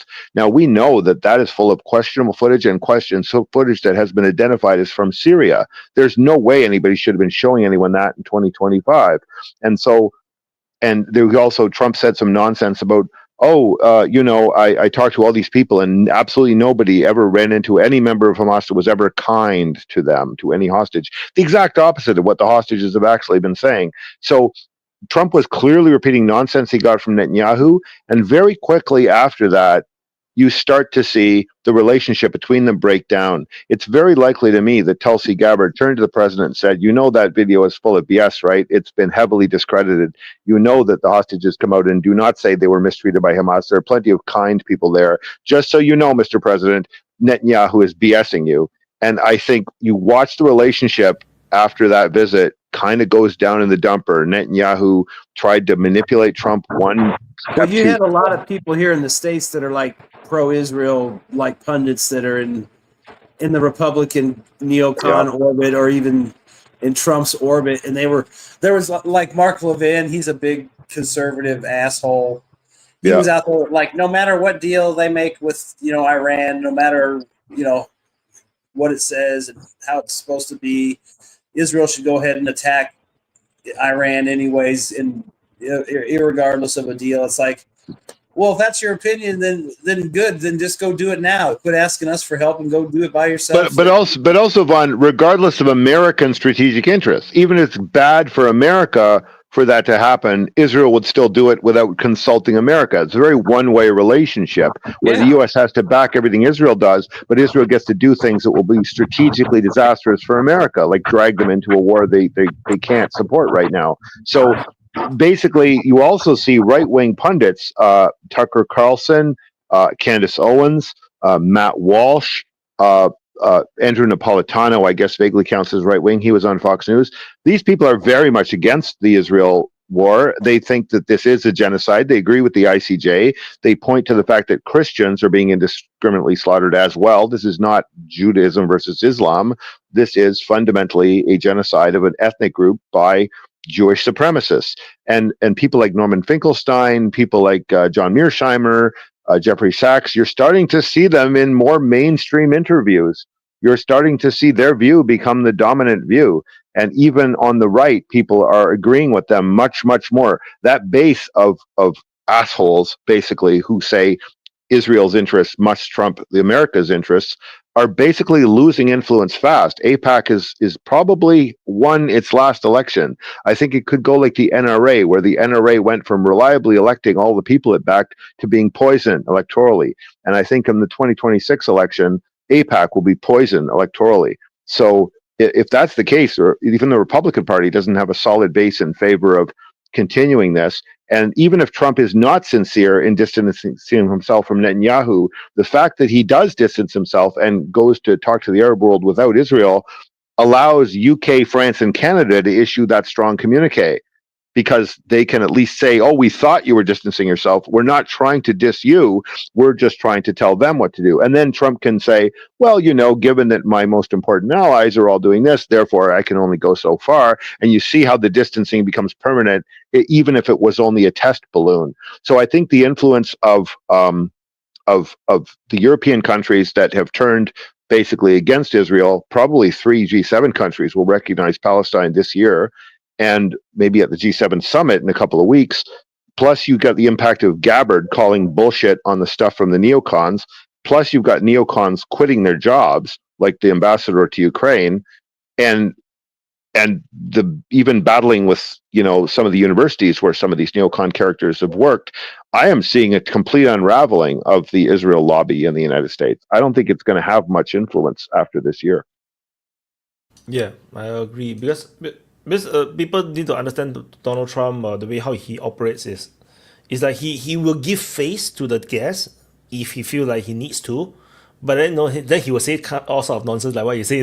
He'll just repeat the nonsense, but he listens to advisors. Like if you listen to what the advisors say about Trump, everyone say that Trump actually listens, and if Tulsi Gabbard actually give the advice, then I believe that he definitely take trust Tulsi a lot, and they make arrangement accordingly. Because for me, as far as I am concerned, the entire geopolitics looks like United States is moving away from Israel. They are only providing the arms as a military ally they have to do, but then they're basically not doing anything more. Like they're basically undermining. Not trying foreign policy anymore. They really aren't setting foreign policy by it. Trump is literally undermining Netanyahu at every step. Every step. Syria, Netanyahu says Iran must be attacked. Trump says we're not going to do it. Right? Like he's chosen the Arab world. They double down the negotiations, right? They double down the negotiation with Iran, and it's surprisingly intense. Like they are literally talking every single week. Like they keep meeting every week. I have never ever seen United States negotiate with anyone in the kind of intensity. they don't even talk at that level with Ukraine. No, But look at the he does have better advisors now, because when he first came in, he really was unprepared, and the GOP just threw usual suspects at him. But when he came in this time, he had a team of people with him that had not been with him before, many of whom are Democrats originally, like RFK Jr., Tulsi. JD Vance was a critic of his and a never Trumper at one point, and very much in the middle politically. And Marco Rubio, obviously, kind of a neocon in the new world, but not in the old world. And these people may have an interesting competition with each other, but all of them represent a quite different perspective than the neocon characters that were dominating his first and certainly dominating Biden. So the difference between them is useful. If I was sitting at a cabinet table with those people around me, and then Hegseth representing, I don't know, crazed bioterrorists or whatever the hell, these people who have every disease because they won't take any vaccines, wonderful commandos, I'm sure, if you want to kill a lot of civilians, but you've got a lunatic like him sitting there, and then you've got these other people who came from a critical perspective of you, and then you've got a few people just trying to do their jobs like Scott Bessent. you're going to get a good perspective. You're going to get quite a range of perspective. advice. Yeah, it's going to be like the Celebrity Apprentice in there, and there's weirdos in that room, right? He's not getting the normie advice he used to get. He's getting advice from genuine trolls, from outliers, from people that think originally, even if I don't disagree with most of them. And Like, very gutsy characters. They literally, just the AG and you just go to war, They just. but they don't weirdly care. enough, Trump respects that. Did you see the meeting with Ramaphosa where he's repeating this white genocide stuff, right? Which, by the way, Elon rigged the XAI to shove white genocide in every query that it answered. It was ridiculously rigged, and they got caught doing that. So Trump had Elon effectively lying to him and to his whole staff via the XAI, and Stephen Miller, of course, was pushing this white genocide nonsense. And Ramaphosa was schooling him on this and explaining to him, this is extreme rhetoric, yes, but it's from a guy whose party has like no power in the government and 10%. And yes, the rhetoric is bad, but look, there's similar rhetoric in here and in US and in Israel, and maybe that's a problem in general, but it's not worse in South Africa. Ramaphosa actually schools Trump on the camera, but you can actually see Trump nodding and going, yeah, okay. Yeah. And like, I really believe like he will come not to respect the people who are feeding him BS about South Africa. Like you're going to see Stephen Miller and Elon stock go down. The turning point is actually the golfers, because the golfers are Trump's personal friends, and they are all influential people in South Africa. And on top of the three golfers, there's also the union leader, and then they also, of course, the farming minister, which is also white.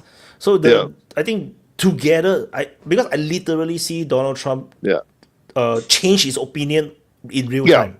So which is why I was so excited to do the video, because I was like, this is interesting. It's very special. You don't see Trump changing his opinion in real time, You said it. You literally saw him change his opinion in real time. Yeah. And all all those guys are in Ramaphosa's cabinet. Those people would tell him, look, Ramaphosa's the real deal. He's not BSing you. It's a very difficult party to run, the ANC, and it's a very difficult country to run, post-apartheid South Africa. This guy is a great politician. You could learn a lot of lessons from him. I think that respect level for Ramaphosa from his own cabinet did transfer to Trump a bit. You're right. It has a lot to do with personal relationships and with, references, ultimately. Yeah, because you can see that they started off like they want to go to war, like Trump is ready to go to war, like to really fight, and then as it goes along, as the South African president didn't fight back, and he very calmly and patiently explained, and then I think the golfer come in, and the farming minister make a big difference because the agriculture minister is white. And then you have the golfers. It just changes the whole complexion, which is why I'm very positive about it. Would be as if like a bunch of Ukrainians showed up to say, no, this Holodomor thing, that's going on. This is not a genocide of Ukrainians. It happens to the Russians too. Yeah, it's happening to everybody, and it sucks, and we're trying to fix it, but you're making things worse. That's exactly it. But you also see that this is going on in every one of these simplistic scenarios where he's had this constructed for him by bad advisors. You are seeing him change his mind a lot, and you're seeing him change his policies a lot. And so his domestic stuff, I think, is largely indefensible, but again, probably driven by crazy, wrong, factual advice. And if Tulsi Gabbard does her job, then foreign policy will be driven more and more by actual verifiable facts. And I wish there was a domestic fact checker that Trump could rely on, because there he seems to. Man, holy shit! which is And I've been telling this to like the Trump cheerleader team in the VC.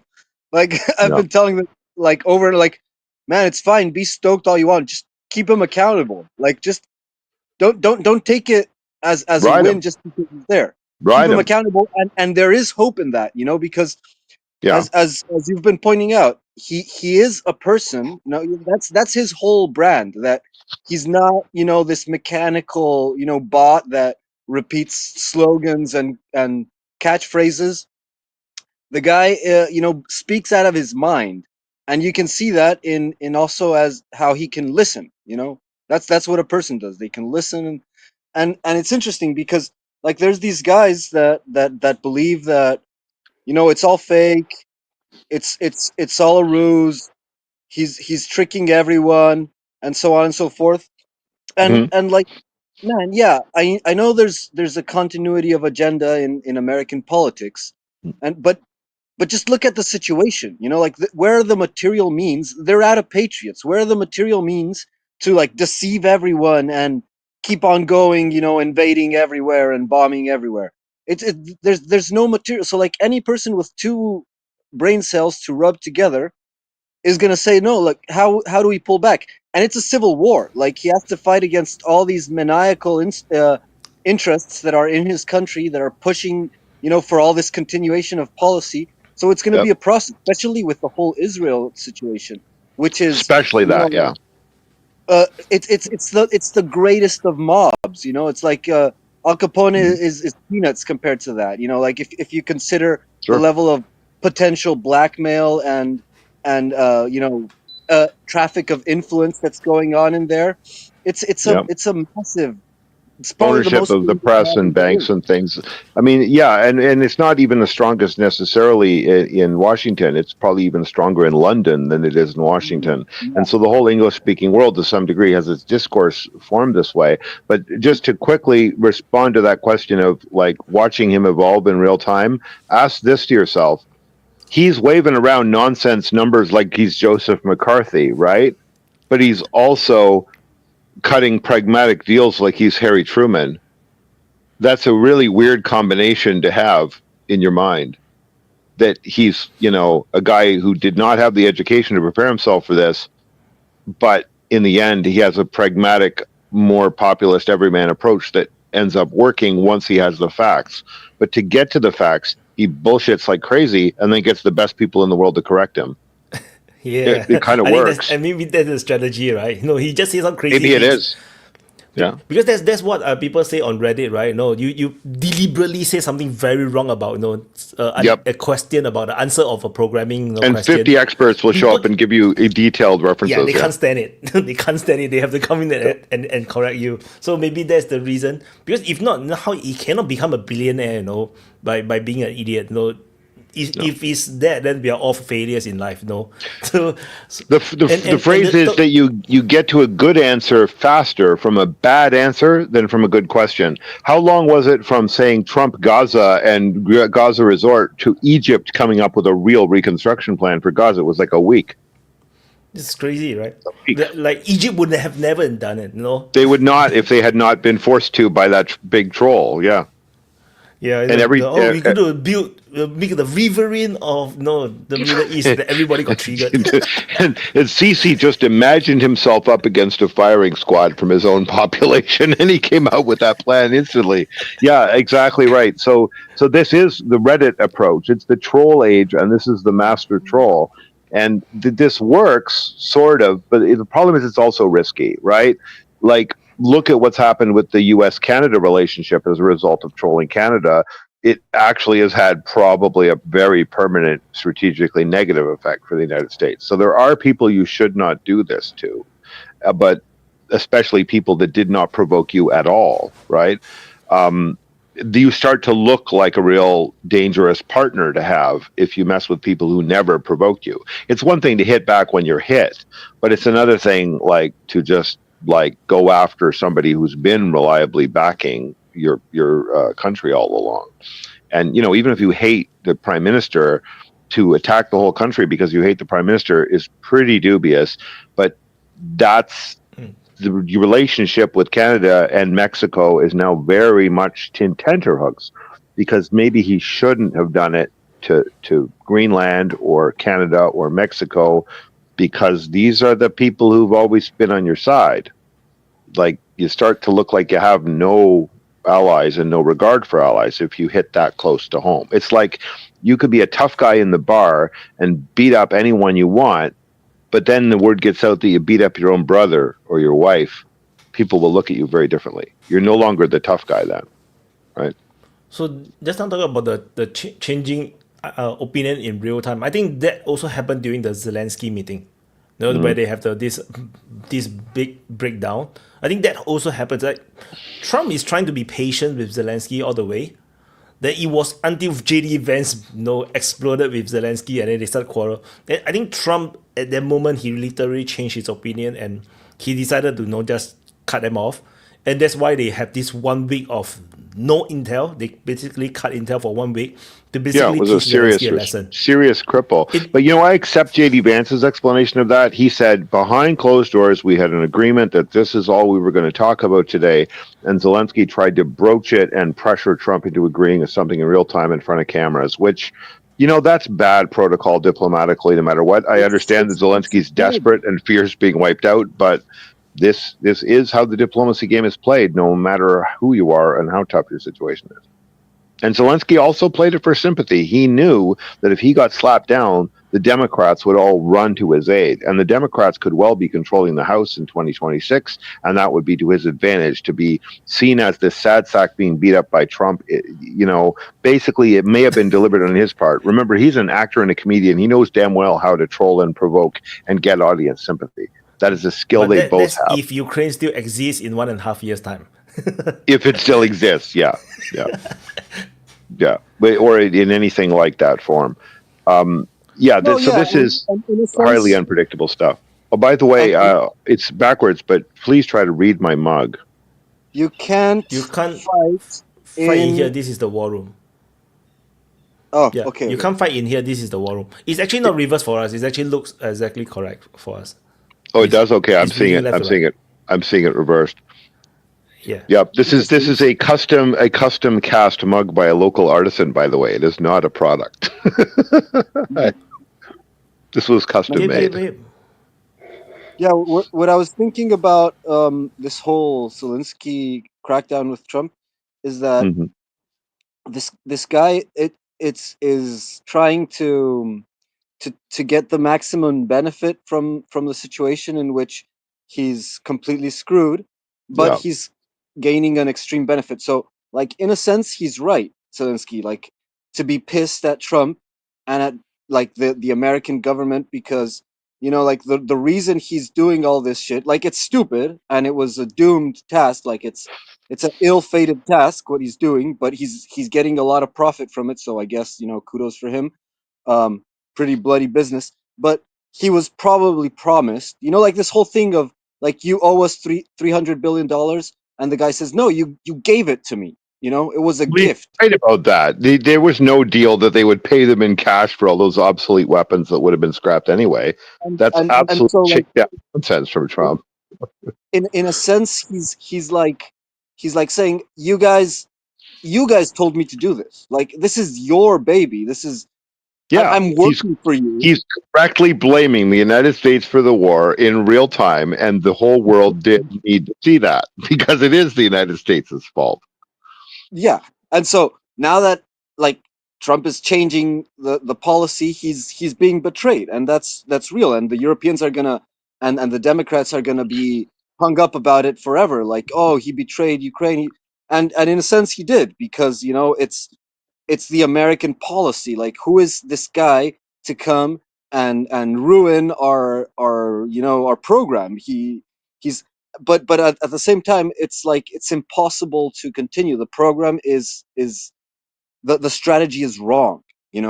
That's why it's changing. Like Trump would probably Yeah. follow up with the plan if it were working, but it's not working. Not only is it not working, it is like it has had these negative effects that are undescribable in the West, right? Undescribable. When Trudeau got knocked out of power, forced out, right? But what knowledgeable people like myself who supported Trudeau for the first 7 years that he was prime minister, right? I thought he was doing well for 7 years, but he really falls apart with like the Ottawa convoy, which I agreed with him there marginally with what he did, because most people don't have the full story behind it. There was more going on than what you heard about. And then the Ukraine war just breaks him. He is not a war leader. He doesn't know what's going on. He listened way too much to Chrysler Freeland, who dragged him down like a boat anchor. It was only the fact that she quit the cabinet that gave him the long-awaited opportunity. Now, to his credit, Trudeau always wanted Carney as his successor. He always did. He was hanging on in that job to make sure Chrysler Freeland did not get it. So I think he is that aware of how disastrous it would be for Canada to tie itself grossly to Ukraine. But after the guy's gone, what do people say about him? He was a good boxer, but he called himself a feminist. He applauded a Nazi. He appeared in blackface, and he declared himself a Zionist. This is a joke. This is a joke. This is not how you behave in geopolitical affairs. You do not cut off all your relationships with China, India, and Russia, 3 countries that Canada used to get along with great. You have thrown away your honest broker position for a pile of feelings. And you can't afford to do that when you're sitting amongst all the nuclear powers at the top of the world. Like all the nuclear powers surround Canada. We have to be diplomatically competent or we don't exist. So we absolutely, in the last 3 years, all through the Western world, have seen the rubber hit the road, and we are cleaning out people who are just not qualified for this type of game. We do have good people. We've got people like Carney to draw on back into politics, but it takes a couple years to activate them and put them in the positions. You will see this happening across Europe too. You will see highly qualified people saying it's time to get seriously involved in politics. Business isn't much good if I'm radioactively glowing and carrying my dead kids, to the disposal bunker. It's absolutely time for me to get in. And you will see the best possible people coming forward in the West to rescue the West from the disaster that the dregs of characters like Biden created. Like for the last 35 years, we were told, oh, history's over. Neoliberal capitalism is the only future. Everyone should go into business. Government always screws things up. Talented people shouldn't go into government. That's all gone now. Now the brilliant people want to be in government. They even want to be in the military. They want to be participants in saving the world from the mess that the dummies created. We left dummies in charge for the last 30 years because we were told history was over. Well, guess what? It's not over. The historians are telling us now it's not over. Time for the brilliant people to come back, even if they had no political experience. In fact, I think Trump administration actually I think served as a great inspiration to a lot of people. Like, they see what is happening in United States. It's like, this is possible. No, then it's like everybody wants it. No, everybody want a Doge now. Everybody wants, like good foreign policies, and make good deals.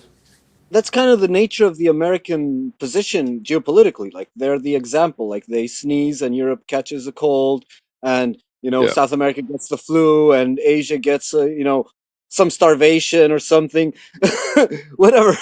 Like America is that big of a deal, and that's part of the reason why these mega powers in the world like China and Russia and so on, they've been tiptoeing around actually attacking, being hostile towards America, because there's nothing you can do. Like even if they're the worst enemy in the world, there's nothing you can do to harm them that isn't going to harm you as well. I'm going to grant something big to Trump, and this is a big thing. There is a long list of lobbies that was controlling American foreign policy, right? A long list. Big pharma, military-industrial complex, big Israel, right? By big Israel, I mean not just the state of Israel, but the Zionist sympathizers and the people all around who want to sort of disrupt rewrite the map of the Mideast, and of course the Nile to Euphrates agenda, the settlers. Like all these things are too big. Yeah, all the Broligarchy, right?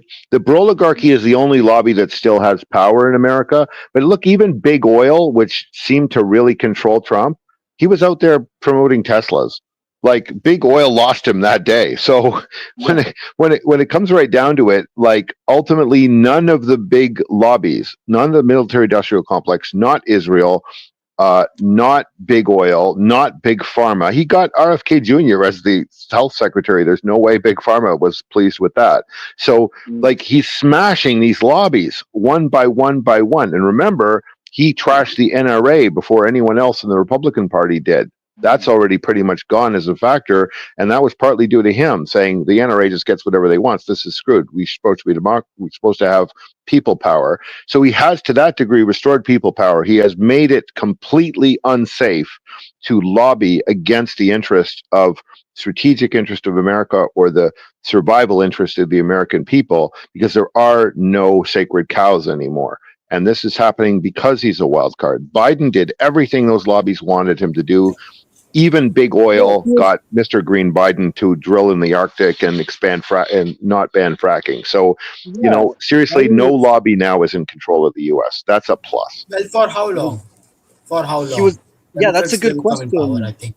When the public understands how much influence they had, they will not let those lobbies come back. They won't vote for Congress people that are bought to that degree ever again, because look at the disaster it created. Yeah, and that's the point, that it's becoming completely unsustainable. It's catastrophic. And you guys were discussing earlier why Russia is like why certain areas are moving so slow in the Ukraine conflict. And I'm pretty confident that the capabilities exist to like make major breakthroughs. It's easier now to take Kiev than it was at the beginning of the war. Absolutely easier, like to the level of degradation that has happened. You have to sacrifice certain things, and there's this sort of tiptoeing around the issue because it promotes this entire situation, like globally, like the fact that they're still tied to the situation in Ukraine, that they're still tied down in the Middle East. Like all of these things are promoting, they're still exacerbating the effects of this disastrous policy that was ruling the world up till now.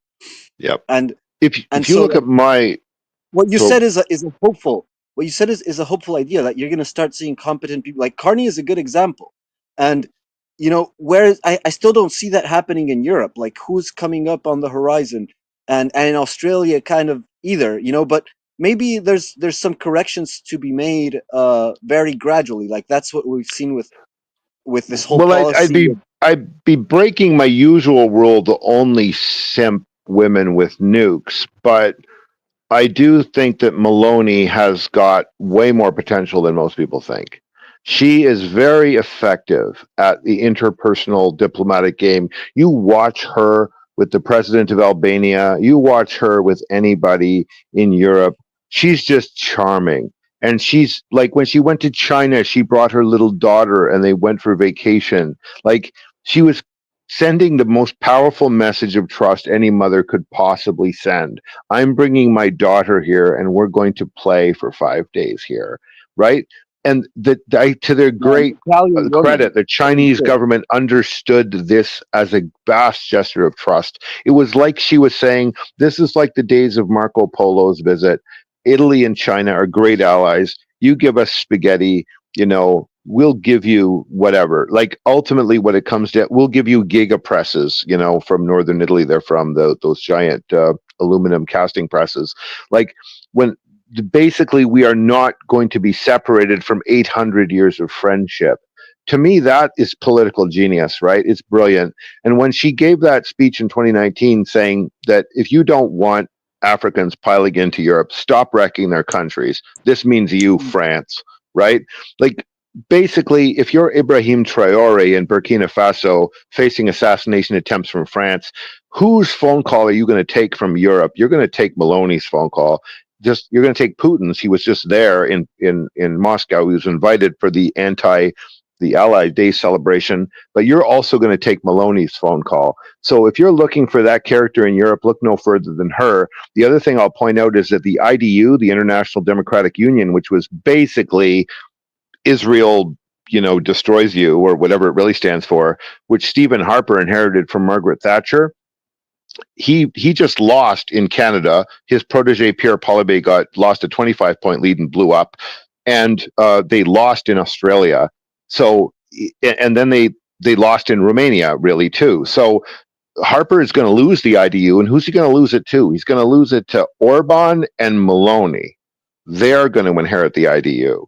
And so she's going to have a whole cluster of parties that are on the right and arguably very right-wing domestically, but pro-peace in foreign policy terms, because they really are ardent build-it-in-your-own-country nationalists. So if you're looking for that character in Europe, I don't think you have to look further than Meloni. Meloni hates van der Leyen. Meloni's bloc almost took over the European Union, but the difference was the Greens, again, the Greens' political machinations are important here. They backed van der Leyen for sticking on the Green transition and agreed as part of that to back the continuing war. But as I say, as soon as that Green transition is inevitable, the Greens will kick those leaders out and revert to their anti-NATO stance. And that day they will turn to Meloni and say, well, how about it? How about the Catholic and the Orthodox finally make peace? How about we get rid of this NATO thing and put in an EU-only defense that will only defend and not threaten Russia and won't be run from Washington? And Meloni will take that phone call because she's strategic. She will take that phone call because she's already buying Chinese 25-megawatt floating windmills, and she's just as interested in greening her economy as Spain is. And they will together get rid of the Callises, the van der Leyens, and the Rutas. And one phone call to Macron will be, give up on taking back Africa. Canada is our friend. That's where we can go get resources that we need. We'll do your Europe-only defense, but you've got to let this Ukraine thing stop at the line of Galicia where it always has. And Macron is malleable. Knit up your differences with Orban. And if that happens, then Europe is basically safe. It's basically united, and the Nazis get the boot, and Putin will have somebody he can call who's rational. So that's how I see the ideal outcome happening. Who will be pissed off? Starmer and the bankers in London, but they're not part of the EU anymore, and they wouldn't be in an EU-only defense. They could ally with it, but they're not in it by default. And I think Canada would be largely relieved if that happened, because Canada is facing Russia over top of the North Pole.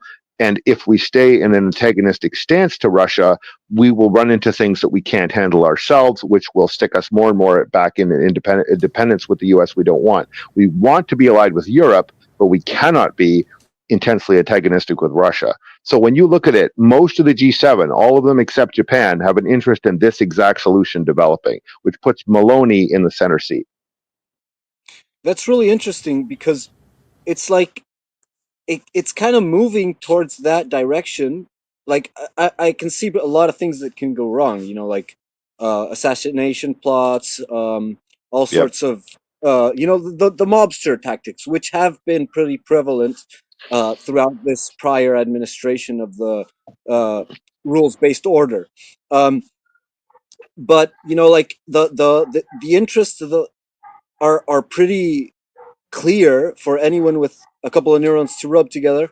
That this shit can be resolved. There is a way out. Like if you you can suppress certain interests that have been prevalent up until now, and there is a level of tact and diplomacy therein, and even I'd say like duplicitousness that is necessary. And people get a lot of I think really Meloni has exactly the right level of duplicitousness. Yes. Yeah, exactly. That's why I was saying that, because Yeah. even Trump and Meloni and even Putin get a lot of shit because like they flip flop around certain issues of where to be aggressive and where to be compliant, and it's and even Iran gets the shit. Like everyone's who's pissed off at the current state of affairs, they get really angry at the players in the game when they're not full throttle towards like the multipolar world or sovereignty or like whatever. And it's kind of infantile to see it that way. Like It's a infantile, poker like, game, and in a poker game, you have deceptive moves. You have to deceive to win at poker. And if you understand that, you don't get angry at the other poker players for essentially bluffing you or, raising you or deceiving you on a tactical level. In between hands, though, or after the game, or about the rules of the game, that would be a great breach of trust. So somebody can bluff me and lie about his hand all he wants, but in between the hands, if somebody was asking me a question about statistics and odds, if I answered that dishonestly, I would be a bad guy. Right? So that's ultimately the problem here, is that with inexperienced people in politics, or unqualified or irrational people, they will resent the fact that politics is politics and does include a fair bit of positioning and tactical deception. Another guy who does understand this, because he was a central banker, is Carney. He's not allowed to be absolutely candid all the time. He's supposed to not signal the market what he's going to do, because if he does, somebody will profit from it at the detriment of the whole currency. So there's a guy who totally knows how to play the cards close to his chest, because that's what central bankers have to do. So we have people in politics who are capable of this. It's a pleasure to see them work. It's also a pleasure to see sincere people stating the obvious, like Claudia Scheinbaum or Maloney, when they say this has gone too far and has to stop. And Trump is kind of a billiard ball in the middle of this pool table. But that's probably where you should be if you are holding too much firepower. You don't know where to aim it until most of the table is settled.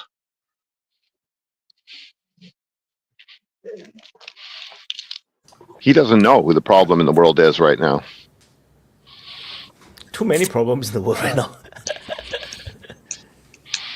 Ayush. I wanted to say something. Canadian Hun was talking about Meloni being the center of the power in European Union, kind of. I agree with Meloni, like her ideology and the thought process. I like her, but I don't see her as the main character. I don't think she will ever have enough say to completely take over the European Union, or kind of, lead the European Union like Britain is doing right now when it comes to Ukraine conflict. I don't think European Union is gonna give her. I don't mean in sense of directing. I mean like a bellwether. Like when she changes her mind, everybody will change their mind, right? I don't mean that she's running things. I mean that she's listening carefully, and when she's at the fulcrum point, she will push a little bit. But that's not the same as saying that she's ordering people around. Yeah, I think something can happen, but I'm not too optimistic about Meloni. I don't know why, but Europe is on a road of catastrophic consequences, and I think one of the reasons for that is that they were like, it was time to reap the wealth that they had distribute to their population. That's the impression I was getting, that it was the time was coming to like strip them of all the privileges that they have acquired throughout the century of like colonial extraction, and then spectacular specialization, Time to and pay the bills. development of their countries, and it was enough. Now it's time to like flood them with cheap labor, and create some boogeyman to strip them off of all their first world comfort standard of living. And in that process they failed. Like they failed, and they compromised their own integrity as national interests. Like the mega corporations that had become that were absolutely transnational, and that were ruling the placing the, which is like the lobby that you were talking about earlier. They were placing the puppets, the actors, into political positions, systematically placing actors into political positions. And since they were actors and they hadn't a stake in the game particularly, they were absolutely malleable to whatever interest would nudge them enough. And therefore, like they've started to obliterate, like when they encountered resistance, the whole strategy, the house of cards, started to collapse. And now it's the plan is unfeasible, to disempower the population without absolutely wrecking the capacity of the corporations and the political class to maintain their power. And that shift is becoming like pretty obvious in like what you describe of the reorientation or the reorganization of Europe based on competence, beyond the actors. And same with America. Europe is actually a major power, both in terms of marking a standard for what like the development of mankind is going to look like, but also in the sense of their like incredible capacity to make interrelations with the globe. That's what they've been doing. They've been interconnecting the globe, and as they cut themselves off from that, like in the vain inertia of the prior strategy, they're going to lose all relevance worldwide. And so it's absolutely natural for them to shift their strategy and kick out the trash and start making things work again. Now, how long is that going to take? And is it possible to like get them out of power without them like completely scorching the earth? That's what we'll see, I guess, in the coming decades. But it is a promising sign, I'd say, cautiously optimistically, that the reordering of the world is working in a very cautious and diplomatic way.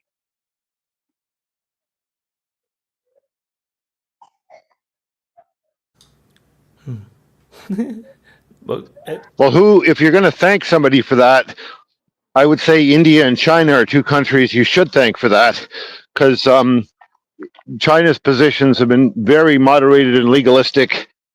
India has the incredible foreign minister in English.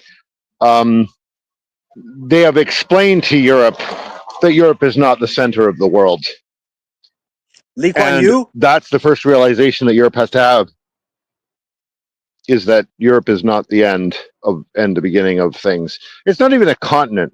Europe is a subcontinent. It's like India. It's not actually a continent.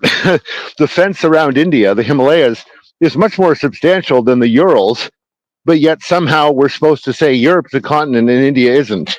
It's nonsense. It's all an example of Eurocentrism in the sciences and even geography. Let's start calling Europe a subcontinent of Asia, and it might be a little clearer where their real position in the world is. they don't have satellite, a few hundred years ago, so they don't know that they are actually not that big.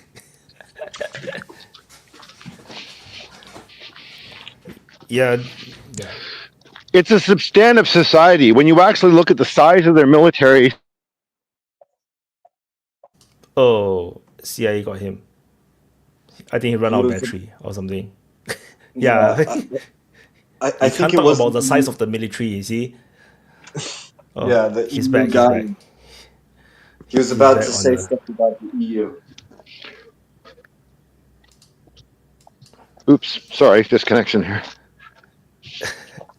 Yeah, you were saying the size of the military, and then CIA got you. Is it made too noisy here? Not at all. No. No. Yeah, well, I'm walking the dog in the fog, so the fog is probably interfering with my reception. Interesting, but we can hear you just fine. Here's an interesting question, though. Would if Europe does a EU-only defense and leaves out aggressors like the UK and the US, and in the case of Ukraine also it should leave out Canada, Canada should be part of an Arctic pact that is separate from that EU-only defense. And maybe an Atlantic pact that is separate from that EU-only defense. And to have nothing to do with Baltics or the Black Sea at all. And if that EU-only defense gets created, does it reach an equilibrium with Russia because it's not as powerful without the US, UK, and Canada? Or does it get aggressive because it doesn't have any restraint on it from the US, UK, and Canada? Like, what happens if does that EU-only defense become Napoleon 3.0 with Hitler being Napoleon 2.0? That would be hard. I think they because nowadays the warfare, unless there's a change in warfare, I think the warfare nowadays makes it really hard, and the Europeans can't really take deaths, like they can't take losses, like they are too soft now. Like Napoleon sent people to die in Russia. Like they just, most of them didn't fight and they just die in the cold. So so I don't think I don't think it matters. And CH is gone again. Europe back in the day was an extremely harsh place to live, and people were tough as fuck. And now, they're super comfortable. They're super comfortable, and that's where we get to this other issue of decline that is beyond the strategy. Like beyond, like there's an element of decline that is like inherent to development. Like I'm seeing this ever more clearly.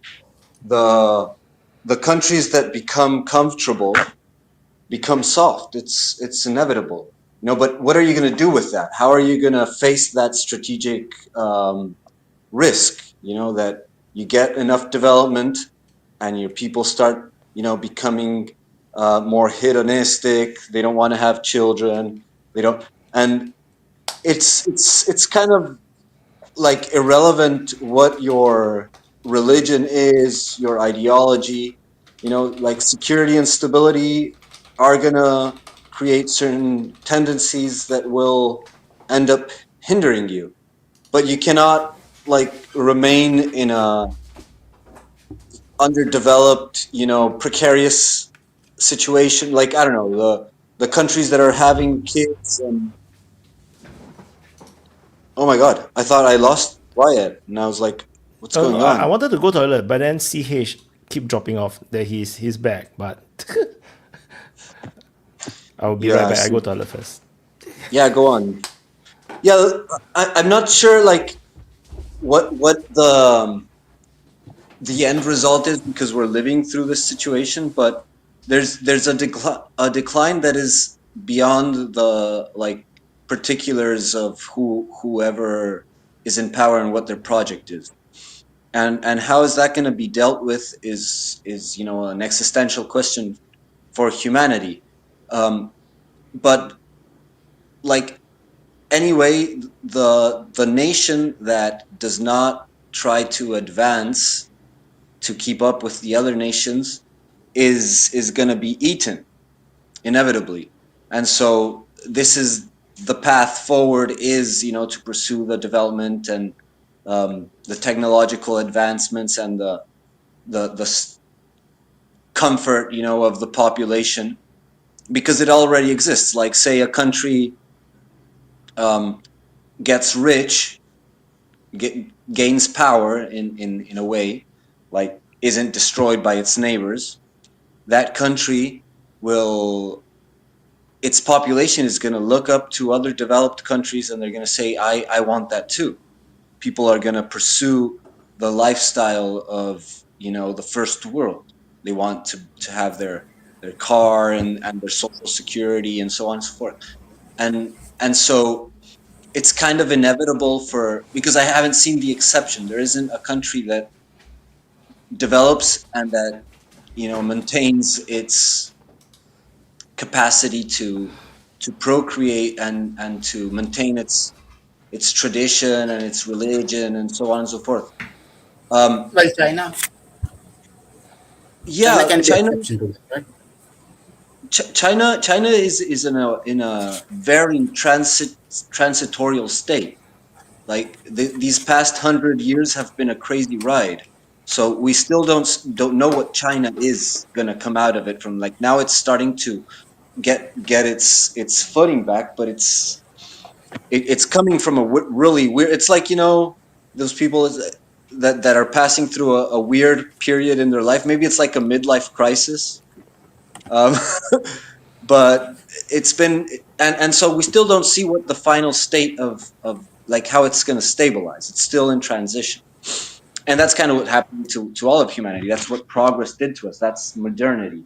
We started to change rapidly from like what was thousands of years of more or less, common ground. Our ancestors all lived kind of the same way. and now we're in a crazy period. These past 100 years, the world's been changing super rapidly, and the idea was that it had to keep on changing until we get to this, utopia, this Star Trek, Asimov, super civilization, the end of history, and all of that. But we're starting to crash into this situation in which this rapid rate of change is really rapidly threatening to extinguish us, to destroy us.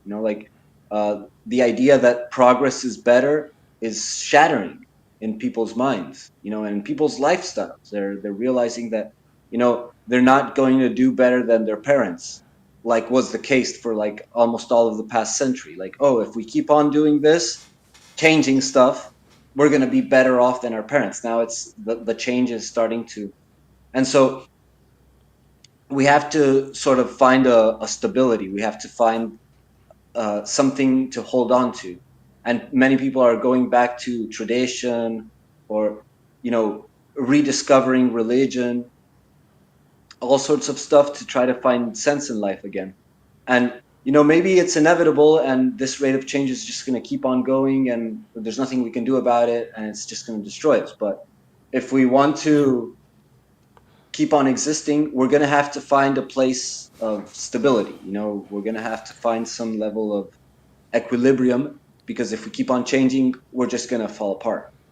But what that's is something that? that Elon Musk is warning, right? So he's basically saying that everyone is dying, like every country is dying right now. So because of the lower birth rate, and it's like he attributed to probably like maybe a lack of things to move towards to as a human civilization. Like we have conquered Earth, like that's why he keep talking about Mars and the rest of the galaxy, because it's like if we only look on inwards only on Earth, then we are always going to be competing for the same limited resources, and or we'll just be like happy with whatever we have right now, and we're just not going to evolve.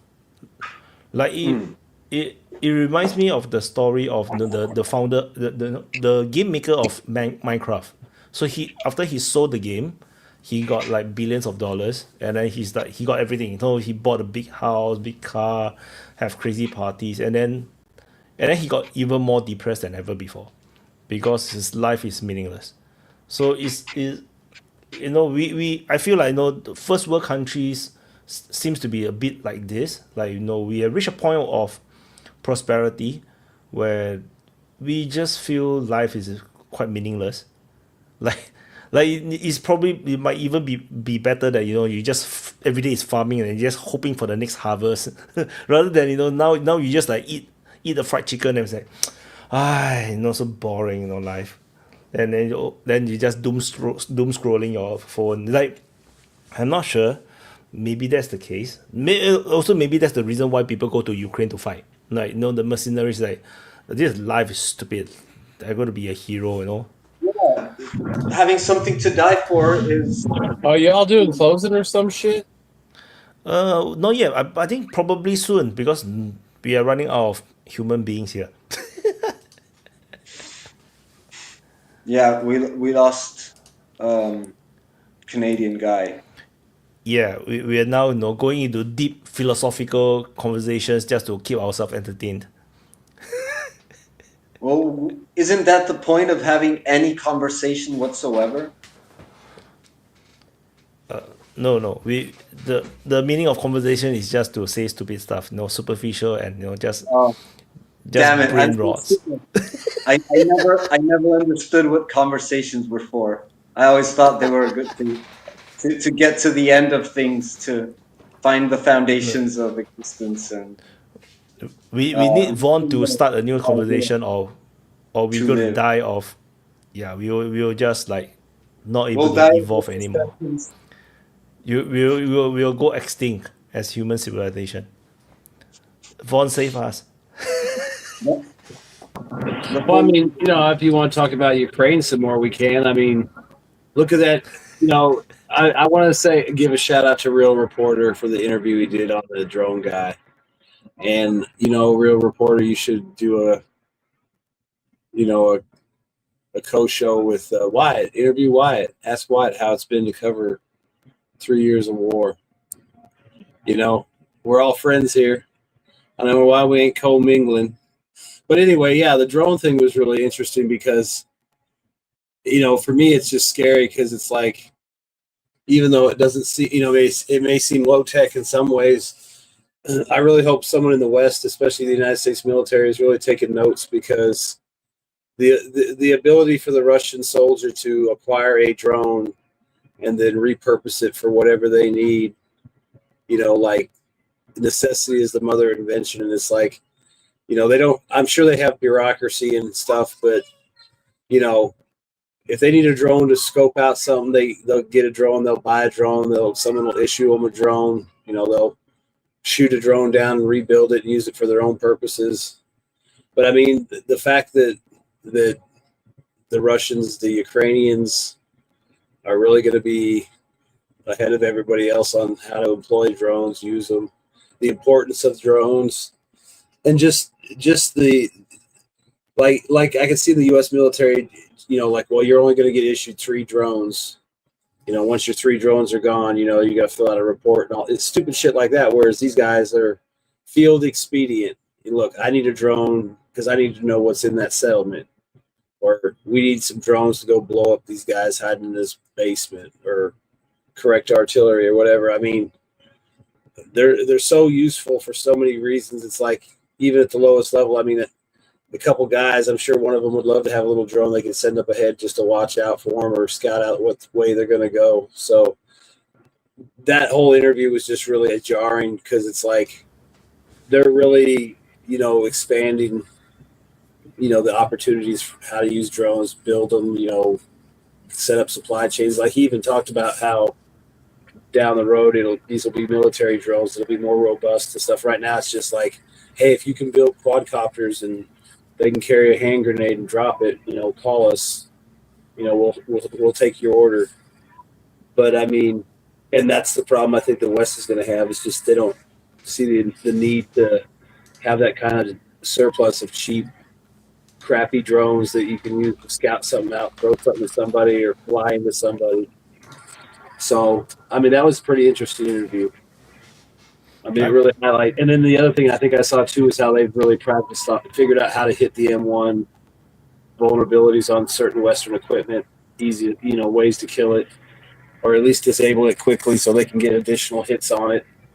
You know, and I mean, that's all that, you know, that's going to happen. I mean, think about it. They practiced on every mainline NATO battle tank, infantry fighting vehicle, probably light vehicles and artillery pieces. I mean, they've got to try them out on everything.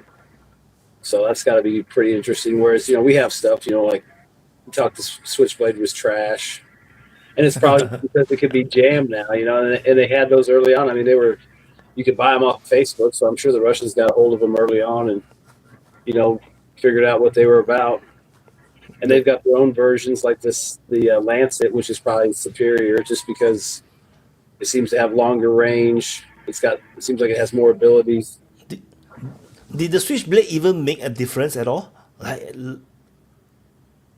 I never really saw them. You know, I mean, they were out there. They show videos of them every now and then, but you never saw like tons of Switchblade hits like you would with them. Like if someone wanted to do a Lancet compilation, there's probably hundreds of Lancet hits. No one even complains about the Switchblades. Like, you know, we never hear the Russians say, "Oh, those Switchblades are, you know, big problem." You know, we never even heard that. So maybe not. But I saw one video. You know, the commander was giving command as they cleared the trench. So the drone was just following on top, watching the soldiers, and basically it's like controlling the soldiers like, you know, a real-time strategy game. It's like the soldier ahead, you know, is around the corner on the left.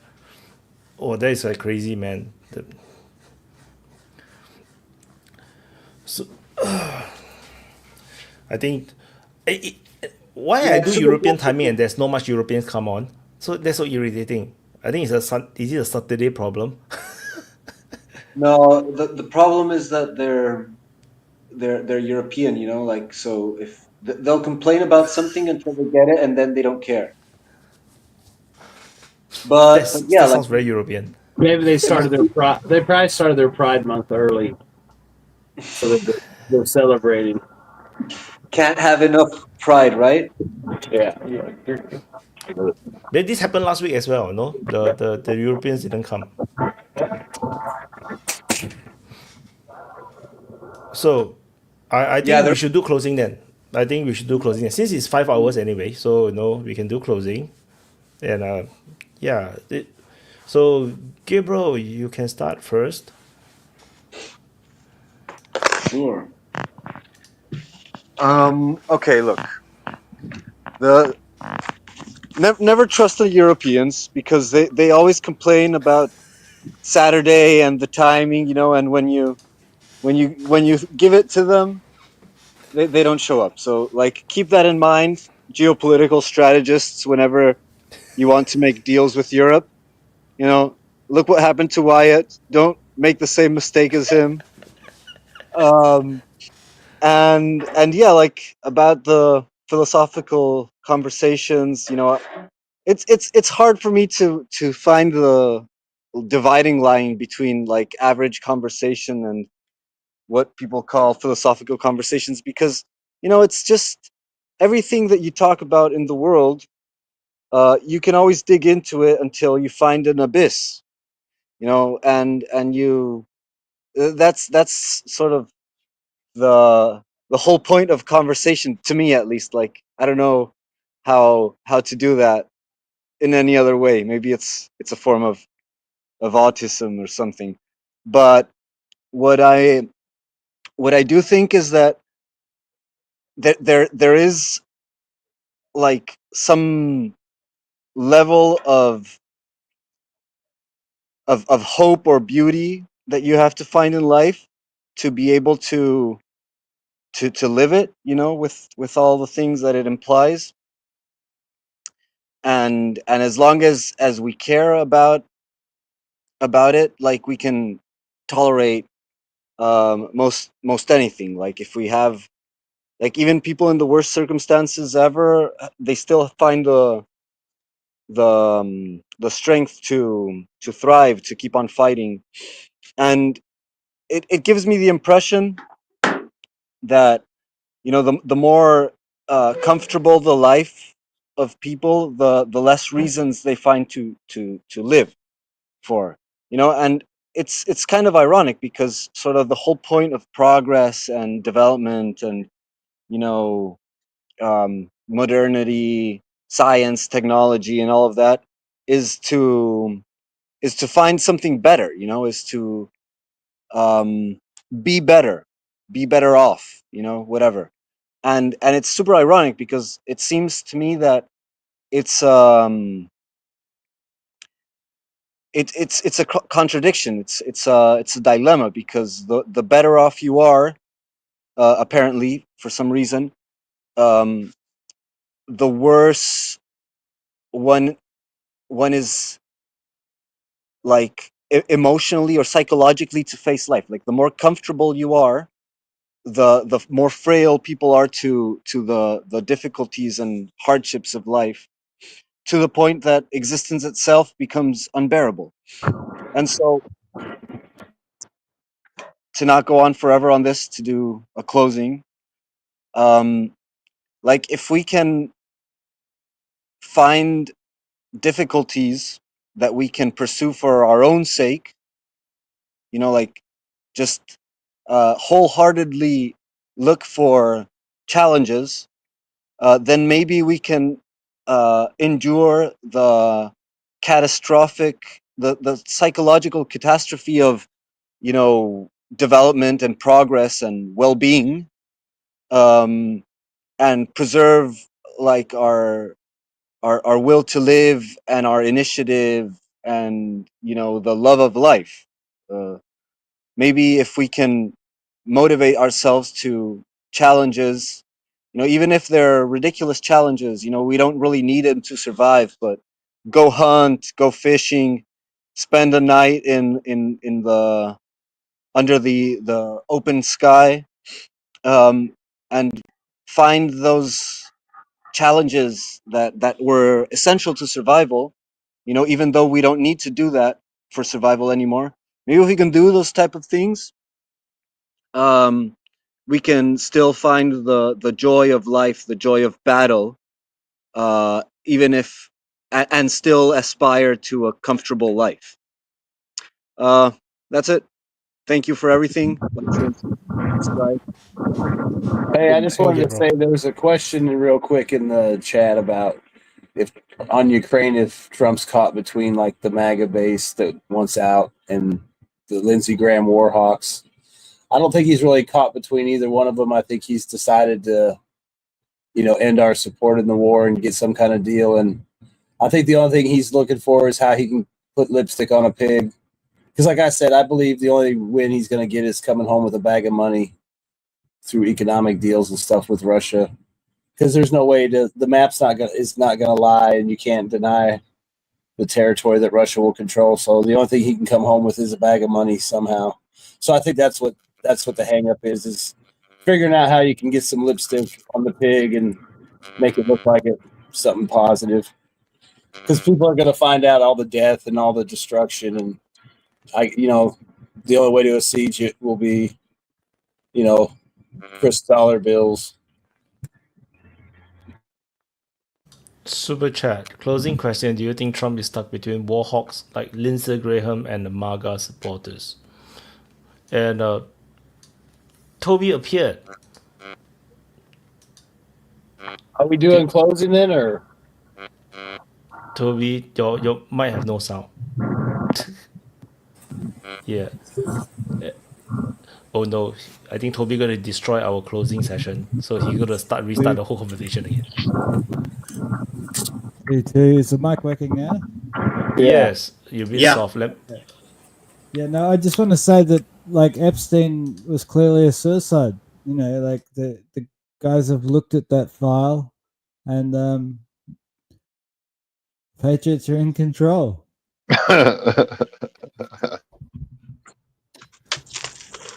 Like, no, are you going to know more than Dan Bongino? Kashmir Assad Patel? I mean, those guys have seen it. Patel knows the suicide when he sees one. Huh? He knows what he better call a suicide when he sees one. Great point. Great point. Point, Vaughn. Vaughn's got a wit to him. You got to give him that. No, I think. I don't even think that's wit. I think that's just common sense. I mean, I was watching somebody talk about Nixon when he was talking to the CIA director, and he said, I know what happened to JFK," and he said that the. Sorry, can you bring up a Yingling and? Oh. We losing someone here? Oh yeah, Vaughn need to work. Oh. He started Actually, that's they got a knock on the door. That's such a great point there. That's such a great point. Also, in addition to Epstein being a suicide, also, who cares if Israel killed JFK? Quote from Ben Shapiro. I guess all these important files are all being closed now, right? Because when you're in power, you might have to do something about these things, and nobody wants to do something about the CIA or Israel, right? Like it's a Bill Barr, who Tucker Carlson openly accuses of executing Epstein in custody. These are things they don't want to broach. They know what they need to shut up about. It's above their pay grade to call that one. Yeah, what I was going to say, sorry about that, was basically, when Nixon said that to the CIA director, he didn't respond, and he said, the president of the United States didn't even have the balls to demand the files or say anything to his own CIA director. And they also said, how do you think they get these presidents and stuff, no matter who it is? He's like, they all have the threat of violence because they all know what happened to Kennedy. It doesn't even have to be stated. It's just there. Like, what happened to Kennedy, nigga? You know what will happen to you? I just want to say, originally we were doing closing, because we run out of things to say, and then Toby is here. I think Toby got a lot of things to say. Then imagine those people who watches the open mic and then it's like, oh, it's closing. They immediately turn off. Then they realize that the stream go on for another 2 hours. I'm prepared to be preached at about the nuclear cleansing fire for a good half hour before we go to closing. I mean, I'm prepared to hand the floor to Toby for any topic he wants. Well, no, we could touch on that because, like, it's looking like that's the best way. I just think, you know, like the whole tariffs thing is being exposed as a tax. The big, beautiful bill. I mean, like, for me, have you seen Trump attacking Thomas Massey? Thomas Massey is possibly like the only honest man in Congress. Agreed. Yeah, you know, he doesn't like massive bills because he points out that, like, that's not how you're supposed to do things. You're supposed to vote on each proposal, you know, on its own. You're not supposed to have the party decide to pass one massive bill that's got all the pork barreling in the world in it. And so Massey speaks out against that. And Trump actively goes against him and wants to get rid of him. He doesn't even just ignore him. So, yeah, I don't know. I mean, the thing with Massey is, I mean, he's at Kentucky and he's safe. There's, like, nobody that could challenge him. And people like what he's doing, just like they like Rand Paul.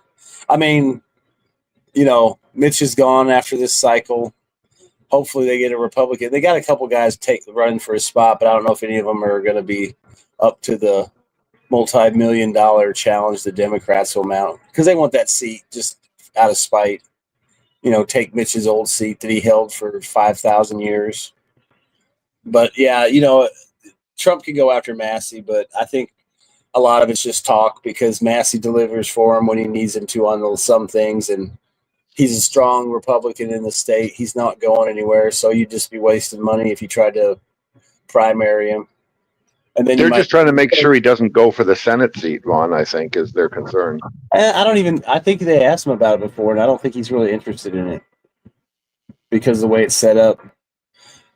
But, you know, like, we still have a Democrat. I think it's one of the only ones in the in the House, and that's just because it's a red or a blue district, but the whole state's red, so Massey's safe.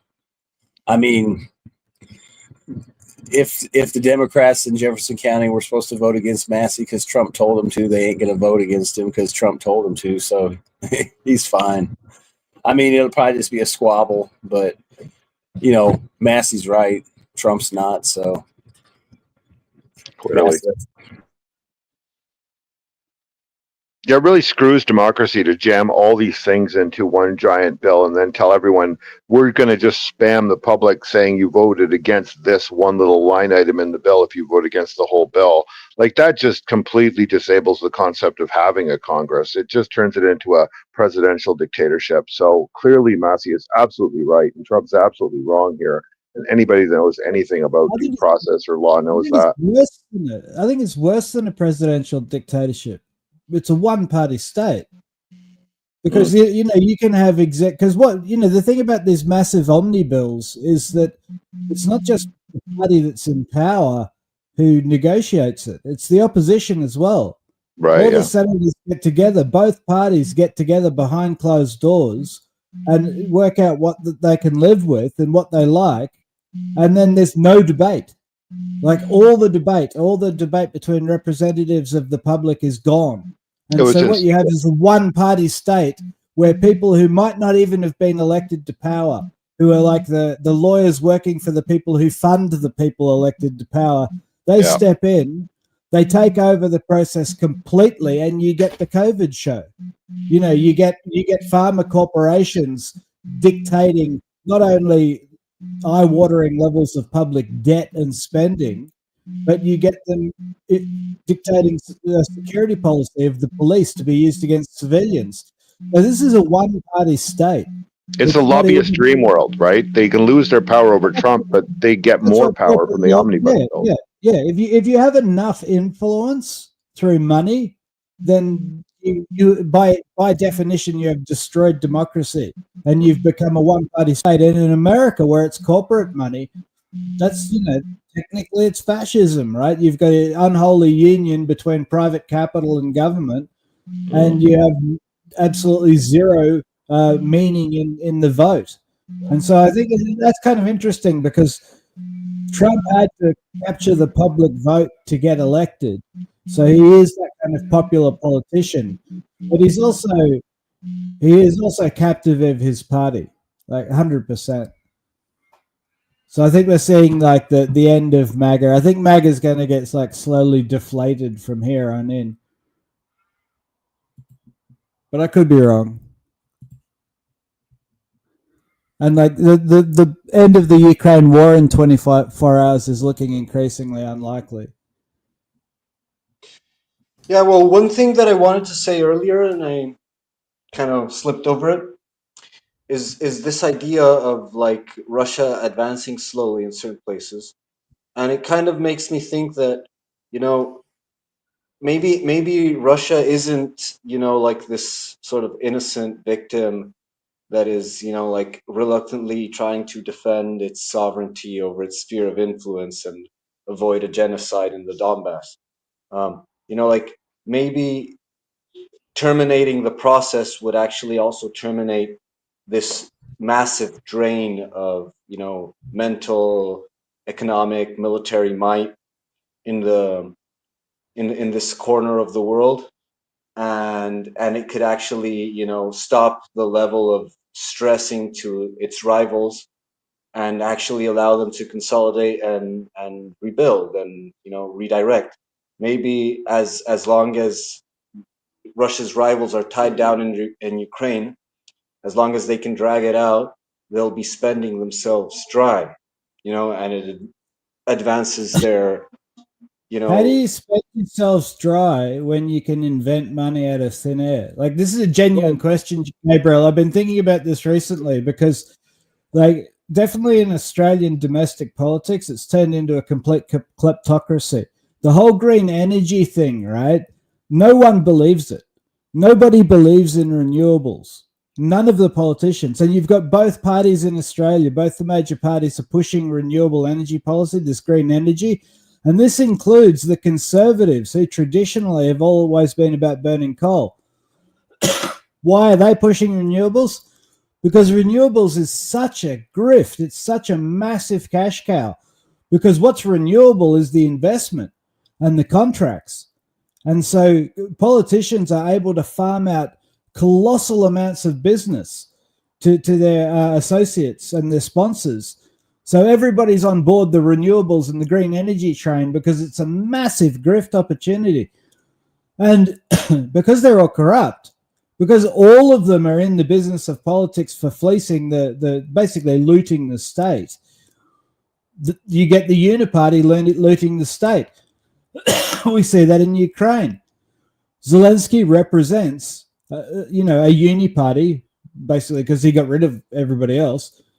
And they are looting the state, right? They are looting the state of Ukraine. They don't care if Ukraine is not tenable anymore.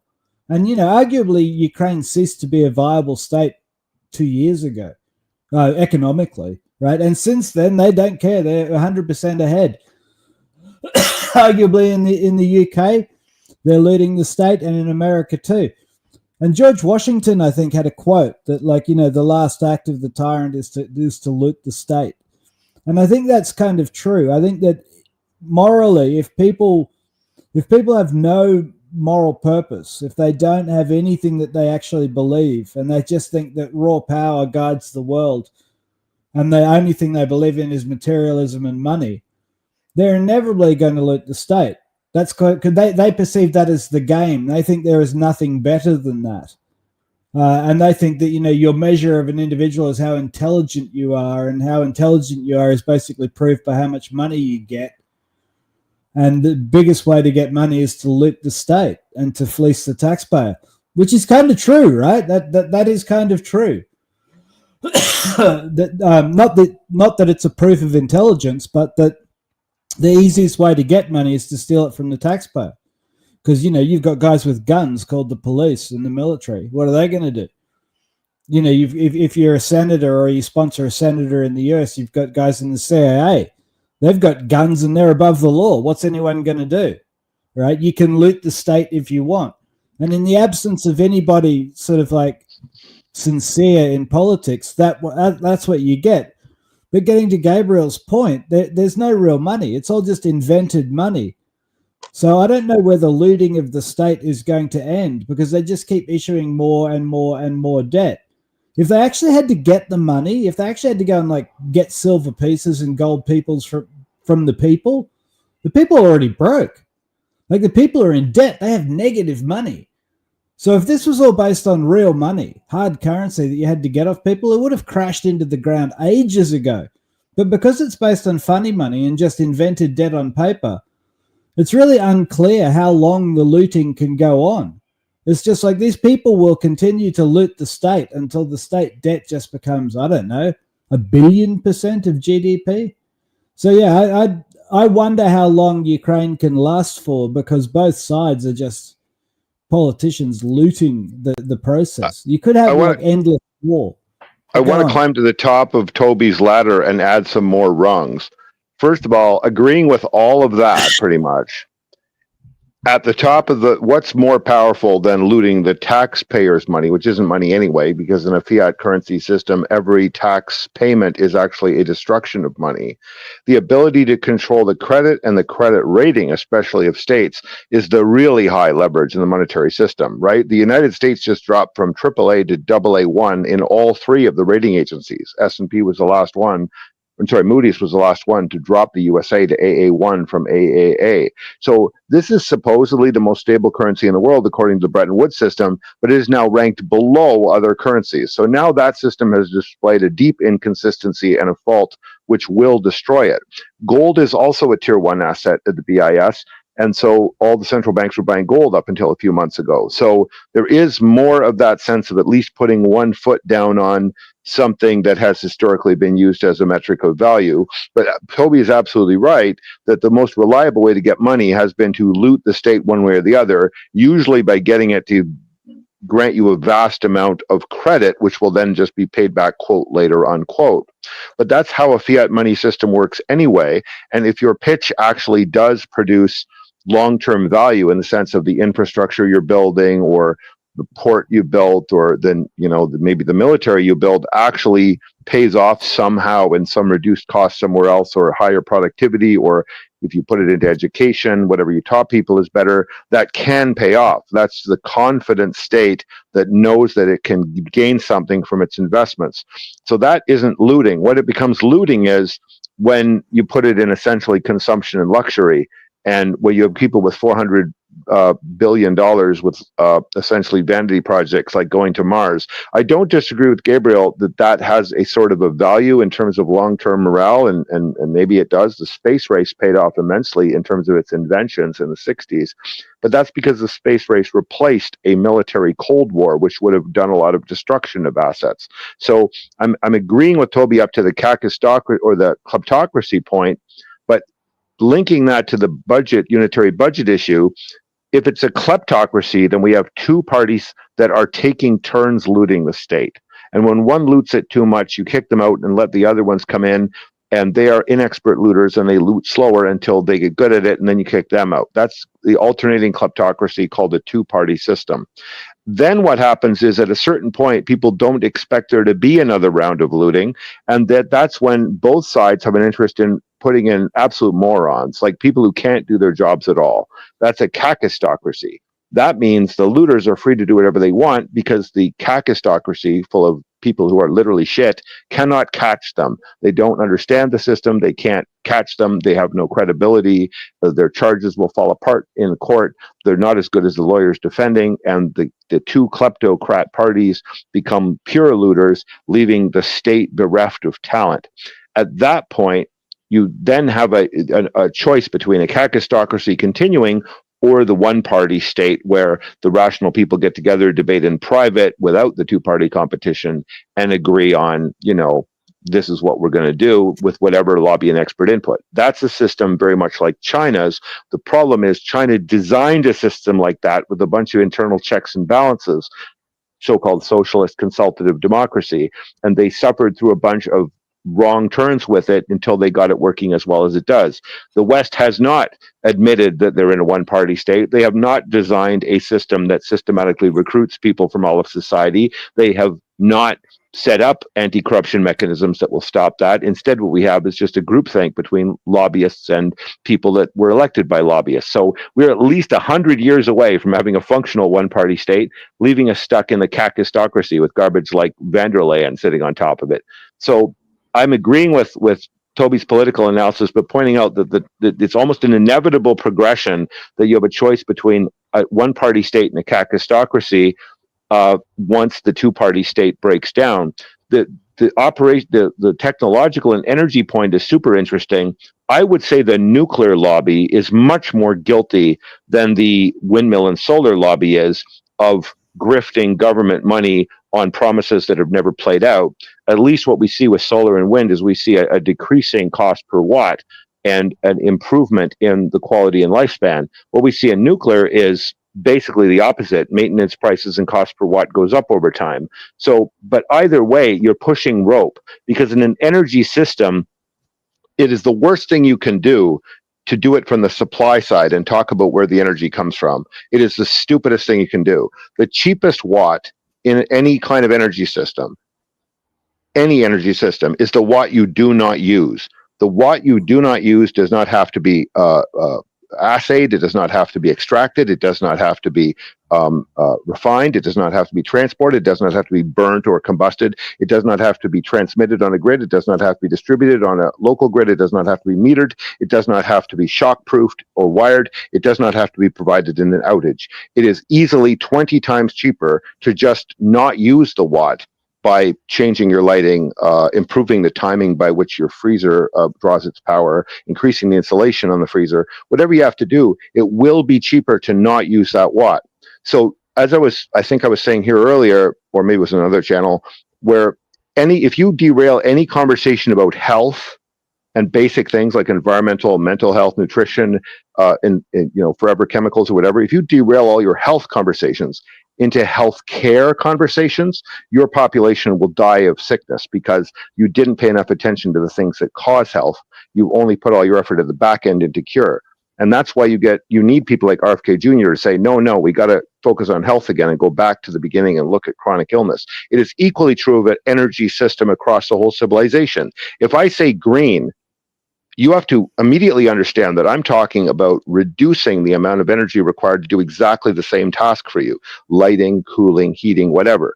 I am not talking about continuing to waste it and then going back and trying to make my source lower emissions. I am always talking conservation first. So in that sense, if I say green and you say energy and turn it into a source conversation, you have derailed me just as much as if I say health and you say care. So the real Greens know this. The actual core Green Party people know this. But what's happened is when mainstream parties or mass legacy media parties pick up the green message, they pick up the most griftable part of it, which is the large power supply contracts. That's when you get a bunch of garbage like biofuels showing up, and which is total nonsense, and just completely stupid schemes that don't actually, you're putting windmills in the wrong places, and essentially giant grift schemes, or local manufacture of something that's far better manufactured in China, and it's just a grift. And the nuclear energy industry is exactly the same. So if we actually in the West were to focus on green in the sense of let's reduce the amount of energy required every day to do the exact same thing, reduce the amount of materials, reduce the amount of water, and focus furiously on that, we would not be in as much resource conflict with the rest of the world. And if we were to focus on our health and improving our diets, improving our nutrition, improving our exercise, then we would not be having overloaded medical systems in pandemics, because we all would have been healthy to begin with. So there is a route forward for the West, but it's green and health without the energy and the care added to them. Yeah, here's my problem with that analysis, and this comes back to years and years ago. I noticed this when I was working, in industry. People say, oh, you should conserve energy. And inevitably, it's a couple of, green dirt worshippers in government telling people in industry how they can save energy. And it's this presumes that people that are in business don't care about money. right? Because if you're wasting energy, if you're just burning watts for the sake of it, you're wasting money, right? And if there's one thing that people who own enterprises in industry don't want to do, it's that. It's like if you actually have a look at who invented the LED in Japan, right? And why the LED revolution was so huge. It was because it saved money. That wasn't invented by some dirt worshipper in the Green Party. That was invented by people who were selling lights because they understood that everybody who was buying lights in industry would immediately buy something that was way more efficient because it would save them money. This idea that people in government with wool hats, right, and even woollier ideas are going to advise people in industry about how to put money in their pocket by saving energy is completely cooked, right? It's like the one thing that you can rely on people in industry to do is to minimize their energy consumption because it puts money in their pocket. And that's what they're all about. And this idea that you're going to have people advise them on how to do that, people from the Green Party who have never conserved anything in their life, like this is actually the strongest argument for like nuclear redemption. Because at least then you'd get your wish, right? And all the nasty humans wouldn't be hurting poor Mother Earth. Like alternatively, like I think that you guys, you green folks, you're too modest. You should stop just trying to save celestial objects. It's like, I get it, right? It's like the rest of us can barely save ourselves and you're going to save a celestial object like a planet or maybe a moon and a star. But I think that what you should actually be doing is trying to save the whole galaxy. I mean, think big. Don't just save a celestial object. Save the whole galaxy. But the thing is, you can keep the same thing going. You can tell people, you're inferior, you're dumb. I'm incredibly virtuous. I'm not just saving a celestial object. I'm saving a galaxy.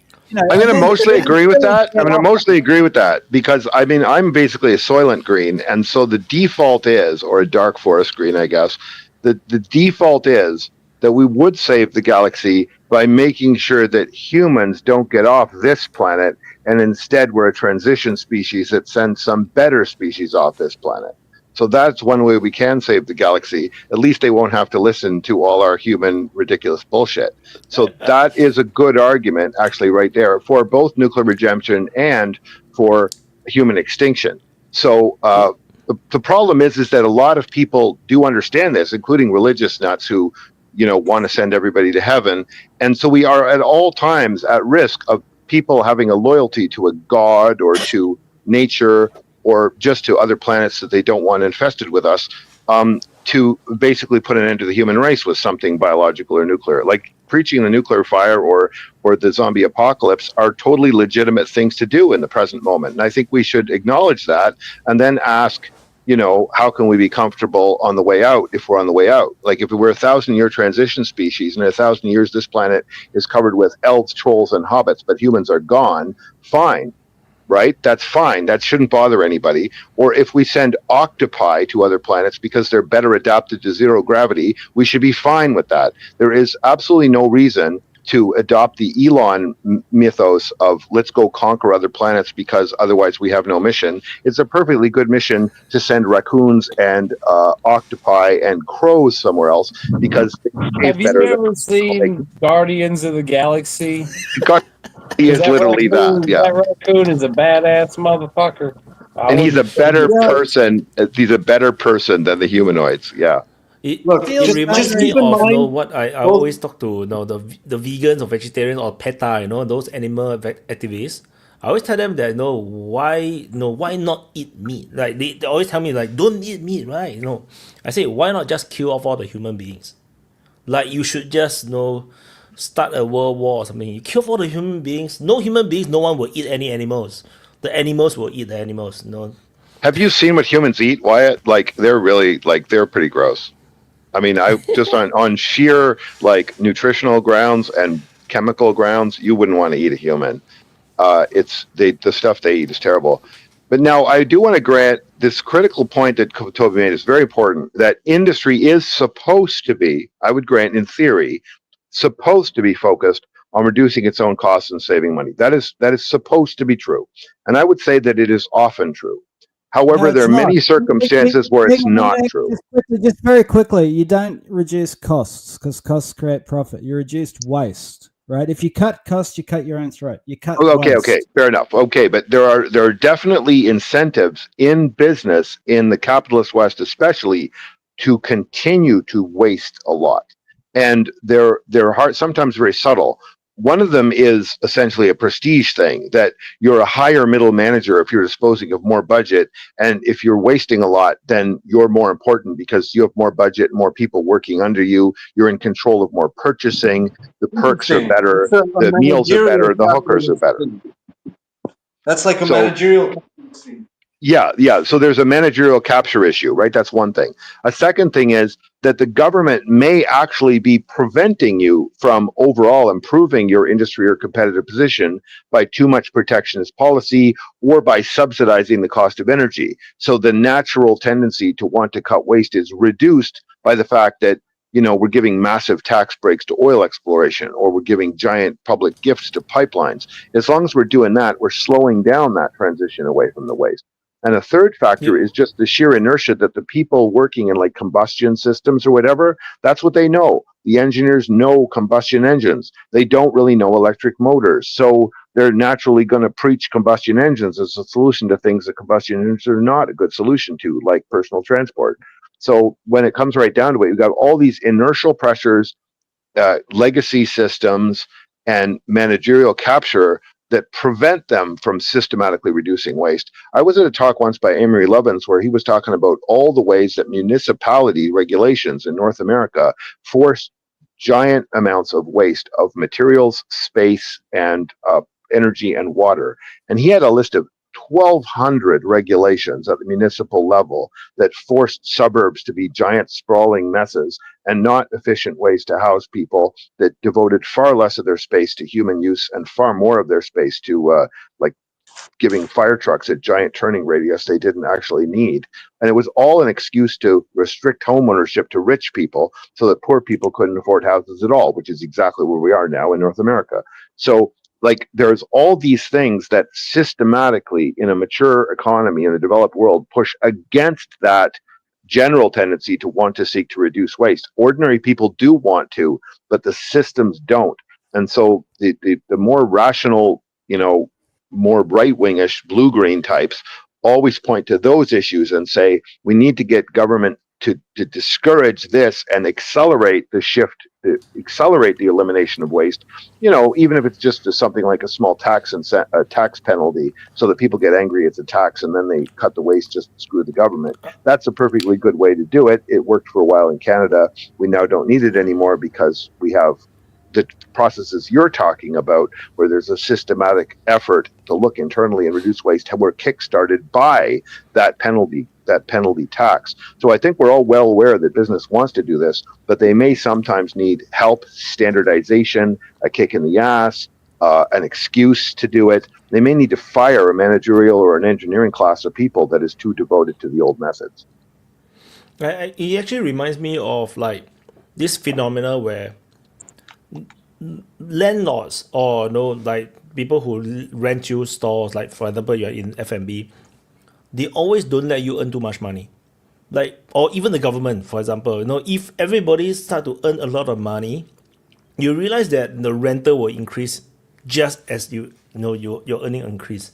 Like, if everyone in the country is earning a lot of money, you will realize the tax will go up.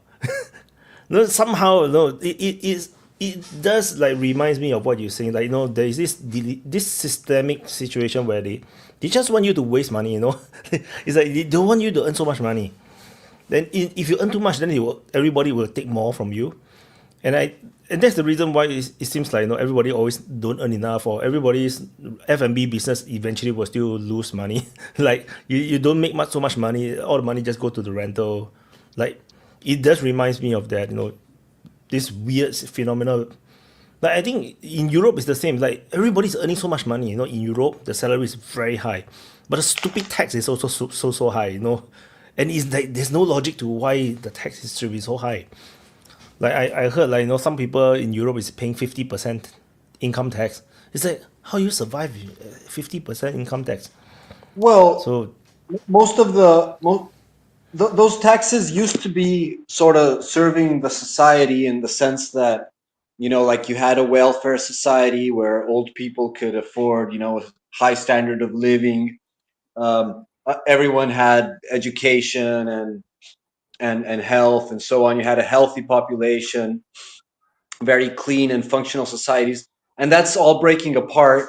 You know, as the system saturates with an like endless supply of new people.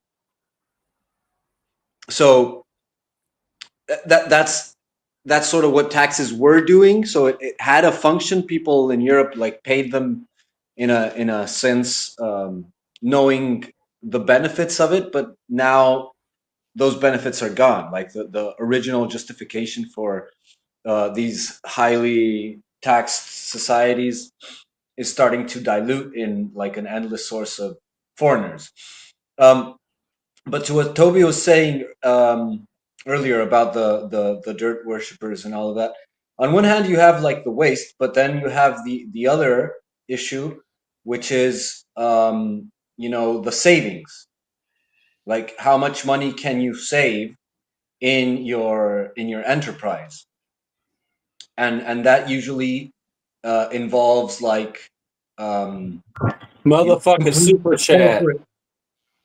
complete corporate irresponsibility with the results of their productive labor, which is like something that goes beyond, you know, like, oh, let's save all the animals from the evil humans, and it's about like how much cancer rate you get in your communities, how polluted is the water, you know, the air you breathe, and so on and so forth. So and that's usually on the opposite sense of like how much can you save from your budget of disposal.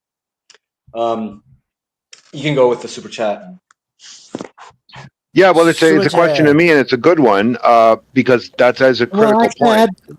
look, I had my finger up. But anyway, let's do the How super are you chat using the first. example of over-regulated suburbs causing waste as an argument against Toby's point that the government fails at making the industry safe? Okay. I'm agreeing with Toby to that degree that something is causing industry to fail at waste. Municipal bureaucracy does not, however, arise on its own. It arises because private industry, like real estate developers, people that sell construction materials, and people that sell gravel and all kinds of ridiculous conflicts of interest, are actually dictating those regulations to the municipal officials when they capture that level of government. So it's actually a conspiracy between the people that get elected and the bureaucracy that gets in place and the private industries that want to sell more with too fewer customers, that is to say, richer customers. So it's not an issue that government fails at this. It's an issue that bureaucrats fail at this, whether they are bureaucrats inside an industry or a company. And there is such a thing as bureaucracy inside companies, Yeah, that's fair. or like, so the basic problem here is that you might have a really nice bread, right? Like, and you're making a sandwich out of it, but there's cockroaches in the middle, and they're mandatory in every sandwich, and it's the bureaucrats. They're just going to make that sandwich awful, no matter how great the bread or the other fillings are. So the green approach to this, which was kind of what Toby was challenging, is, you know, the motto I used to like was become bureaucracy. Take people who are like fanatically devoted to eliminating waste and put them in the bureaucratic positions so that when these kind of corrupt waste creating requests and demands come from industries and from suppliers and from resource extractors and from all these people with a conflict of interest, you can reliably say no. It actually takes a steely discipline to hate waste inside the public and private sector both. And when you're out of power, you can do it in the private sector. And when you're in power, you can do it in the public sector. But it actually takes fanatics of waste reduction to actually achieve an industrial revolution. If you want a good example of how this works in real practical government, Harry Truman made his political bones in the US Senate sitting on the Truman Committee is what it was called in the Senate. They took all the US military industrial complex programs, and you can imagine in 1940 to 44, during like the war prep and before, how many grift programs the US military would have been presented with. Harry Truman led a incisive, brutal, probing question to make sure they were not wasting money on anything, and everything they were doing was focused on the goal of actually winning wars. And it's largely because of the Truman Committee that they actually were effective immediately when they came into the World War II. And it's why Truman was one of two candidates to replace Henry Wallace as FDR's They VP. weren't effective. They weren't effective immediately. The Navy was a joke. The torpedoes didn't work. It's like That was it was all stuff they'd had from the 30s that didn't work. The fact that they improved it so rapidly was because of the There's a Truman really Committee. strong argument that it was the war itself that provided the impetus to actually get effective. And like I find that interesting because the Russians are saying the same thing as well. Like that recent Real Reporter interview, that drone guy said that, look, you know, Russia gets better in spite of the systems. But look, in terms of what we're talking about Like here, Harry inside your system to say that, or it doesn't happen. the thing is, right, like what you're talking about to me is inefficiencies of scale. Because like when I was growing up, we always heard about efficiencies of scale, but the reality is that there are inefficiencies of scale as well. When things get too big, right, you start to get bureaucracy for the sake of bureaucracy, and you start to get like this regulatory waste, right?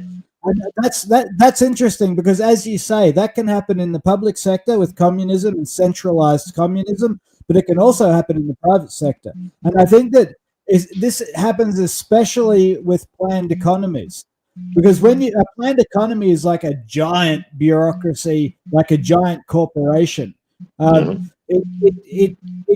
You've got people in the middle planning everything for everybody else, and what that takes the form of is regulations. And it also happens.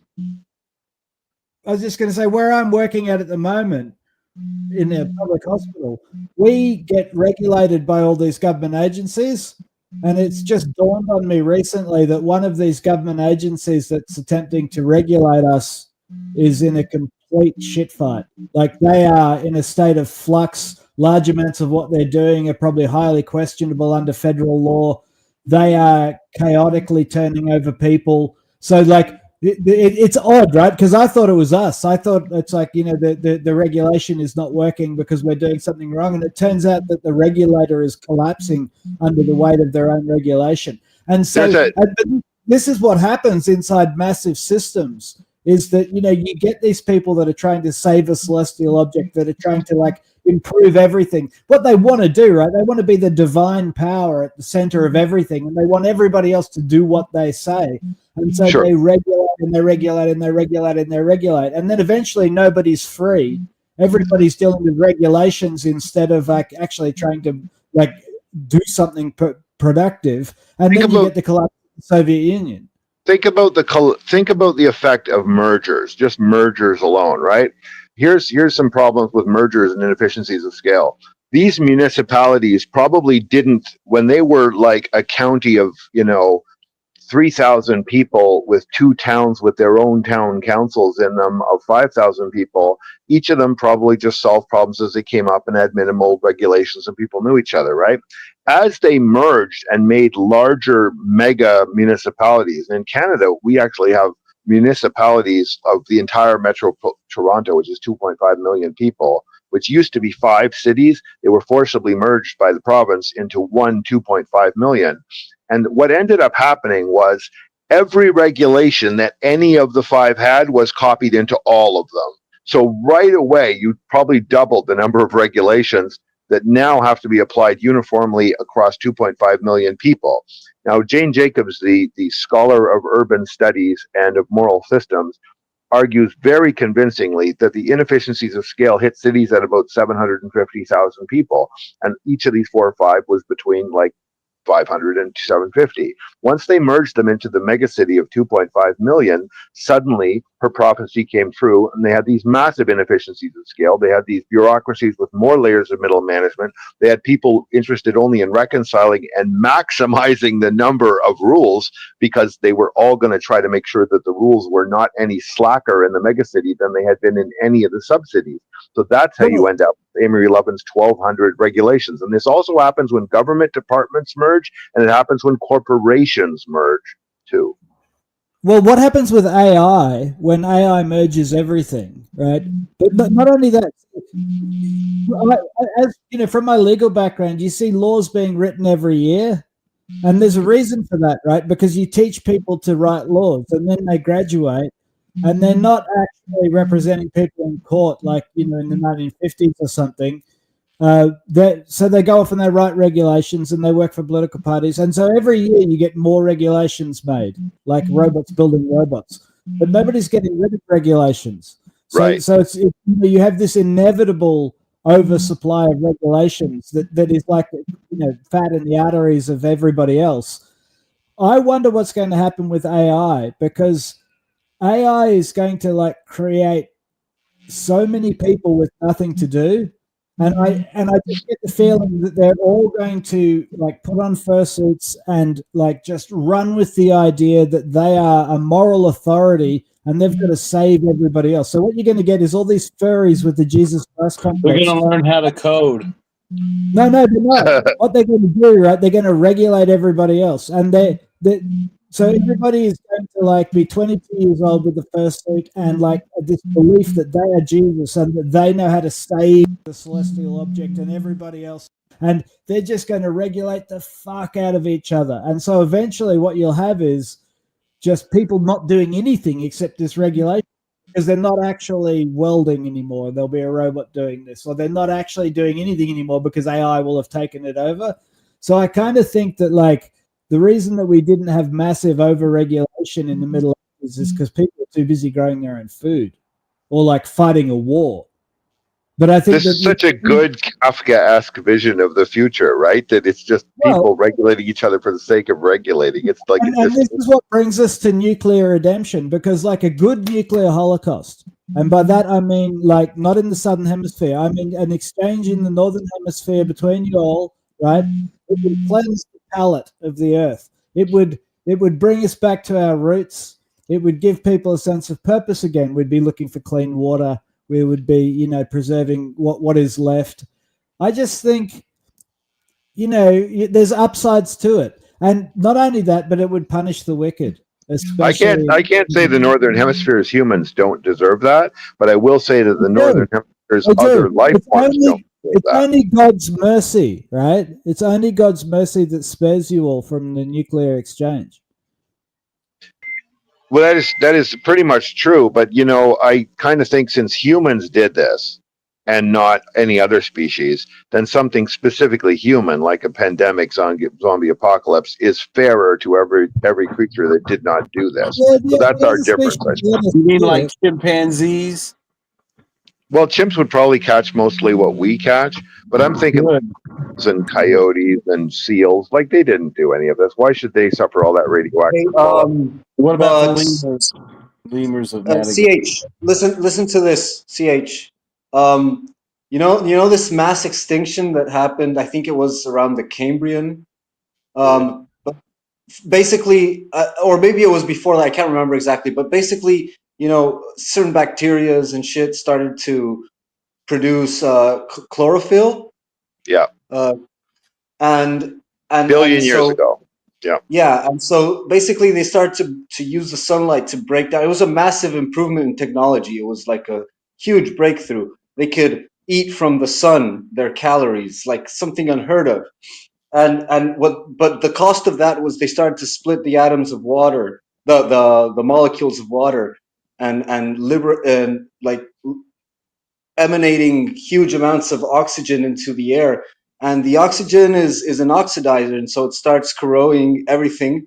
And every living being on the planet was completely fucked by that, because oxygen was toxic to all of them, and they all started dying massively, and it was a massive extinction event. And not only that, it totally changed the climate of the planet. And not only do I know this, Gabriel, when my nieces were 6 and 4, I told them a bedtime story about the nice brown planet where the brown party tried to keep it brown, but then somebody got on the poo-poo net and spread the chlorophyll plan, and that ended up, creating the completely transformed planet. And they were actually giggling furiously all along at my little side notes that genetically engineering organisms is a very potentially incredibly dangerous thing to do. They did understand at the age of 6 and 4 that humans might unleash something that would so completely transform the earth that humans couldn't live on it anymore, and that sometime 1 billion years ago, that creatures made entirely of poo, right, like E. coli type level creatures, could well have done this to themselves by accident. If they were intelligent and messing around, they would have created chlorophyll. It's more likely that they created chlorophyll by being intelligent and messing around than it is that it happened by So accident. you're saying God did it. You believe in intelligent design. So I'm saying that even a bacteria. I'm saying even a network of E. coli bacteria could develop enough intelligence to totally destroy itself. That is not the same thing as intelligent design. That is actually saying that stupidity is the basic evolving force of the universe. So all these plant zealots, you vegetarian and vegans, you worship all these plants. You see what you have done. You're worshiping mass murderers and genocidal, Yeah, they did in fact genocide the poo planet that used to be here. But the irony of that is that the world was then conquered by these chlorophyllc creatures, and they thrived on it, and like all the other creatures perished and were punished by it. But the cause they were driven underground. They still exist in the rocks and deep down. This is the anaphylactic, the anabolic, anaerobic. CH is saying, what about all those poor creatures, the innocent animals? Like he has clearly never been outside his flat, right? Like fish eat other fish. They are homicidal fish murderers, right? That's all they do. Like your cat is out there killing birds and torturing them.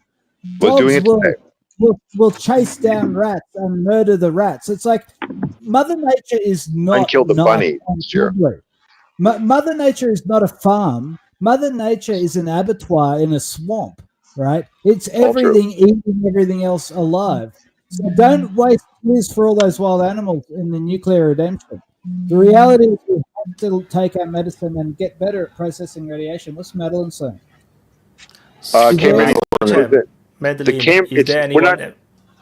We weren't talking about the Cambrian, though. We were talking about the earlier transformation. The Cambrian explosion is much later than the methane to chlorophyll oxygen atmosphere. That's about 1 billion years ago. The Cambrian explosion is a different event.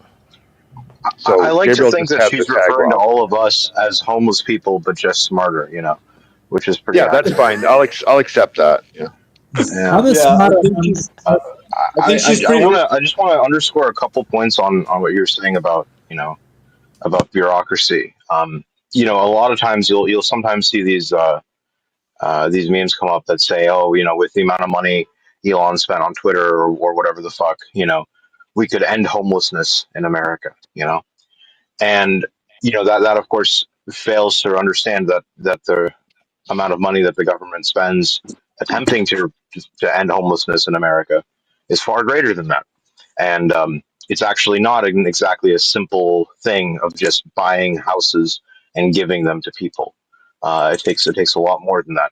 And one of the main reasons that it doesn't work, right? If you look at, I read an article about how the specifics of how this was going on in the city of San Francisco, where the bureaucracies that were established to take care of the homeless problem, ultimately have a perverse incentive structure, right? They exist, they have their jobs because of the homeless, and so they are not incentivized to get rid of the homeless, and so the homeless problem just gets worse and worse and worse, and the bureaucrats get more and more and more money. And so in a sense, you need and like you were saying, this bureaucracy problem seems to be a force of nature. It comes up in the public sphere, it comes up in the private sphere. You need some kind of external discipline, I would say, and nuclear fire. Okay. Well, what I was going to say is, I think this is a really interesting point. I'd like to look more into what you were saying about this 750,000 person limit. That, in a sense, I think the world would function best if we had our unit of organization, of corporation, of no bigger than 750,000, right? And I think that's kind of initially what the idea was supposed to be of American democracy, right? With each representative representing about 280,000 people or something along those lines. And the problem is things get much, much bigger, much more complicated, and then bureaucracy just ultimately eats it all. I mean, I recently reread James Burnham's book, The Managerial Revolution, and I'm curious if you guys have thoughts on it because I think it pretty much explains what's going on. That you know we don't really live in a capitalist system anymore, and we certainly don't live in a communist system. We live in a system run by bureaucrats for bureaucrats, for the benefit of the bureaucracy, which exists for the purpose of expanding the bureaucracy. And this seems to be, I wonder how the Chinese have managed to avoid this problem, if they have at all. And I'd They be haven't curious to avoided know just it. on the level of, no, they haven't. Well, it seems Well, like they're doing the quite well, idea that but maybe the not. Chinese Communist Party isn't a massive bureaucracy is a bit far fetched. Like, what I wonder is, Yeah. could it survive without debt? I think China has maybe halfway succeeded at what I was talking about, where they are kind of technocratic and engineering focused and kind of cheap too, right? Like in terms of cost driving. So maybe they have a lot of their communist internal party discourse is about eliminating waste and is about detecting those conflict of interest and corruption. They certainly talk a lot about it. And while obviously there's going to be nepotism and there's going to be grift and there's going to be theft, I think that there is a good portion of people that join the party in order to keep an eye on that and stop that, and a good portion of people who are optimization and engineering focused inside that party, like more than in Western parties. So they're struggling to achieve that, I think, and they're partly succeeding at it. Not fully, Yeah, right? No bureaucracy that big could succeed at it fully. Yeah, they at least attempt to, right? I mean, in America or in the West, we have the sacred cow of democracy, and we seem to think that democracy is just what's going to save everything, and that our system is great because of democracy. We don't have to watch out for corruption and conflicts of interest because of democracy. I If think we it really prevents cared us about from looking at our democracy, we actual would. system. There's no love of democracy. It's like if you mention direct democracy, everyone's Yeah. bored. Everyone's bored. They want to put on their fursuit and go to a rave. Like, nobody cares about democracy. No one really wants to be emancipated. What they want is to be entertained. The West is like, we are entertainment fundamentalists, right? That's what we are. And this is why, like, the nukes are the way out, right? Because we're very wicked people. And I'm talking Toby, to Madeline unironically- right now. Very wicked, very wicked. Trump, Trudeau, Toby, and I'm Zelensky. unironically, I'm a huge fan of democracy. I love democracy. Like, you should see, whenever there's an election season in the U.S., I'm all over it because it's like, it's like March Madness. You know what I mean? It's just like every fucking precinct in the country. You've got all these polls, you have statistics. You have fucking drama going on left and right. It's amazing. It's just fantastic. It's like the Super Bowl. The election, and When one cycle stops, the next one starts. I know, exactly. It's great. I mean, it's literally like sports. It's so fun. You can do trends and statistics and everything, and it's just fantastic. saying ridiculous shit It's on great TV, entertainment. going at each Are we allowed other's to throats. Are we allowed to say that Trump bores me yet? Like, when can we say that? When Wow, can we Toby, say come on. Trump You can say bores that you me? want him No, dead. You could say that you hate him. no, You can call him a right. fascist, but don't call him boring. Yeah, Fuck you, this is Toby. the thing, right? This is the thing. What happens when Trump bores us? Like, that's the end of him. That is the end of MAGA. True, but Trump, but wait, Toby, don't say that until after he does a round of nuclear weapon reduction. When he's done with a round of nuclear weapon reduction, then you can say it's boring. Yeah. No, he bores me. He bores me. I'm calling it. No, you want the nukes, right? So I can forget. You don't want you want the nuclear weapon reduction by nuclear exchange. No, I don't. I don't want it, right? I don't want it. I'm like Abraham talking to God about the cities on the plain. I'm like, no, don't do it, God. There's 10 good people. And God's like, eh. And then because God's very reasonable, he goes and looks for the 10 good people, can't find them. So it's not that I want it, right? Like, I want good things for you all. You all know that. It's just that you deserve it. It's like you're not good people, right? It's like you're very wicked. You're entertainment fundamentalists. You don't pray for each other. You're all vain. You want to save the Toby, planet. the fatal flaw in your whole what I'm worldview saying is is that I you live in will regret it. Australia. You live when in it happened, Australia, which is an you'll be island, like, right? "We had it coming." And so, and look, it's an island in the southern hemisphere. And so, if everybody in the northern hemisphere got nuked and we Under the all British disappeared, protectorate.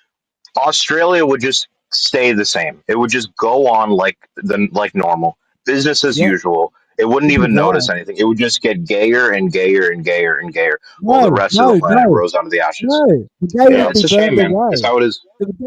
The gay came from the northern hemisphere, Archimedes, Well, for sure. to your Yeah, yeah. point, Well, Particularly it's metastasized ground inside of zero, Australia, look, and it's just Toby, going to Toby, continue festering there forever It is for an all time, inherently Toby. homosexual prison island at the moment. Look, when the Canada is calling you the line homosexual, you know between it's over. the line between gay and just lies in the heart of man. Okay. the lining disease. Okay, but it's kind of accurate. But Preach, Gabriel.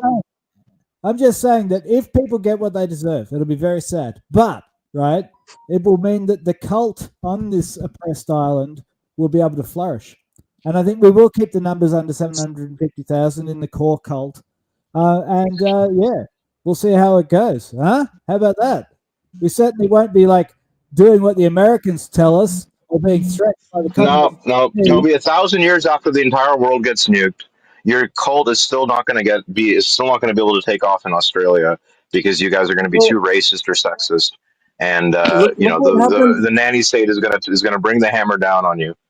I want And Vaughn's spiritual perspective now because we are literally all preaching in here. Well, before Vaughn goes, like, look, He knows he's look at what happened to very America, for example, Toby. There you have a bunch of people who were fed up with the corruption and bullshit of the bureaucrat system of feudal England, for God's sake. And they escaped to a brand new land, pristine, full of, the liberty to follow God in its purest form and so on and so forth. And look what happened. They had the gay in their hearts, okay? They tried to run from the evil, but they carried it in their hearts. And so as they sowed their dreams of a new world, they sowed the seeds of their own destruction. And this reminds me kind of like the story of the Foundry from Asimov. Where they have this galactic empire, and everything is super developed. They have this massive mega city planet and so on. Fuck Mother Foundation. Nature. Foundation, yeah, Foundation. And these guys, they make this. They predict the future. Like they see the algorithm, they know what's going to happen, and they plan it out. And they're going to send an ark into the edges of the galaxy to save their glorious civilization because they know that it's collapsing and that a dark age is coming. And so their solution to that is to make an ark and fly away to the rim of the galaxy and wait for the storm, weather the storm, and then come back and reduce the dark ages from 30,000 years to just 1,000, or something like that. So that's the idea. Do you think that's an interesting story, though? Like, to me, that is just a one-note hymn to vanity. It's like that's a writer who's so in love with himself that he thinks, it's like I've worked everything out. I know. I've worked everything out, and now I'm going to write a story about someone who's worked everything out. Super chat. Madeline said, Abraham was either a loony or Jews, Christian, Muslim worship Satan. Only Satan will demand sacrifice of a son. Okay, I can talk about this. All right, so Madeline, bear with me here, right? You may be aware of the Gnostics, right? I don't know if you all are aware of the Gnostics, but there is a Gnostic interpretation of Christianity which was pretty much stamped out by the early church. Now, the thing is, the word Gnostic was originally an adjective. It meant intellectual, right? It meant that you were someone who was intellectual about things and philosophical. And it eventually became a noun, i.e. you are a Gnostic and therefore you're to be persecuted. And so the Gnostics were basically run out of the Christian church around the same time as the church became an established religion. And we don't really know that much about them because they were extinguished so early. But here's the basics of it. The Gnostics believed that there was no resurrection of Christ in the flesh, that this was symbolic. right? And that they believed that a lot of Christianity and a lot of what Christ was talking about was supposed to be taken symbolically, not literally. They also believed that a lot of the descriptions of God in the Old Testament were actually descriptions of an entity called the demiurge or Satan. And so, for example, the story of the Garden of Good and Eden, of the Garden of Eden, right? That's problematic. That's a problematic story from a legal perspective, because God punishes Adam and Eve with a standard of legal liability, which is consciousness of evil, for something that they did when they didn't have consciousness of good and evil, which was to eat the fruit, which gave them a consciousness of good and evil, right? It's like children don't have legal liability, puppies don't have legal liability, and tame monkeys that don't have an understanding of good and evil ought not have a mens rea, a standard of legal liability. Nevertheless, God punishes them. You know, a defense lawyer might say, how about you put a fence around your tree, dude? Right? Like, you've got these random trees with wild fruit on them, and you just have these like dumb animals wandering around, and then you punish them because they eat your fruit. Not only that, you've got random lizards in your garden that talk, right? It wasn't a serpent, because obviously the punishment was to lose its legs, so it was a lizard. He did put the snake to protect the tree, no? No, not a snake, lizard. The punishment was that it lost its legs. Yeah, well, it lost its legs as punishment. So how can you lose legs if you're a snake? So it was a lizard, not a... Anyway, so... But so that's actually the dinosaur. Right. Well, in any case, it's only one of two talking animals in the Bible, but we can get to that later. The point is this, right? That's not a very reasonable God. Anyway, what Gnosticism says is that there is this entity called the demiurge who made the world, right? And this is Satan. And this ties in with a lot of Christian thought, which is that the world is the world and belongs to Satan, right? So the demiurge, Satan, steals part of the divine spirit, the Holy Spirit, in order to breathe life into the clay, right? And so Satan creates the garden with all the animals. And Satan's garden is there for Satan's amusement. And Satan's garden is basically a horror show. All the living things are eating each other and killing each other and murdering each other and feeling extreme emotions, all for the entertainment of Satan. And Satan gets off on this. And this is why Satan didn't want Eve to eat the fruit of knowledge and good and evil, because he wanted her to stay a dumb animal doing Eve stuff, right? And so Sophia, this is according to the Gnostics, Sophia, the goddess of wisdom, decides that she's going to ruin Satan's show, and she's going to explain to people that their Holy Spirit, the life force in them, actually comes from a higher level of divinity. And this is the true God. This is a God of love and compassion and knowledge, right? Remember, Sophia is knowledge. And so Sophia is like presumably working in league with the lizard, right? Because if you look at that story of Garden of Eden, the lizard's pretty reasonable, right? Because like if I eat the fruit, you're going to die. And the lizard's like, nah, you're not going to die. It'll be fine, right? And he's right. The lizard's right? She's not going to die. God, or the demiurge, is lying about the consequences, so that's pretty dishonest. So the story. You were just captioned, by the way, to be at the pearly gates, attempting to argue his way out of hell. That was very appropriate. Yeah, I agree with you, by the way. Gates, attempting to argue his way out of hell. And one more before you continue your story. Wait. Yeah. Madeline said, I was always an easygoing lecturer, but unless Wyatt gets someone who can pronounce English to read out the comments, I am out of here. You deserve that, Wyatt. You've been gunning for those. Toby's gonna have to read the comments from now on. You're screwed, Toby. Pick up the torch. Before Toby finishes, I want to actually a point of order here that the Gnostic beliefs were actually a scattered group of, there wasn't so much a group of people, more that every early Christian had one or more of these beliefs for the first 250 years or so. It was took a pretty systemic effort to get rid of those beliefs. Yeah, every modern Christian has these beliefs as well, if you've got a brain, because like the Garden of Eden story is funky, right? You've got to be like a real zealot to say, oh, the Bible's all true. Like there are layers here. And arguably Christ was a Gnostic himself. He was always going on about the spirit and the flesh. So in any case, the Gnostics believed that this demiurge, Satan, ruled the world, and that stories in the Old Testament, like the Book of Job and others, and particularly the Garden of Eden, they translate the demiurge as God, and so you get quite a capricious, mean-spirited, dishonest God. And this is also behind the accusation that Jews that are really into this mean-spirited God of the Old Testament are worshipping Satan, right?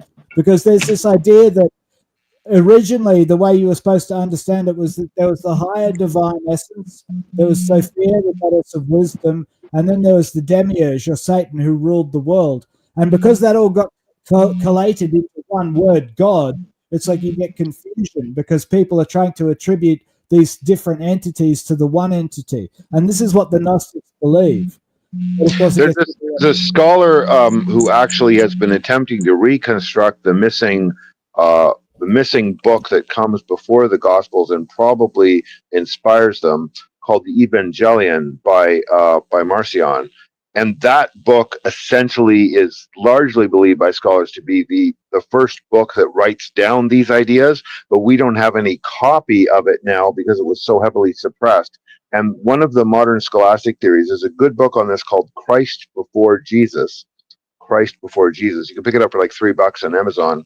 And it basically gets into the textual analysis of all the books and the sources that essentially seem very strongly to point to the Gospel of Mark being written by Marcion, who also wrote most of the letters of Paul. In other words, that the whole thing is a construction or allegory, but he also is the author of the Lost Evangelion. So the idea then is that he wrote a first draft with largely this view, that God in the Old Testament is essentially a character that misguides you and you don't want to listen to him too carefully, and you have to break free of him.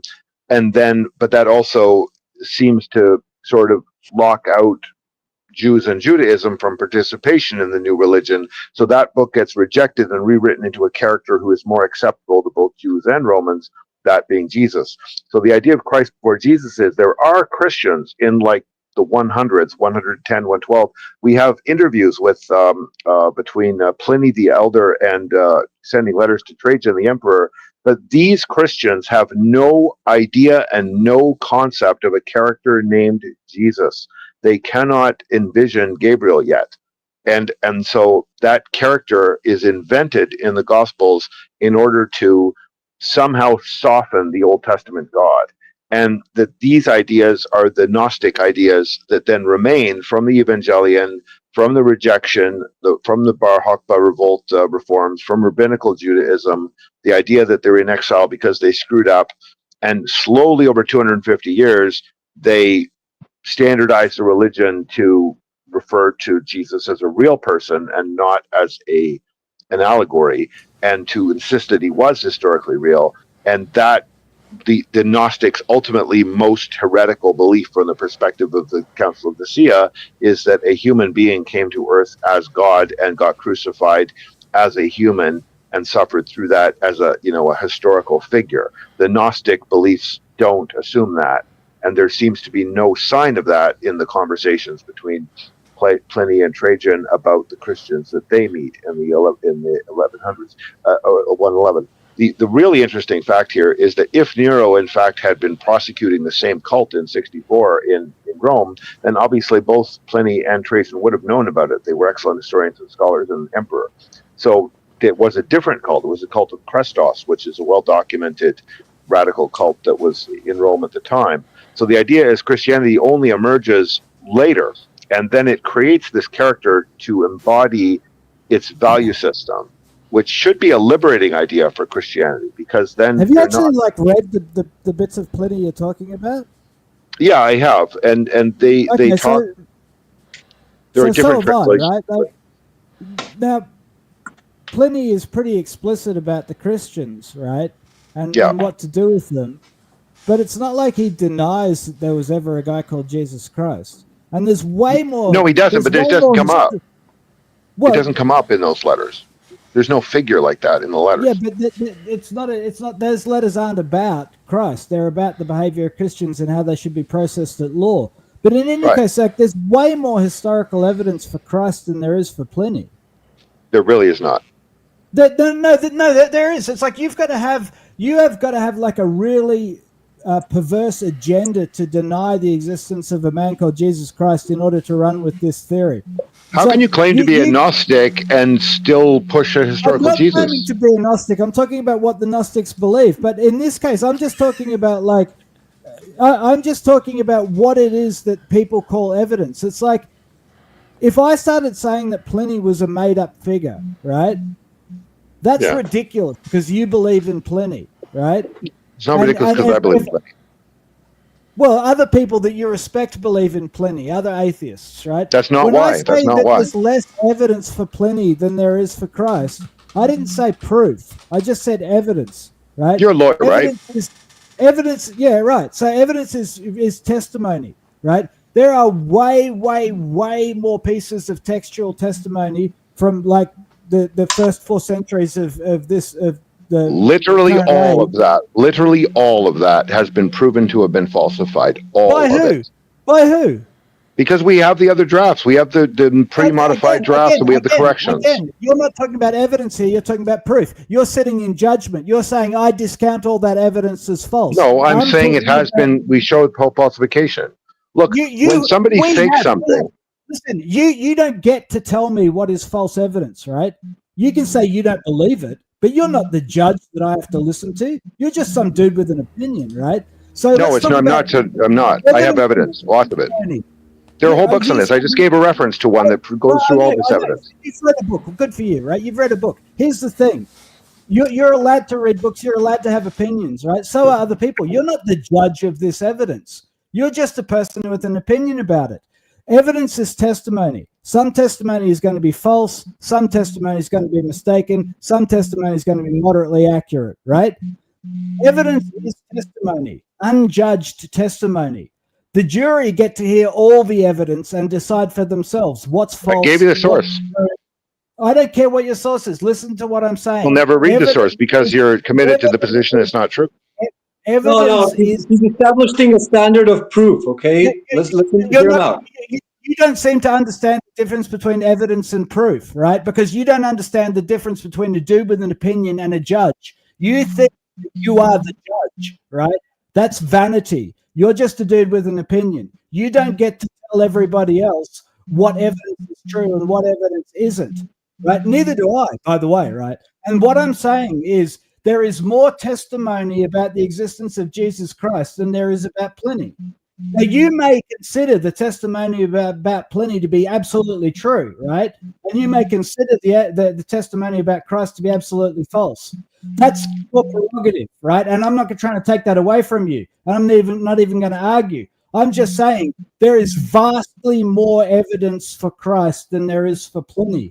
And I find it curious the types of people who just assume Pliny existed and that all the testimony about Pliny is true. By the way, I kind of think Pliny existed too, because I'm not like I have a bee in my bonnet about trying to disprove Pliny. I understand your claim now. Let me answer to that very directly. Okay, here's something I think you will also agree with, that there is really no evidence that there was ever a systematic falsification to make Pliny real when he had previously been thought fictional. There is no evidence that anyone had an interest ever in making up a guy named Pliny at all. Whereas we have immense evidence of pious fraud to prove or to convince that there was an historical Jesus. That happens in overall the numbers of stories, the numbers of claimed artifacts. Like there's a vast systematic attempt over 1,000 years to make up such evidence. That cuts two ways, right? There's never been a group of people with a vested interest in disproving Pliny, unless they're a very strange group of people. There have been Marxists and godless heretics aplenty. There have been dirty atheists and dirt-worshipping furries who have got a vested interest in slandering and defaming Jesus. That cuts both ways. It's like, yes, there are a bunch of people speaking against Jesus and the existence of Jesus, but look at who they are and look at what they believe. They want to be Jesus. They want to be. We had missions from the actual, like from the Catholic Church, which has a lot of these archives, that in fact they did engage in pious fraud over the periods of hundreds of years. And we have got the archival with the copies of things like the scrolls and other things that are found occasionally, scraps of the Old and the New Testaments that show the modifications. And unquestionably, there's been pious fraud. There really has, right? And you can get into like theological scripture analysis. It's a really interesting topic. But I tell you what, you're not going to get very far if you're a Marxist and you've got a beef with the idea of a historical Jesus. Well, I don't care how far I get with you. I care about, do you accept as a lawyer that the existence of systematic pious fraud reverses the onus of proof? That's what I say. No. Well, then that's where we disagree. In general, you've got to talk about. You've got to be specific about what you're talking about. Most of the pious fraud, right, was uncovered and persecuted. But in any case, there, Tacitus in what is it? 102, whatever it is, he writes that business about Nero and the cult of Christos. There is a phrase in there which contains, there's some anachronisms in there about Pilate and the whole, like essentially it verifies the gospel account. And there's an earlier, there is that exact phrasing used by Tacitus is later, shows up in a later historian's work in a different context that, of course, Tacitus could not have read. And the implication of this is that the pious fraud was that they copied, when they were writing out Tacitus, they copied the wording from a later pious fraud into Tacitus to try to push the reference to Jesus crucified by Pilate earlier, and that's not there in actual Tacitus. That when Tacitus writes it, he mentions Christos and the cult and Nero blaming them. But this is a good explanation of why Pliny and Trajan have not heard of them 50 years after the fire. So the trouble is, if Jesus is false, right, you're talking about the biggest conspiracy theory ever. Right? Yes, sure. Yeah, it is that. I think that's what it is. And it's a conspiracy theory that involves way too many people. But yet every religion does this. They all claim that their God figure is a real person. And and I think there's immensely good evidence for Muhammad being a real person. I mean, we see the map of Arabia change drastically. We see a huge change in civilizations. We see a change in the writing systems. There's immense evidence across a vast swath of human habitation that some massive change happened very quickly. And it's very hard to explain that without some kind of revolutionary spiritual military leader to see all that kind of change. There is no such contemporary change anywhere in the archaeological or the other co-documentation record for Moses or Jesus. So it appears to me that Moses, Jesus, and the Book of Mormonism are essentially constructed allegories, and that the Quran is probably similarly constructed, but it's much more likely that he's an historical figure than that the angel Moroni is, or that Moses or Jesus are. Like, the evidence is immensely strong in the archaeological record for the origin of Islam being roughly what they say it is.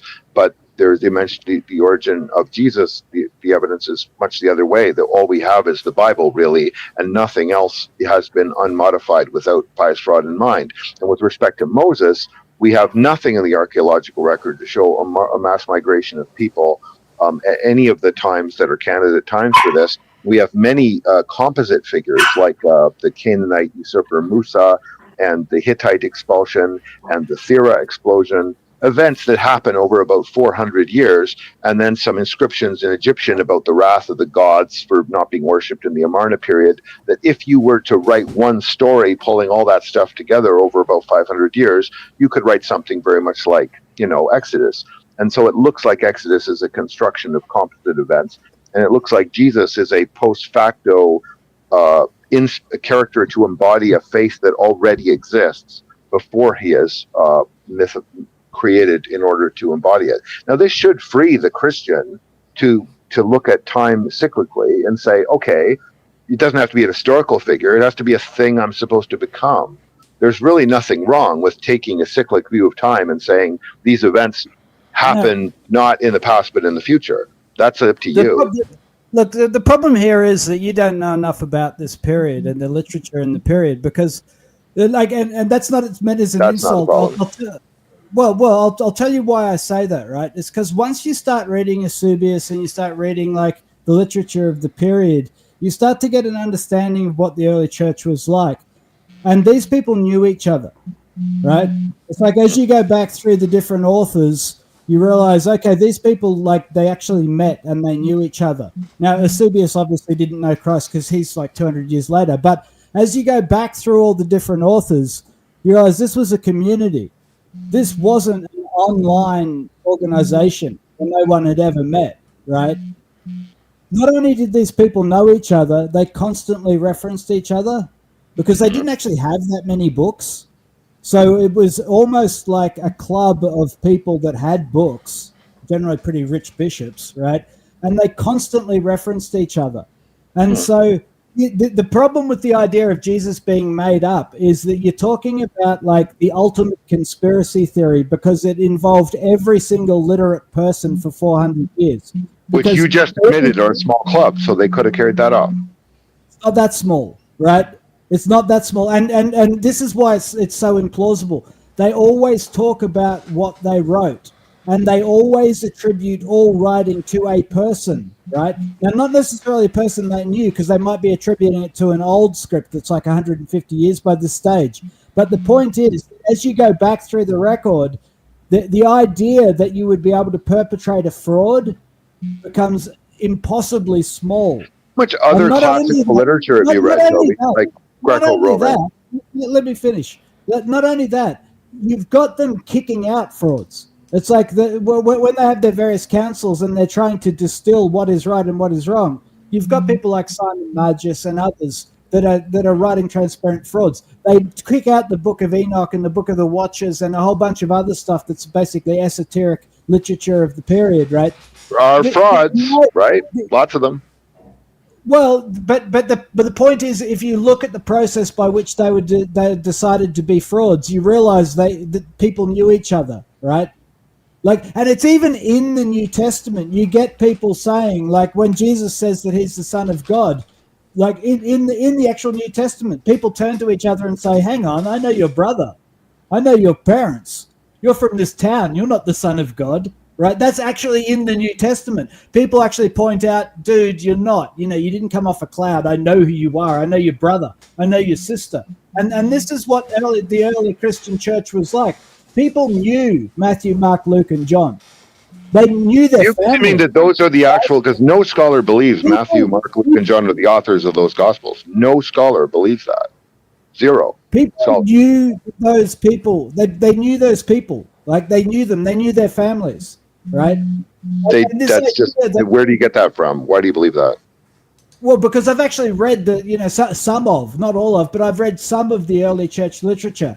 And I don't mean scripture. I mean, like, the council references. I strongly recommend you read Ecclesiastical History by Eusebius. That's like the first Christian history, like the written from an exclusively Christian perspective. It's kind of very readable in this day and age. But my point is that, like, there is a world there that is accessible, and what you're doing is you're doing Marxist analysis of this based on your imagination of what it might have been.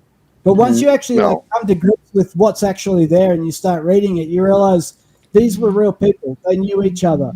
I'm actually, like, just perspective-wise, I'm actually looking at this more like a classical scholar, right? I'm saying that the classical world, the Greco-Roman world, right? They have a profession of writing about their history, their gods, their previous kings, their heroic figures, Perseus, Theseus, whatever, all as if they are absolutely real people. It is a strong tradition to write what we would today call fake history or history in the idiom of truth. And this is very similar to what we see in like modern IPs, like the DC Comics canon or the Star Wars canon, where a lot of authors are collaborating over a fairly long period of time. In the case of DC Comics, like 80 years. And then they have to debate, is this really, a Superman story, or is this imaginary, and this is fake, and this wasn't really published by DC. And it's not actually different. And in fact, they call it canon in the IP Hollywood world for the exact reason that the process is the same process that is followed by churches when they're trying to discern fake from real stories about a fictional character. They call it canon for that exact reason. And that originates because in classical literature, the entirety of classical literature, go back to, say, Plato, he's writing about Socrates as if he's a real person, but many modern scholars think he's writing about Aphasia, who was supposedly the teacher of Socrates. And there are clearly characters that Plato seems to make up in order to have a dialogue with Socrates. I'm saying that that process of claiming to have known, claiming to have met, claiming to be quoting other people is the core algorithm of classical literature, because they're all essentially trying to claim that this was our oral history once, and that I'm just writing it down. That's what they all do about everything, including clearly fictional stories about mythos. Everything is fiction. Therefore, everything is fiction, because this is how people write. That's not true, because some of the things and people that get written about have very strong archaeological records, like Egyptian pharaohs really build things, and they really scribble their cartouches on things other people build, and we can kind of date some of that, and they leave papyruses around, and they have leavings that are very, very, very hard to fake. A writer coming along 500 years later cannot just place a stela somewhere under a strata and say that's this, but they can see something that's unearthed, like, for instance, the stela that describes David, and then somebody can fancifully make up a story about David and turn it into the Torah 500 years later. But the stela comes first, mentioning this whatever guy who rules a suburb near Jerusalem, and then somebody else, a Persian bureaucrat named Ezra, writes a completely fanciful story about a giant kingdom that there is no archaeological evidence for. There's zero evidence that a Solomon ever could have existed, or that that kingdom ever existed to that extent. So I would urge you to address, with respect to this stuff that you think is historical record, or that you think is sincere reporting, read Christ Before Jesus. It's a short read. It relies on textual analysis of the texts themselves. And I would also suggest you read Richard Carrier on the history of the early church and how the Gnostic beliefs were knit into Christianity, because that's all they were, was originally the Gnostic beliefs, and that the idea of a historical Jesus comes later. Carrier figures it's about 2/3 likely there was no historical Jesus. He won't say there isn't. And then there's Robin Faith Wright, who says that the Jesus, that whatever historical Jesus there was, is lost to history, because she can trace every single phrase or claim about him as a person back to his classical literature analogies that these people would have learned from other classical literature. And with those references, Robin Faith Wright, Christ Before Jesus, and Richard Carrier, then come back to me and tell me that there is something there resembling history, as opposed to it all being pious fraud, except for this construction. I don't think I have to be a Marxist or a classicist to argue that when there is clear evidence of systematic fraud over 1,000 years of time or more, that the onus is on the claimants of the historical character to prove that he was not entirely fraudulent. And last word about this that I have for now is that the letters of Paul are acknowledged by scholars to be partially forged, that some of them are not really from the same author as the others. They did textual analysis of a crude sort, and they concluded that.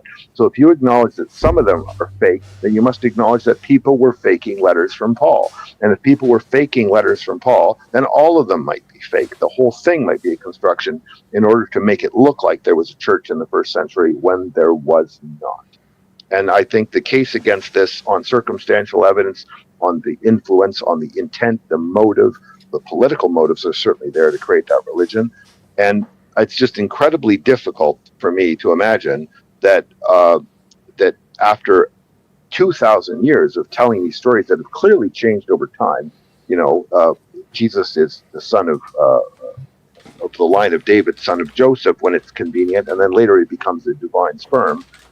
You see the actual evidence of the fraud and the story changing over time. Now, there's nothing wrong with that. We see that also with other fictional characters like Jesus or Robin, or like Superman or Robin Hood or something. That story evolves with its audience. But that is characteristic of any fictional, inspirational character. And there's an entire profession devoted to creating religions in the classical world. They create emperor cults. They create new cults. They create aspect cults. They modify Aphrodite into Venus. They're professionals at this. And the first 7 cities that Christianity supposedly emerges in are, in fact, the 7 cities where the imperial cult of Titus was based. So this is professionals in this job. And we even still call the Pope the Pontiff, because that was the title of the creator of official religion in ancient Rome. There's a strict continuity between the classical creation of their religious system and the creation of Christianity. It's just really hard to argue. You'd have to, the onus is on you to show that Jesus is not simply another product of the fiction-making process that creates the other, heroes and the other worship figures. Maybe there is more actual written stuff claiming Jesus is real than claiming Pliny was real, but there has been recent motive in the last 200-300 years to disprove Jesus. But I'm saying that the pious fraud goes back long, long, long before. And if you accept at face value the scholars of Christianity who don't believe that all the letters of Paul are real letters, or that the Book of Enoch is a fake, or that anything is a fake, then you have the Ethiopian Bible has 88 books in it. They've published them all. So there is a process here by which things are considered fake that exists in any Christian hierarchy. So if I'm saying it's all fake, I'm making a claim that is only quantitatively, not qualitatively different than others. And you should have, shall I say, great patience and great care with that claim, because I am not saying anything fundamentally different than Christian scholars say. I'm just saying that the number of fake books is all of them, and not all -4. Super chat. Finally, only one true God. Bastards. Research and discuss. The cat god of the hearth. Yeah. Oh, I thought she's trying to write the word bastard, but she have to no. So it's Brian, not Jesus. Blessed. Okay, this is funny. This is funny. Getting from serious theology to fun. There's another scholar named Mikhail Ben Asher Segal. She is a scholar of the Babylonian Talmud, or the Talmud period, and her interviews with her are absolutely delightful. And there's one interview with her where she's asked, what is a good representation of the first century? What was really going on in Palestine in the first century? And she refers specifically to the Palestinian Talmud. It's not really the Jerusalem or the Jerusalem Torah, because it's the sources of it are around the entire region. But she says the best representation ever created of what first century Palestine, Judea is really like is Life of Brian. There really are that many people running around claiming to be messiahs. There really are that many people fanatically imposing zealotry and starting cults that stone people who say or do the wrong thing. There really is great resentment of the Romans, despite the fact that the Romans have clearly built all this infrastructure and clearly improved the place. And all of that is very much real, and that movie comes from really good historical all the way to the Muhammad's time, right? Because I heard there's also a lot of prophets, claiming to be prophets during the Muhammad's era. In fact, we see from the likely origins with the first draft Evangelion and then the later Gospel of Mark probably in there, but around about 150-ish probably is when these books get written, at least according to the textual analysis. And then they modify the books in the 2nd century, in the 2nd century, in the 3rd century they're sorting them out. In the 4th century they're starting to toss some, and by the 402 in the 5th century they've actually published the Vulgate Bible with the so-called canon.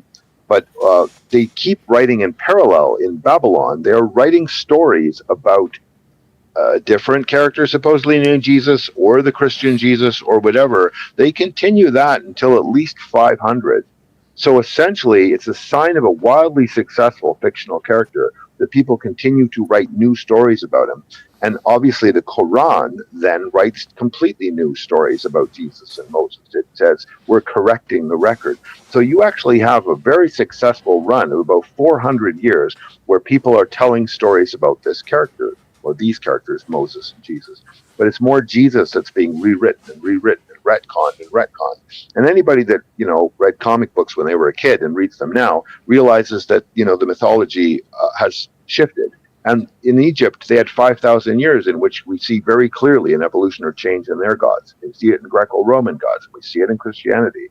And so when you see that long period of rewrite, we do not see that for figures like Plato or Pliny, or we don't even see that so much for the Buddha, right? With all respect, you talk about what we see. You say we see this and we see that. It's always we as well. It's like you and your friends see things with great clarity, right? We do, because we see it. But because we are very special and we see things very clearly, right? The thing is, right, where do you get this clarity to peer back 2,000 years with such certainty? I just quoted a scholar who studies this. She said, not me, that Life of Brian was a good representation. I heard you, right? I heard you. And why would you be wrong about that, right? Why would I be wrong? You're her scholar of the Talmud? Well, it's being rhetorical. Like, of course you're not wrong. Of course you're not wrong. How could you be wrong? You've got. I didn't choose her. Like a guy on the History Channel chose her as the best scholar of the Talmud. But you're telling me that she's brilliant, and I accept that, because how could she not be? Because you guys see, we see with great clarity. She's the top scholar of the is that everybody else. Let me finish, please. I listened to you talk for quite a while. What we see with our great clarity from our modern vantage point, because we've got a couple of books on our cafe table, is that all of those people were massive frauds.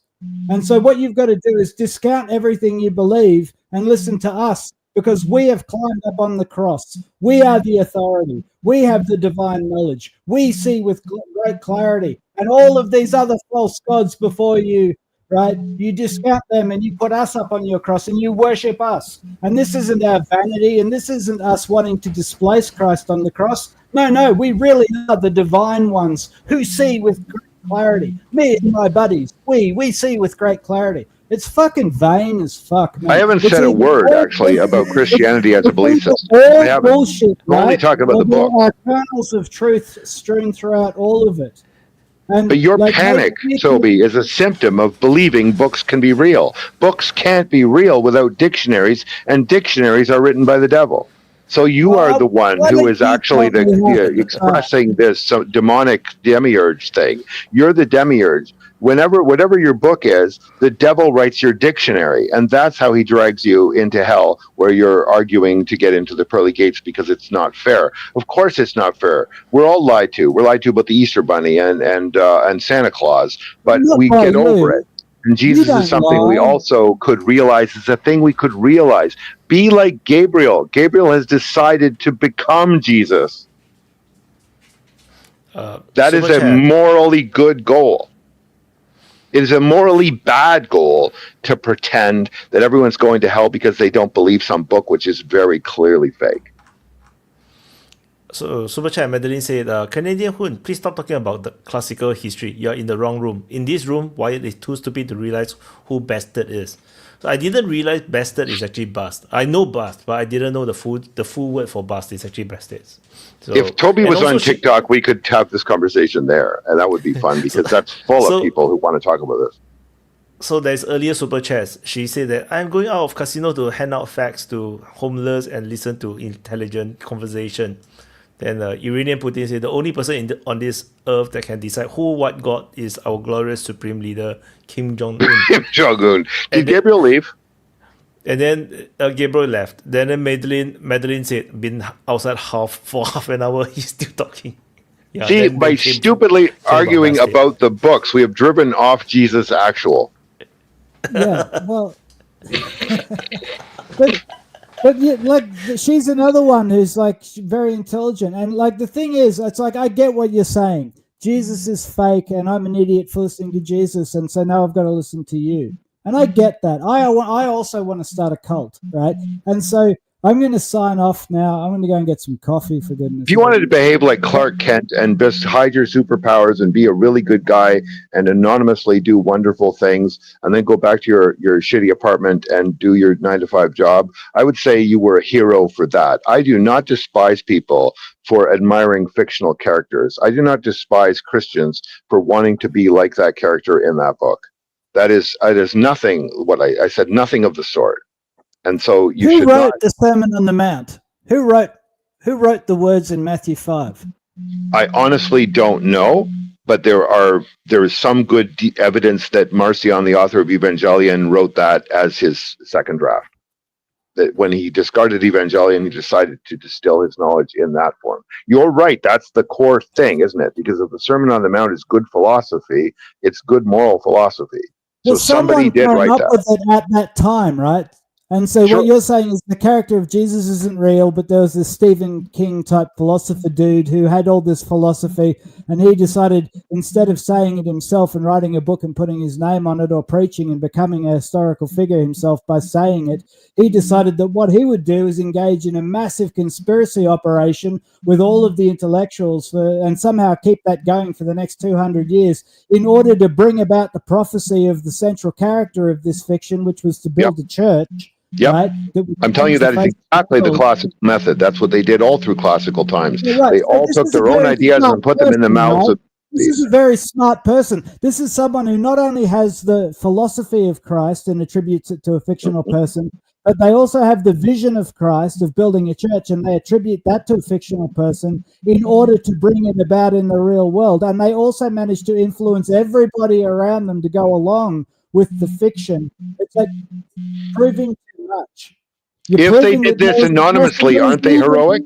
You're proving that Jesus existed, but that he was sneaky and used a nom de plume, right? That's what you're.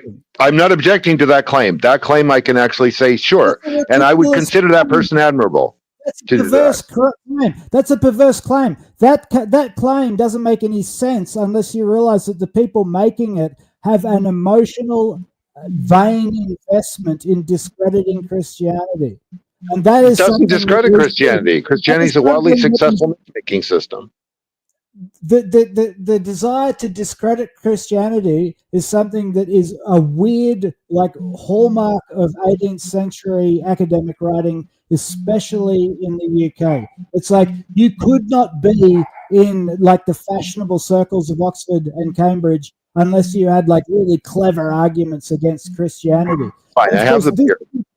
This is why there was such a scandal when they found the tablets in Nineveh that described the Epic of Gilgamesh, right? Because there was a direct retelling of the story of the Ark, and it just shattered everybody's brains because everybody. Except it was earlier. It was way earlier than the story of the Ark. 3,000 years earlier, but the reason it shattered everybody's brains is because it was understood at Oxford and Cambridge, right, that this was a made-up story, and somebody made it up in 100 AD. And it was all fictional, and everybody had staked their reputations on it. So to find exactly the same story being told 3,000 years earlier, it was unacceptable. Well, let's be clear that it's not exactly the same story. Like, there are significant detail differences between the story in Sumerian myth, and the earliest version of that is from about 1700 BC. That I think it's Irving Finkelstein actually built the ark that was described there. He went to India and built a 1/3 scale. It's a coracle. It's a round ship, and they built that thing in a river or a lake in India to see if it would float, and it did. And it was actually there's a very funny documentary about it. But he goes into depth about the differences between that description and that story and the one that's in the Torah. But it was sensational to understand that this was not simply a fiction that had not had a root in prior culture or mythos. It clearly did. And there were other things about the Genesis that come back from other earlier mythos stories. These were Canaanites. These are people that knew those stories. The scholar of how the Torah comes about, I thought it was all made up. I thought it was all made up by some guy.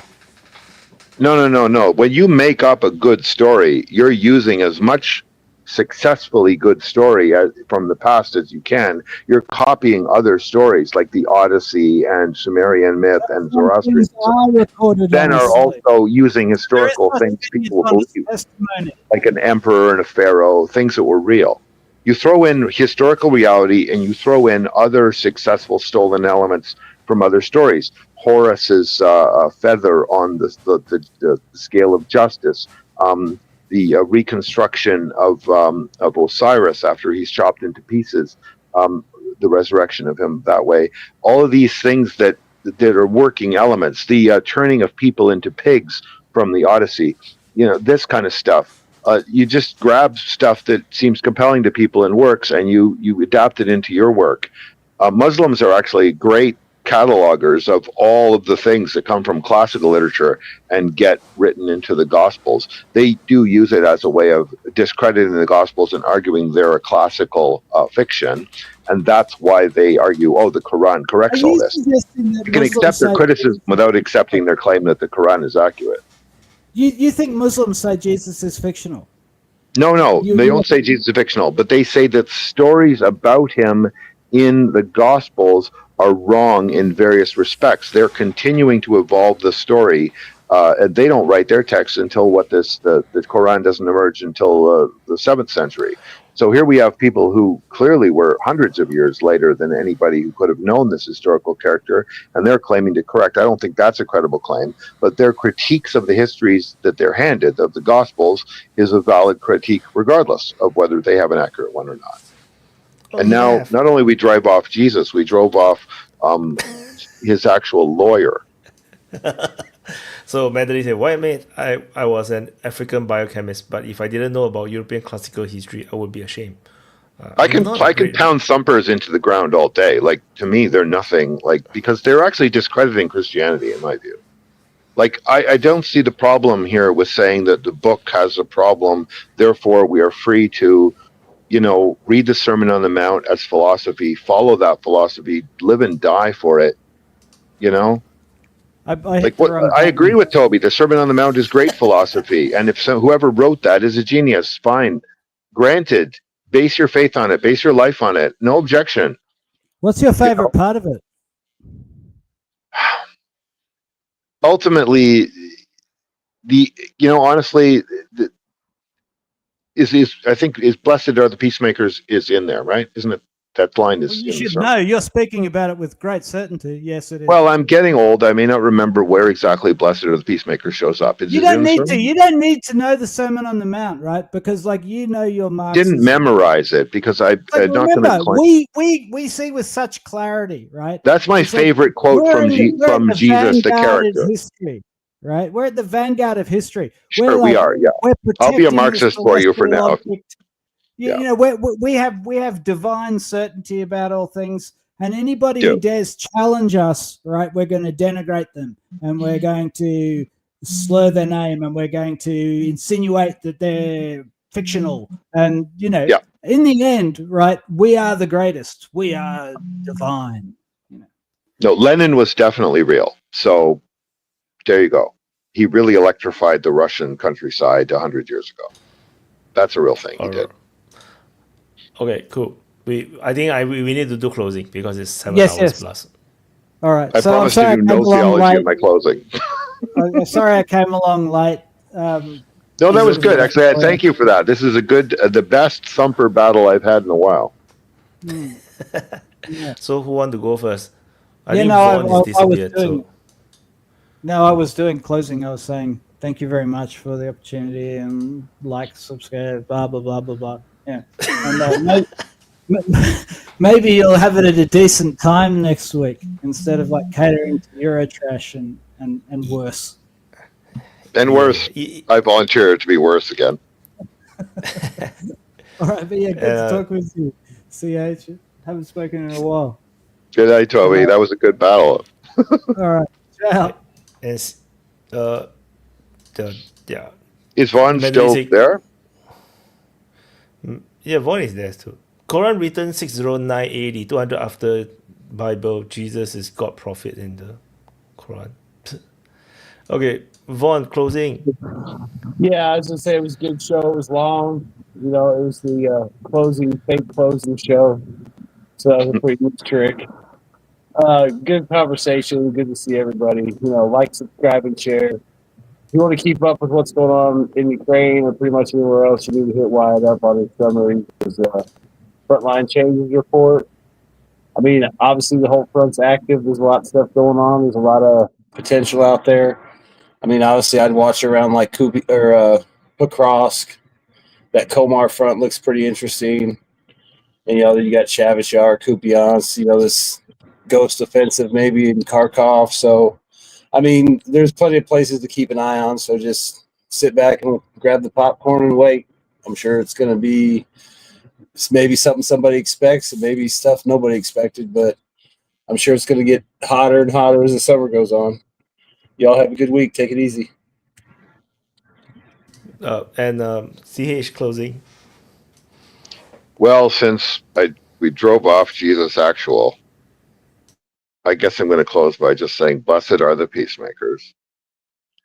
And the real peacemakers. And by that, I mean the people who are quietly counseling to stop this battle over borders, stop repeating the mistakes of the last 765 years, accept that, you know, the Galicians are Europeans without having to conquer anybody, give them a little country of their own, either nestled in Poland or separated. The people who really desperately believe they're the true Rus and that the Russians are, you know, some kind of mongrelized Mongols, you know, just draw the line where you've drawn it historically before, 1938 or whatever, or a little further east, whatever, not far enough east to upset Lukashenko. We do not need Belarus getting into this. And just freaking settle it. And look really hard. For those of you who don't understand why so many people on this channel almost uniformly do not support Ukraine's cause to stay together, I think most of us think it's more like Yugoslavia, where an attempt to hold it together would have cost far, far more lives and led to much more danger over time than breaking it up. And a post-Soviet civil war was probably inevitable, but it was made worse by the involvement of the West because of their hatred of the USSR. We're now at a terrible time in history where everyone who remembers Nazi Germany is dead, but the people that remember the Soviet occupation are alive. And they hate the Russians more than they hate Nazism and fascism. And that's dangerous because Nazism and fascism are back. They are back in America. They are back in Germany. They are back in Hungary. They are back. Nazis are a real thing. And so if you think that this war is a righteous thing, I will ask you if all the other wars over the last 765 years since Daniel of Galicia were also righteous things. Napoleon, Hitler, the Polish-Lithuanian Commonwealth, all of that. And are you really willing to risk nuclear war to stick those missiles 90 seconds from Moscow so they have to launch on alarm? Like, that's a double-digit risk of a nuclear holocaust. So unless you believe with Toby that the nuclear fire must cleanse us all, bless the peacemakers. And if we can't get to peace without the collapse of the Kiev regime, then pray for that, because it isn't going to work to put them back in charge of Crimea and Donbass. Read their plans. Read their plans for Crimea. Read their plans for Donbass. Those plans are ethnic cleansing plans. It is just going to lead to much worse war very quickly. And if you wonder, if you think that Putin is paranoid or crazy, then ask yourself this question. Seeing what's happening in Gaza, seeing what Israel is allowed to get away with, would you want to live next door to an American proxy state? Would you want people related to you subjected to what Gaza is subjected to? What Russia did is roughly what most of us wish the Arabs would do. Move in, take the territory, kick the Israelis out. They cannot govern Gaza. They cannot govern the West Bank without slaughter and genocide. Kiev cannot govern Crimea or Donbass, and probably not anywhere else where people even speak Russian, without chaos and genocide. So while there's a ring of oblasts that might be mixed or mixed loyalties, there is no call for reconstructing 1991 Ukraine. And there is no call for handing Israel all of the Palestine, let alone the Nile to Euphrates area. If you are really a peacemaker, you want both wars to end, and you want the genocidally racist nationalist movements that call their opponents subhumans to be destroyed. And if Israel and Ukraine can be retired from the map and the lexicon, then there's a chance that the US and the UK might not break up in the process of supporting them. Now, there's other countries, Canada and Pakistan, that actually are at some risk of breaking up now too because of being caught in this mess. And that's a disruption on people that didn't cause this. Pakistan tried to keep Imran Khan in place. He's relatively friendly with India to keep things together. We wouldn't have a Pakistan-India mess if he was left alone as the Prime Minister of Pakistan. And as for Canada, there would not be an Alberta secession movement trying to crack Canada up. It's puny and it's not going to work, but it wouldn't exist at all if it weren't for US encouragement. And if you think that's a good idea, you have to ask if Alberta goes into the US, isolating British Columbia makes a phone call south and north, and next thing you know, you have a new country consisting of Alaska, BC, the Yukon, Washington, and Oregon. And then California says, okay, now's our time, and they go. So maybe that would solve US-China warfare because it wouldn't have a Pacific coast anymore. Maybe that's a good outcome. You're allowed to think that. You're allowed to think that's peacemaking. But you cannot think that it's peacemaking to let Israel continue its policy in Gaza and defy all international law. And I don't think you can support Kiev in recovering Crimea and doing to it what they say they want to do. So bless yourself if you care about this, because it's better than not caring. But listen to the people who have read the documents. Listen to the people who have listened to the rhetoric for the last 18 months, 3 years. And do not trust with world peace anyone that preaches that any other group of people is inherently subhuman or inferior or barbaric. We're all in the same boat, and it's called Earth. Totally agreed. Is that it? That's it. Blessed are the peacemakers. Everyone go make some peace. Thank you, CH. So, have a great Sunday. Thank you. So, I put you into the backstage. So, okay, thank you everyone for watching the DPA Open Mic episode 129, where Netanyahu tearing Israel apart, Gaza offensive, and Trump's Space Golden Dome, which no one talks about. No, we didn't talk about the Space Golden Dome. Instead, we talked quite a bit about Ukraine and some other philosophical stuff. And actually, I got something I want to say, for my closing, but I forgot. Because everyone's closing is so long. So yeah, I think something to do with the philosophical debate, just now. But yeah, so basically, I'm generally agnostic. Even if I have a religion, I still go to temple, I do pray, be it Buddha or the Taoist deities. But I'm also agnostic. I view everything with suspicion. I view all religious texts with suspicion, all religious philosophy with suspicion, which is also why I can actually read news and read QAnon. I can find it fun and yeah, but I don't believe in any of it. So, and yeah, I remember. So I just in 2,000 years time, people will worship Iron Man, Superman, Batman as deities. I'm just saying, because they cannot tell if there's actually comic or there is actually religion. Even if they say that it's not religion, but people will think that it's religion. And then then there will be they have religious war with people who believe that Harry Potter is the true anointed one, and then another faction will be actually the people who believe in Jedi's and Sith.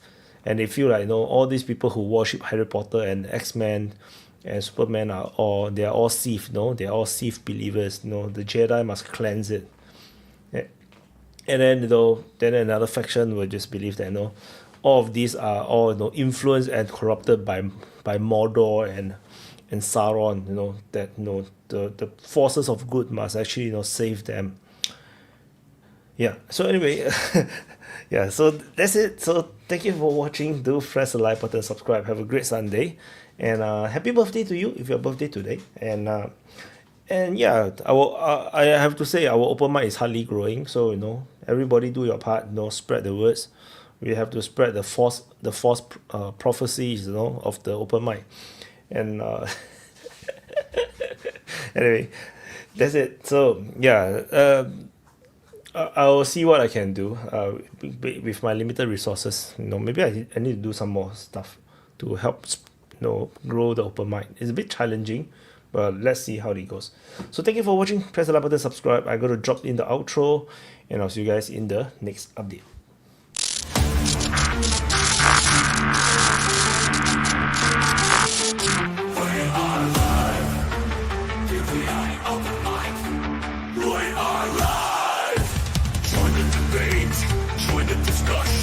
Share your voice, share your opinion, swallow your ego, expand your mind. DPA open mic, free speech so DPA open mic, we are live.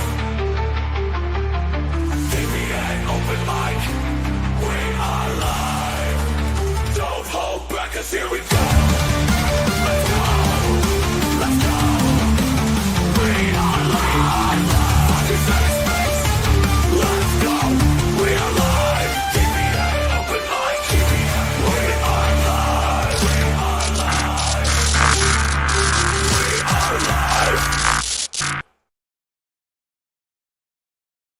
From every corner of a spinning globe, gathered voices, the stories they grow. Ideas like rivers they ebb and they flow. In the meeting of minds we grow. Together we stand. Yet alive in the arena of thoughts we find. A world where every voice decides, debating the future unconfined. Opinions like colors vivid and bright, clashing, merging in the light. From whispered winds to roaring might, in our discourse we ignite. Together we stand, diverse yet alive in the arena of thoughts we find. A world where every voice decides, debating the future unconfined. In the clash of ideas we see the birth of what the world could be. From conflict we find the key to unlock our collective destiny. Round the table the world convenes, every culture, every scene. In the marketplace of dreams, we chart the course of unseen streams. Together we stand.